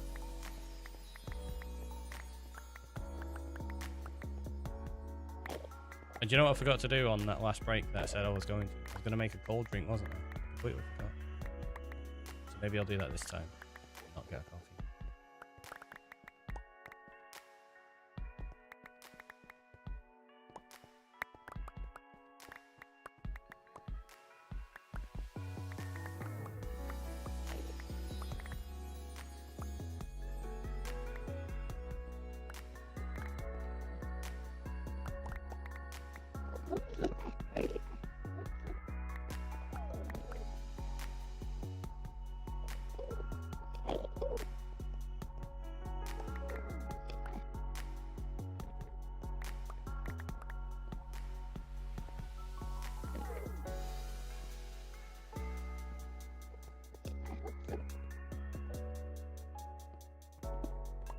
To be there. Okay. Drop these items off and then we'll take that break.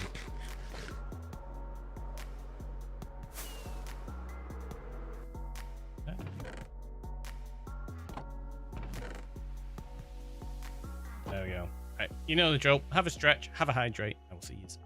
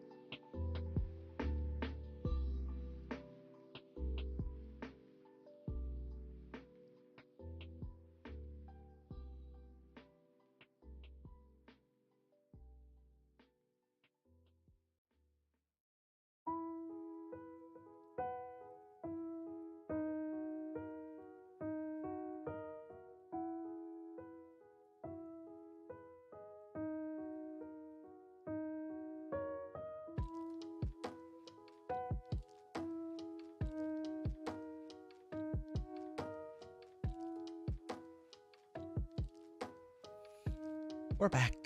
We're back. Probably have it in my inventory to get most of that. So it'd be daft not to.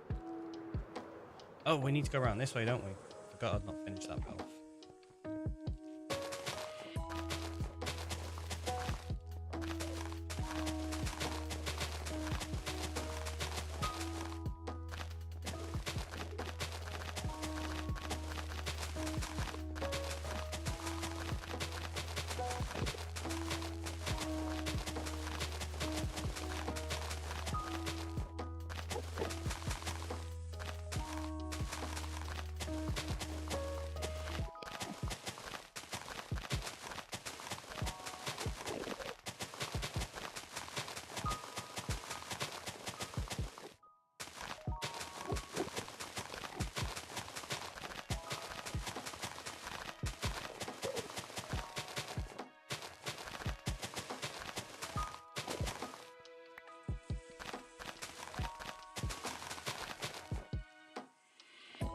To make sure there wasn't a random drop behind me where I'd end up in the void. Because that would be a shame.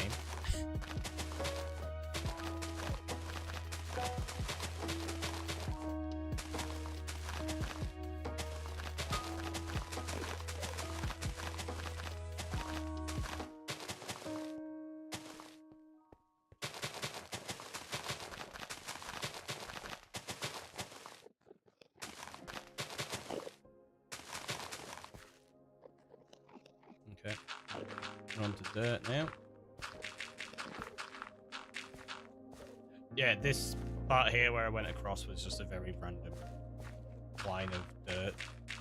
Basically used to stop me from falling off the edge when I was placing blocks. And it's nice to just break things down into manageable chunks. So if you have like a hard border like that, you go, oh, right, I'm going to fill in this area. And then we put another hard border in and we fill in that next area and so on.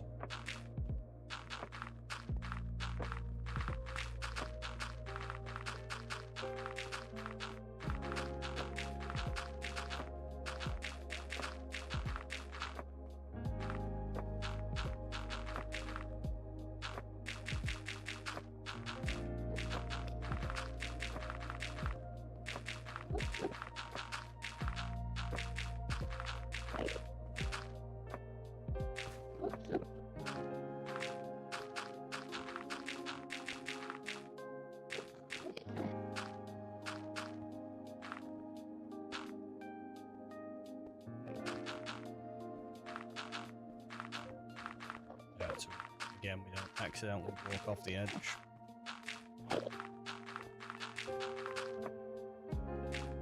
I have a feeling I'm going to have to remove that.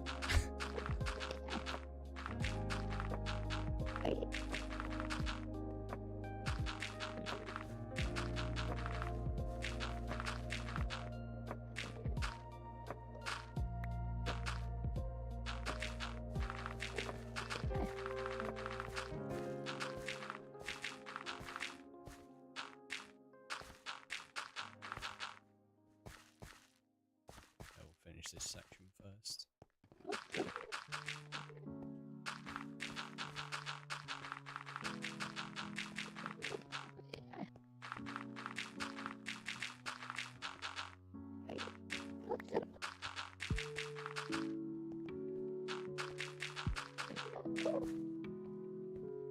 Excuse me.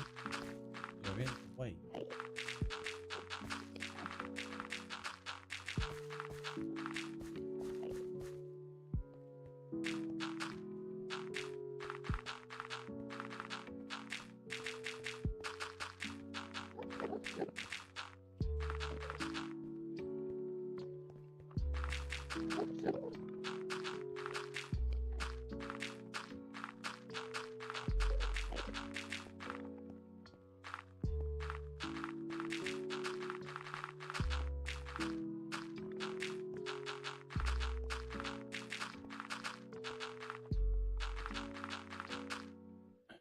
Still a card on me. I was gonna say, do you think I'm going enough to finish this?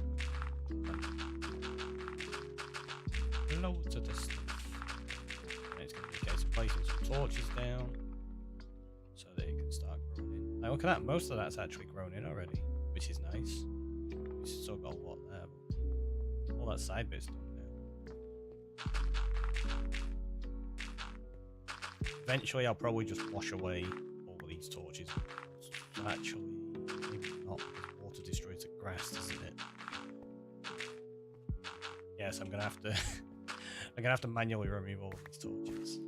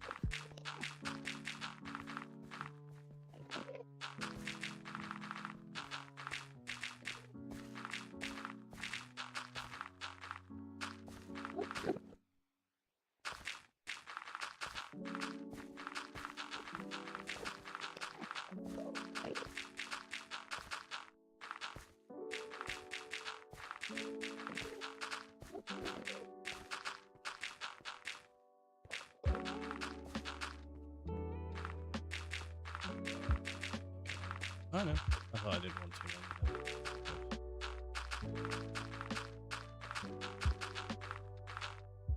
See, even going down to 2 from 3 ends up with me misplacing blocks far more regularly.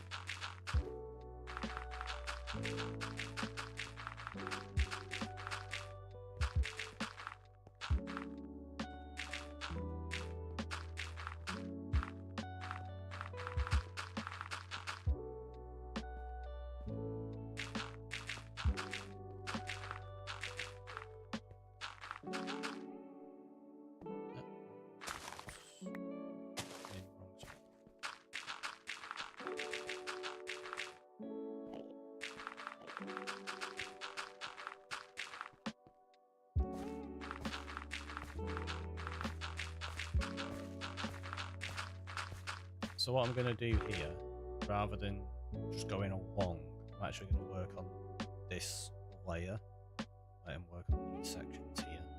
So we'll just follow this round to there.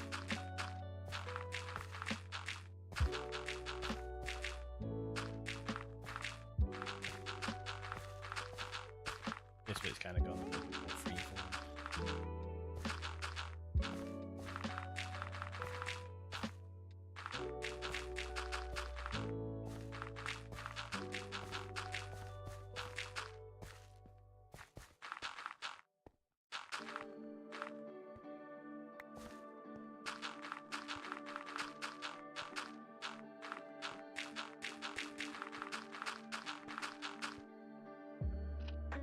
Oh, we're out anyway. Never mind. Let's get some torches, place all of these down. Grass to grow. Should be good.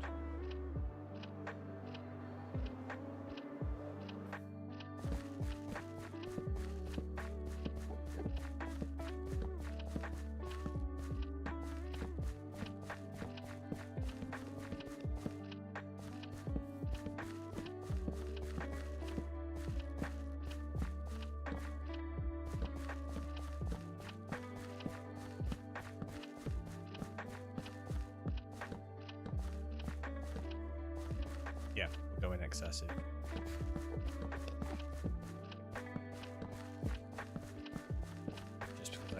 can't be bothered with like odd little patches of grass not growing. Just gets annoying.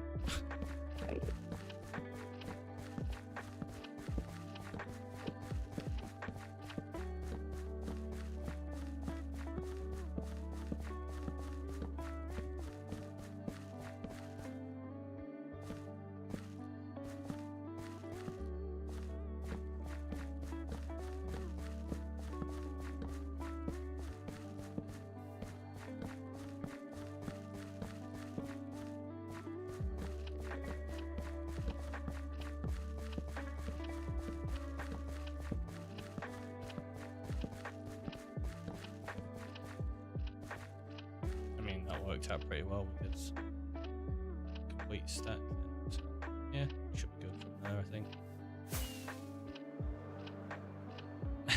The fact we still got that there really makes me chuckle. Just some magic floating chorus file. Yep, that happened.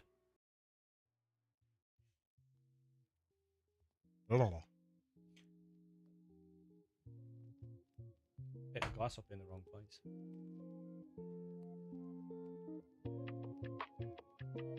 So I've got a bunch of these glasses. That one's like an inch taller than the others. And I thought I had one of the shorter glasses, so I ended up whacking myself in my teeth with it. That's what you get for paying attention to the game as opposed to what you're doing. Oop, while we're here, let's fix the axe and the shovel.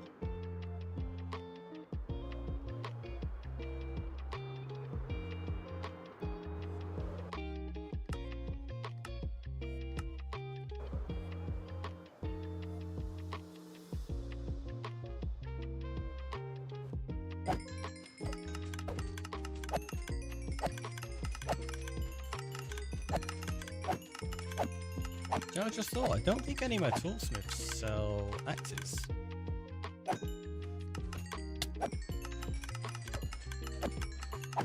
Is it the toolsmith that sells an axe? Gotta be, right?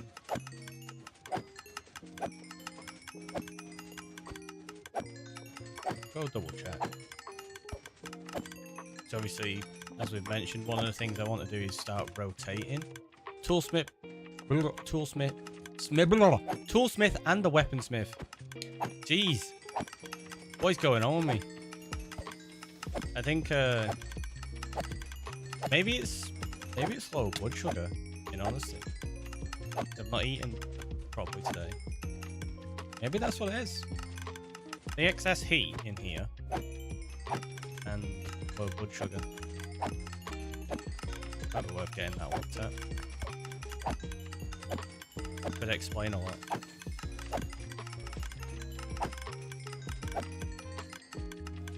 Or maybe I just word terrible.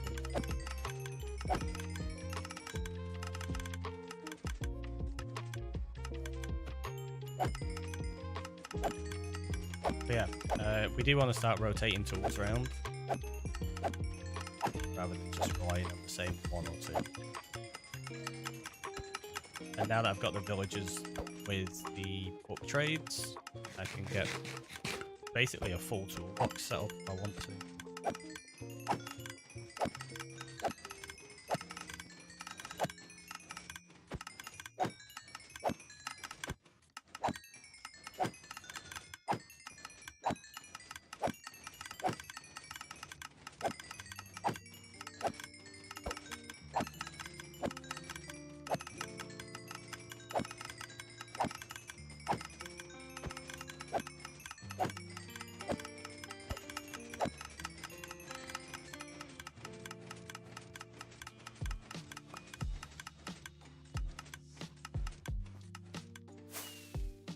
Go. Sorted. Now got repaired. I probably could have repaired the pickaxe, but it's got that much left on it. It's not too big an issue. It's not like we're doing lots of digging with a pickaxe at the moment. It's mainly for the shovel and the axe. So.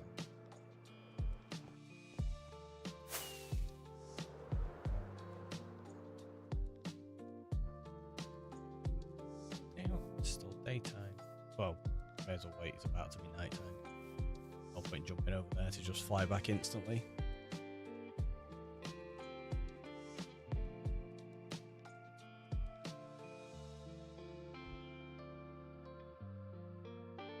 Oh, I was like, what is that? Is it torches on something? No, it's just sugar cane.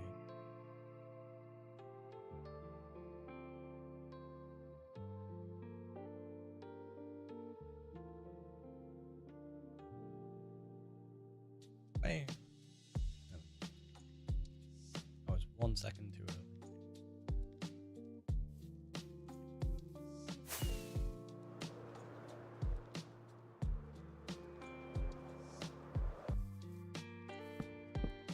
The smiths give the axes with slightly different set of enchants. Ah, there you go then. There you go. Yeah, I don't know if any of mine sell axes. I can't remember. They must do though, right? I've got 10 of them.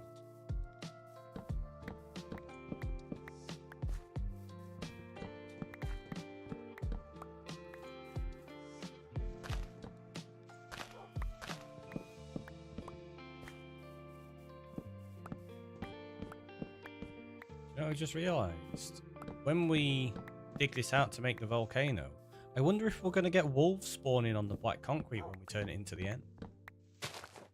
Would think some intend to, yeah. Should we go over and check? Let's go find out. See if any of them do.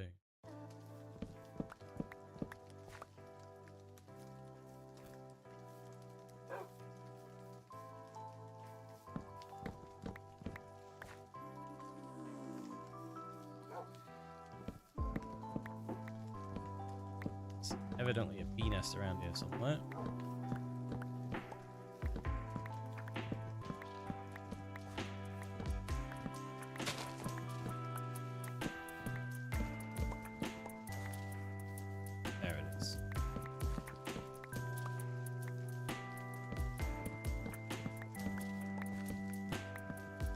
Not that I need it. I've got a bee farm already. I don't want to run float just over here.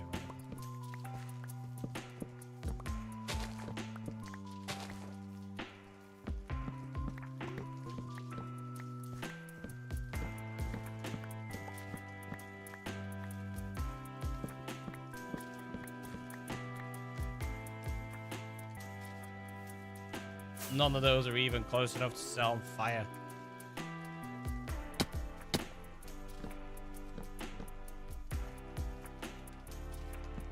Oh, there's a plug there. There we go. That's one way to deal with them. Set them on fire and anything that's left you've got the resources from.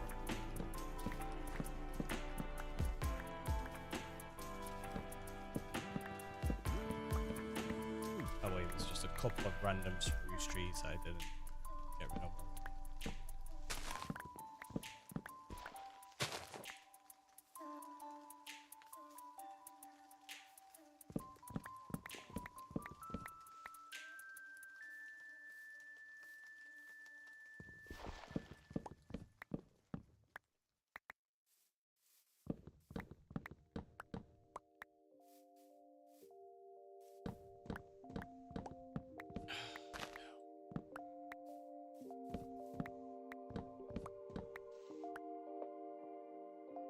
Oh no, I've actually put my flint and steel away as well.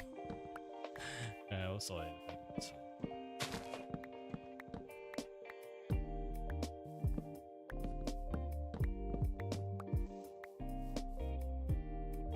Those calm tone to logs breaking. Okay. Welcome.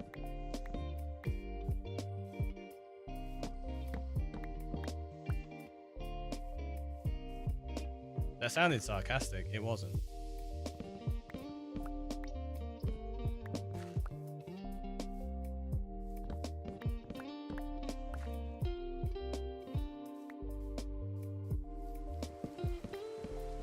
Yay, large oak tree. That was sarcastic.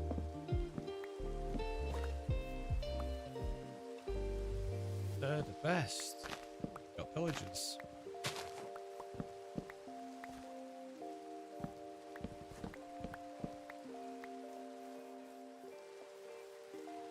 Hello. Oh.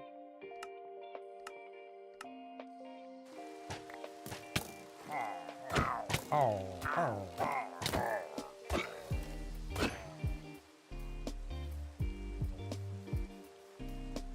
I was wondering if we picked up any pillager heads, but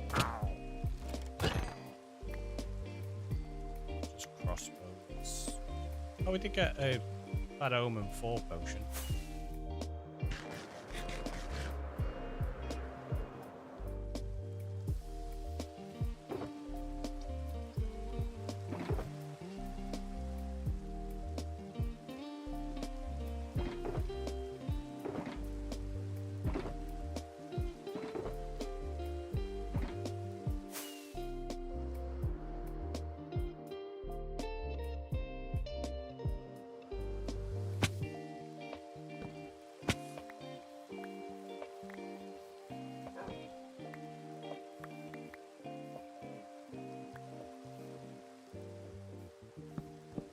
Loads of sections will have to set on fire in a bit.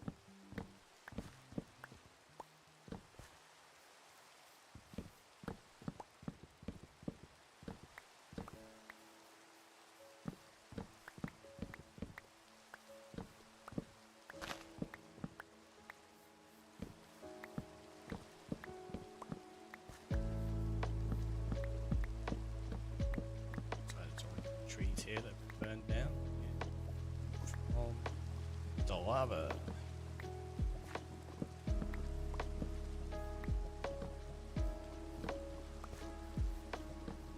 It's a shame it didn't accidentally spread and burn the rest of the forest down. I mean, what?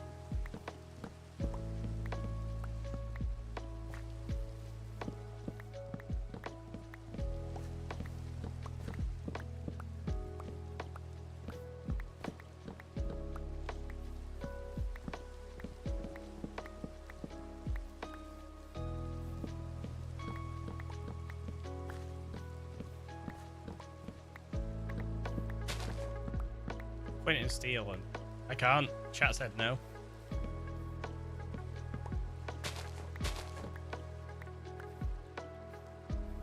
Gotta chop them.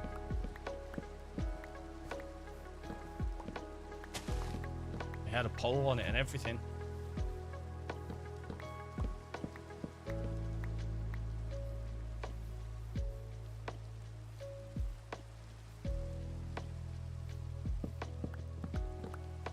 I am using flint and steel on the large oaks, so it's about what we're going through now.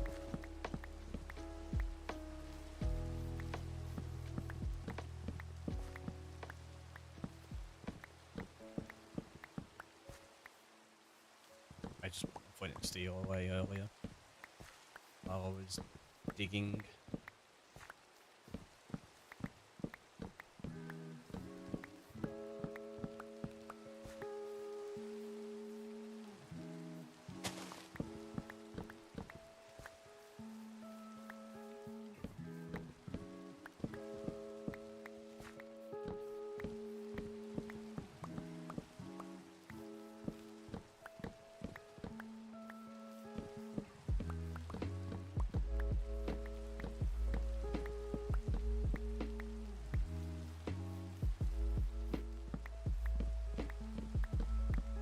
Wonder how much birch we'll have by the end of this. I think we've got like half a shulker so far. It's not a great deal.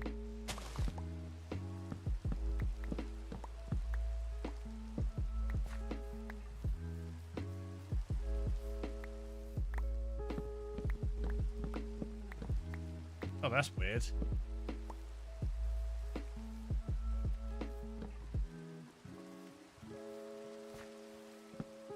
That oak log was coming out of the side of the birch tree. I'm guessing it was from the tree next to it that had just kind of burned down, so we couldn't tell where it was meant to be connected to. But it wasn't really. Oh no, it wouldn't have been one that burned down. Maybe we just took down the main trunk with our axe before.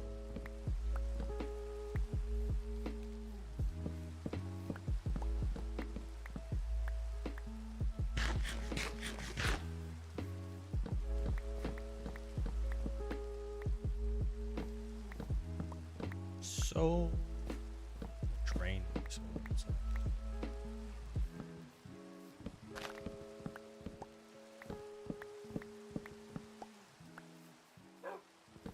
having this discussion the other day. I feel like it rains in Minecraft so much.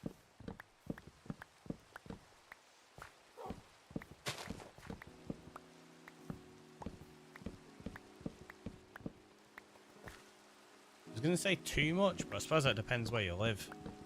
Right? We get rain here quite a lot. I know there are some places that get it worse than here.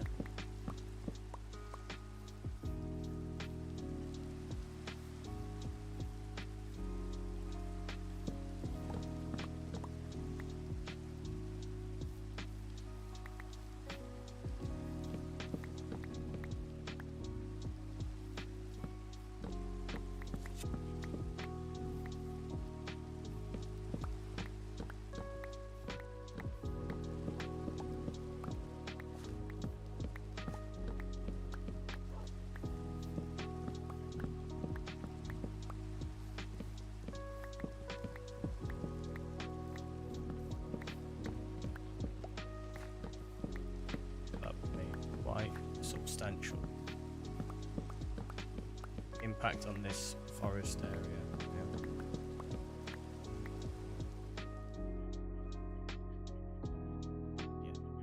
We still got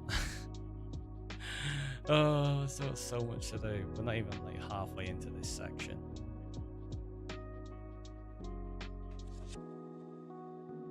Well, we've made quite a bit of progress. That's not too bad. Still gotta take it.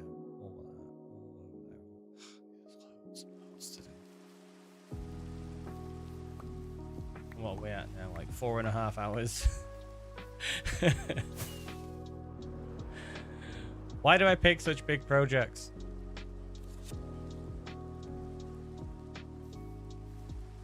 I don't mind. This is the fast part as well. Taking away all the dirt and then removing the stones, the part that's going to take forever.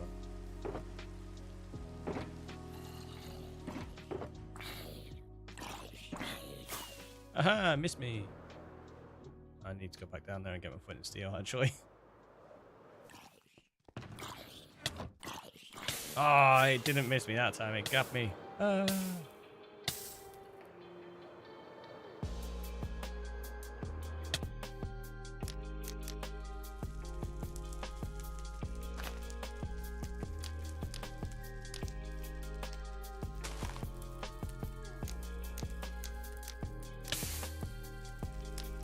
Meant to do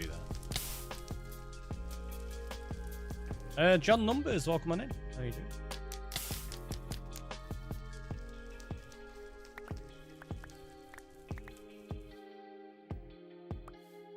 Yeah, there isn't.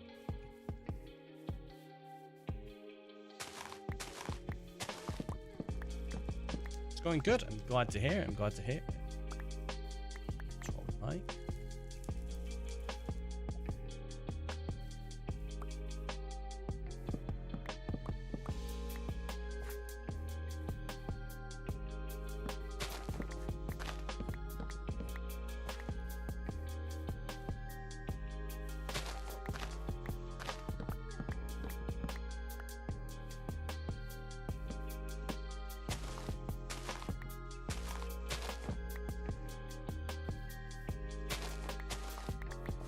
Could have been better off just going straight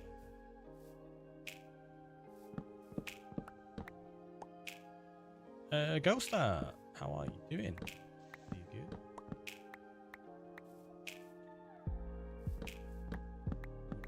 Working on deforestation. Getting there. So it's just a big area to remove them all from. But once they're gone, they're gone. That's it. We don't have to deal with them again. These pesky trees. Hanging around, giving us good resources. What do they think they're doing? Accept.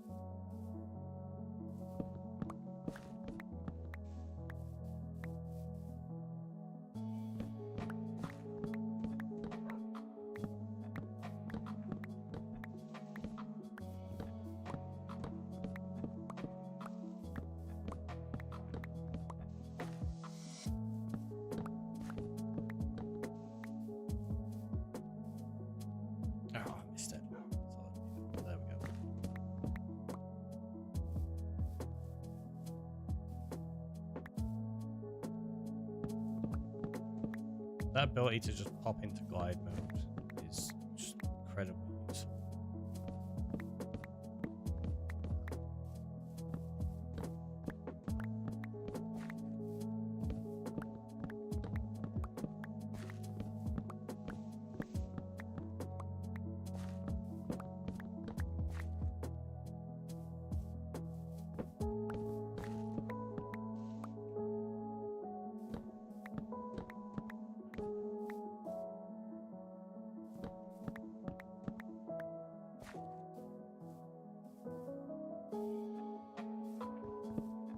Just thought I'd probably be better doing this with a slightly higher DPI as well.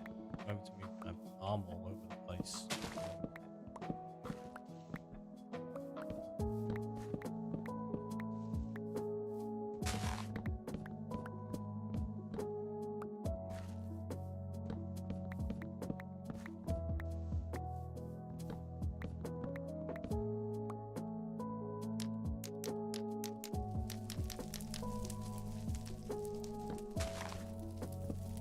Veg soup for dinner.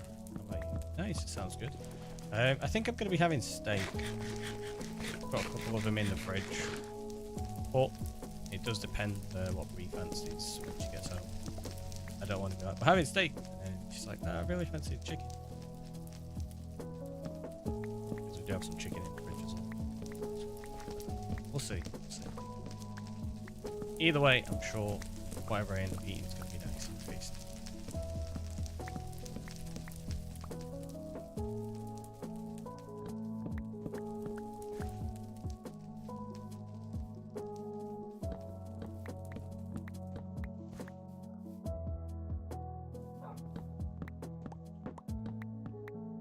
Why are you burning trees in Minecraft?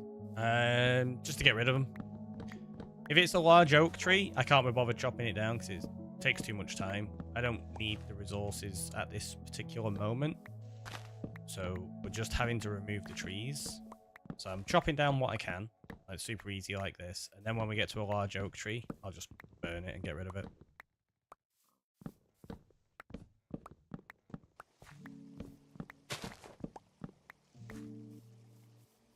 Just saves the messing around. What is that? What then?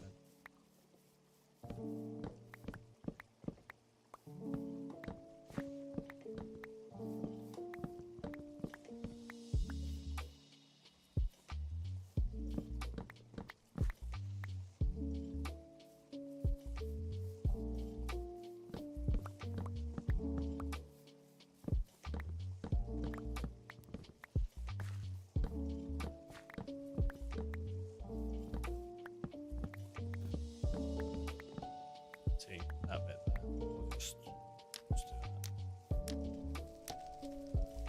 It's fine.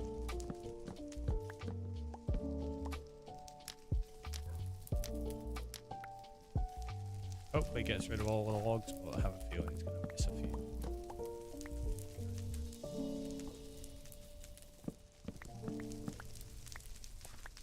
How are you doing? I'm doing very well. Very good. God wants all these trees have gone. We can, well, I was gonna say then we can build one. Now we've got to remove all the dirt and stuff as well. Yeah. Okay, he did. I was making sure we got the large oak tree and it had burned away. It has. Dude.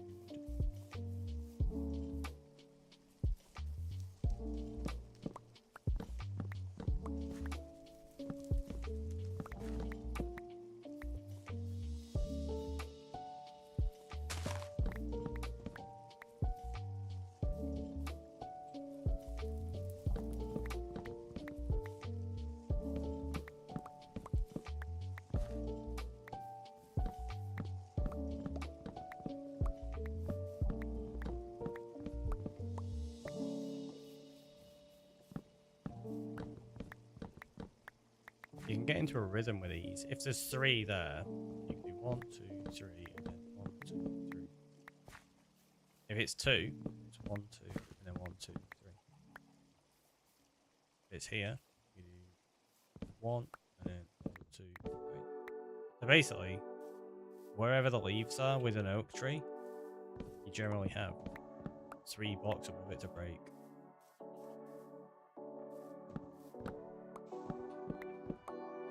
Sometimes the same with birch, but not always. And it's not always the same with oak trees either. Obviously, you get large oak trees. Interesting.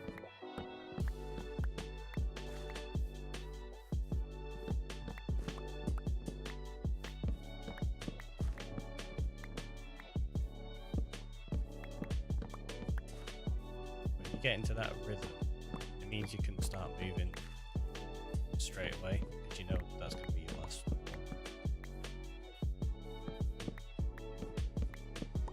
Only saves you a small amount of time, but if you're chopping down that many trees, it adds up.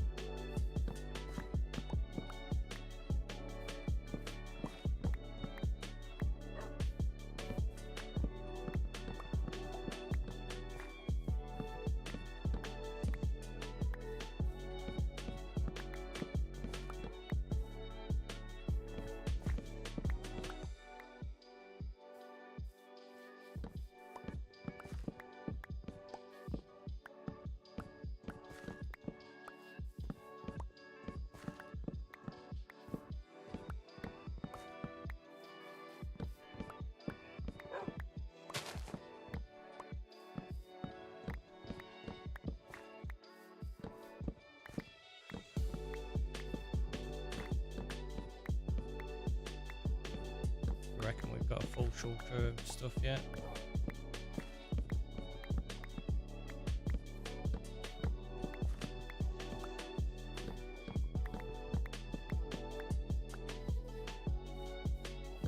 Even followed by this one. Yeah, leave me alone.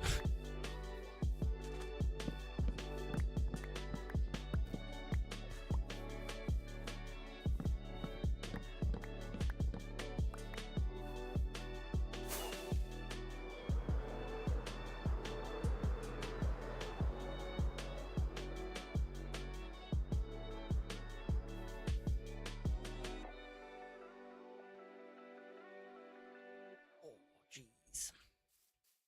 And not even close. So we did chop down a lot more spruce. Right, I think I'm going to take these 2 shulkers of junk back. And we'll organise those. And then I might end up calling it there, because we are getting towards like the 5-hour mark.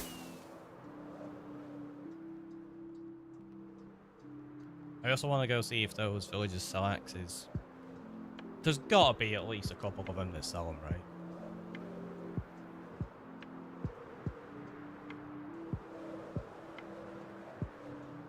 Sounds like Breeze just got home, actually. Today. Eh?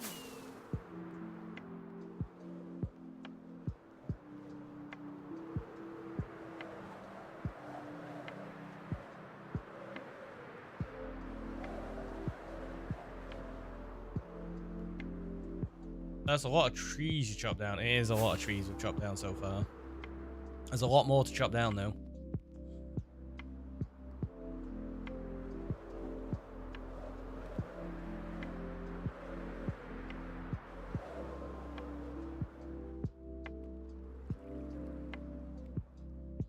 Oh, do you know what? I'm curious.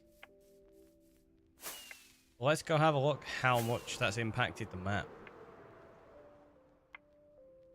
In fact, if I take that out of my offhand. Yeah, let's see how much of this area has been removed of trees.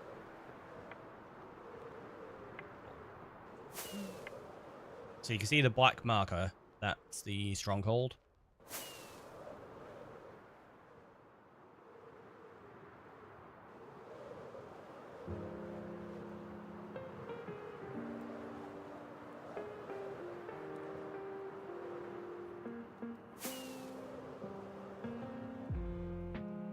So where I am now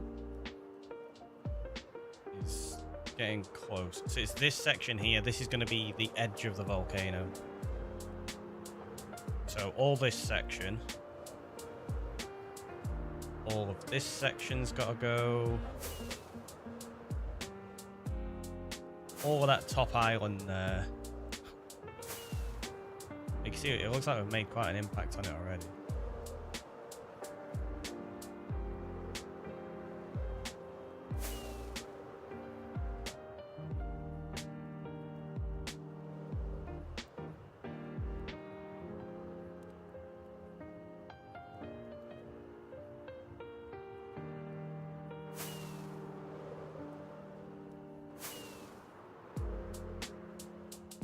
Yeah, so all that's got to go. All of that. All of this here. And all of that section there below. So it's going to be quite a sizable volcano. It's going to take up a big chunk of this map. It's going to look really cool once we've got it built.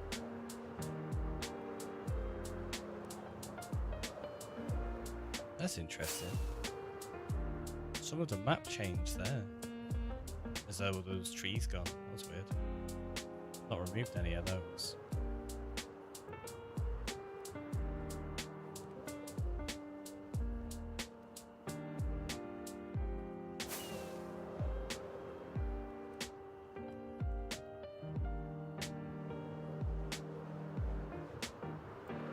So once I put this back in place, I'll show you exactly where I'm planning to build it. You'll be able to see the rough outline. Maybe I could do that at some point and actually place blocks down. Although you wouldn't see them on this. You'd have to make them like fairly thick wall to do that. It's not going to show up on this map. Oh, this is on the same map as the actual island though. That's cool. I didn't realise it fit on the same map. I thought we were off it onto the next. Yeah, we're actually on the same one there. Nice.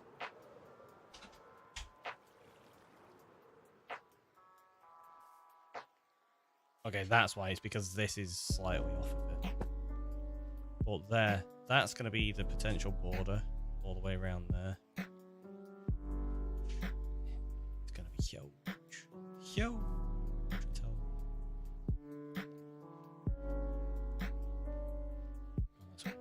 It's like, is that the strip of dirt we've removed? It's not, because it actually goes there, doesn't it? It just looks like it's in a position.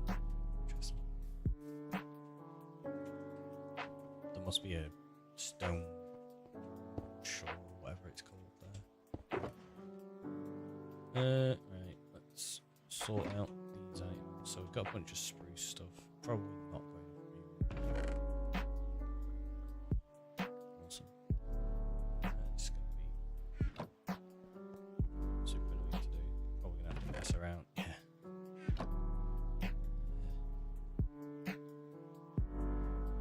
Maybe I can make a box just for saplings. Yeah, that top one there. Come here.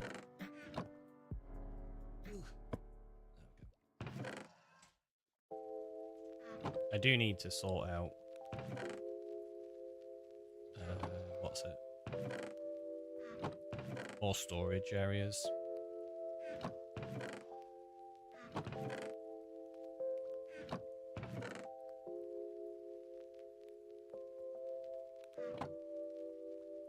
I don't know where Birch goes. The Green Guardian, welcome in. Thank you for the follow. Okay, so we've got some oak leaves. Where's Birch? Oh, it's there. As you can see, none of this is organised yet.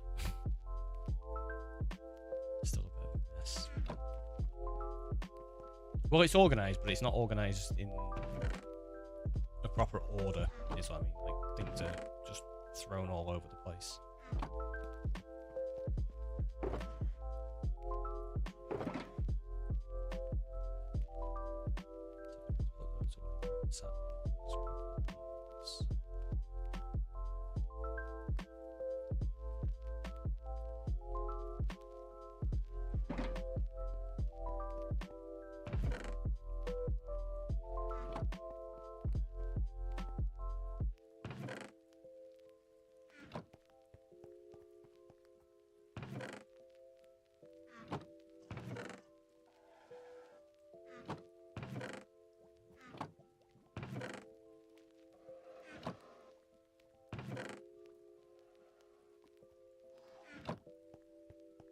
Do I have a place for bee nests? I don't know if I do.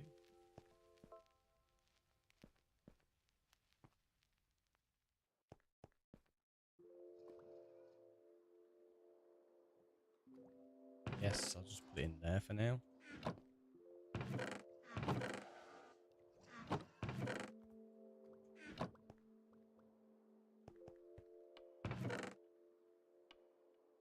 Beds. We do have some apples, some mushrooms, flowers.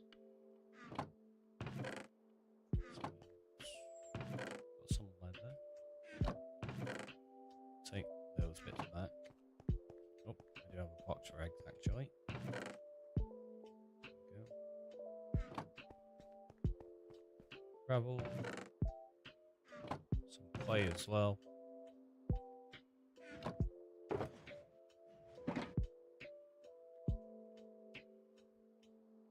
That's not what I wanted. They were both empty, right? Yeah. We're definitely going to have to get some more shovels soon. Right, so I need to fix that flint and steel. We'll go do that by just quickly trading iron with these villagers.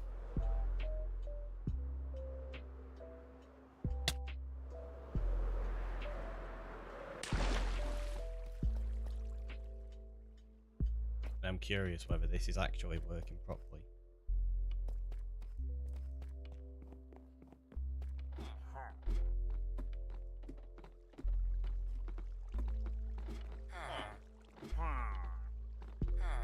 Okay. It could be better, but it's 3 irons. It's at least working without losing any now. We were in the end for a bunch of that time as well, but obviously when we're in a different dimension, the spawn chunks don't stay loaded.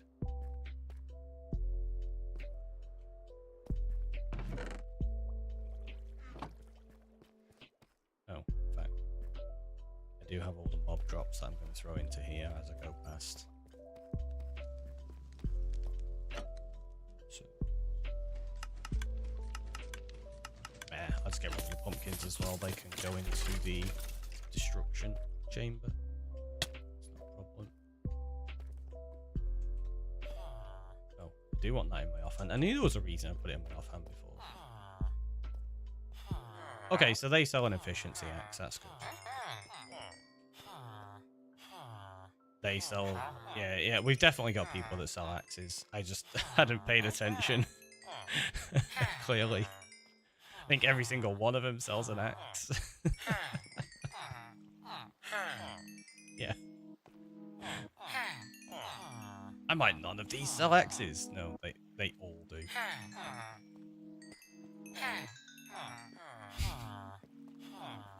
We even have the ability to get like Silk Touch Unbreaking 3.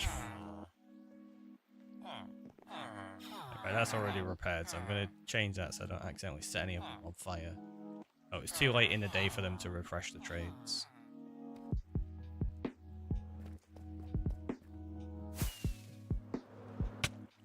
Ouch, I knew I was going to crash into one of those.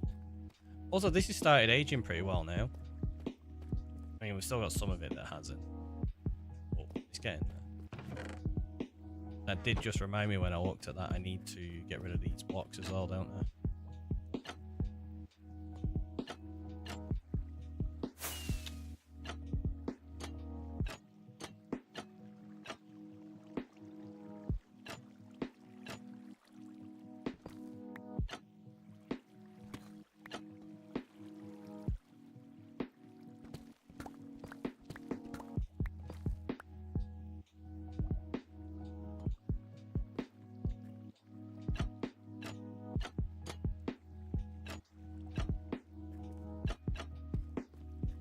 So we just need to put some water in that at some point.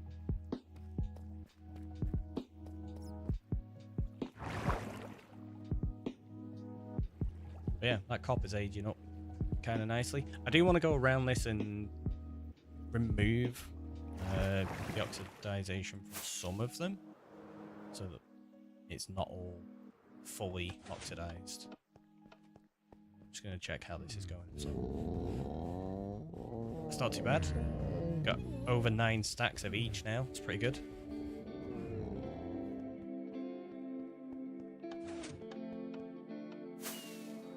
Can't imagine I'll ever need that many, but you never know. You never know. I do have a few emeralds, so I'm just going to buy some carrots while we're here.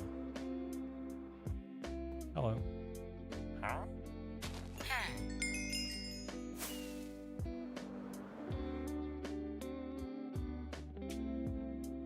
And I think, yeah, we'll call it there. Do you know what I probably should have done? I threw away some pumpkins, didn't I? I probably could have just kept those pumpkins and traded them with that villager then. Would have been a good idea. That can go there, that can go there. Got a little bit of cobble deep slate, we may as well put that away just before the end.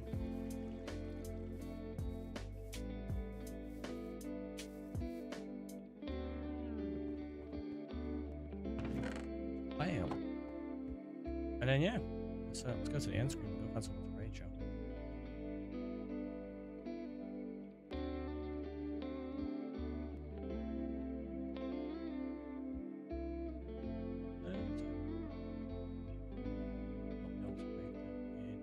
Quite a while. Let's go to Teddy. And you know the drill. If you're a subscriber, copy the top one. If you can copy the bottom one. I've been the Ricky Boy. You all been amazing, and I will catch you next time, which will be, I'm not sure. Out on Discord, might be tomorrow. Have a wonderful rest of your day. Catch you next time. Bye everyone.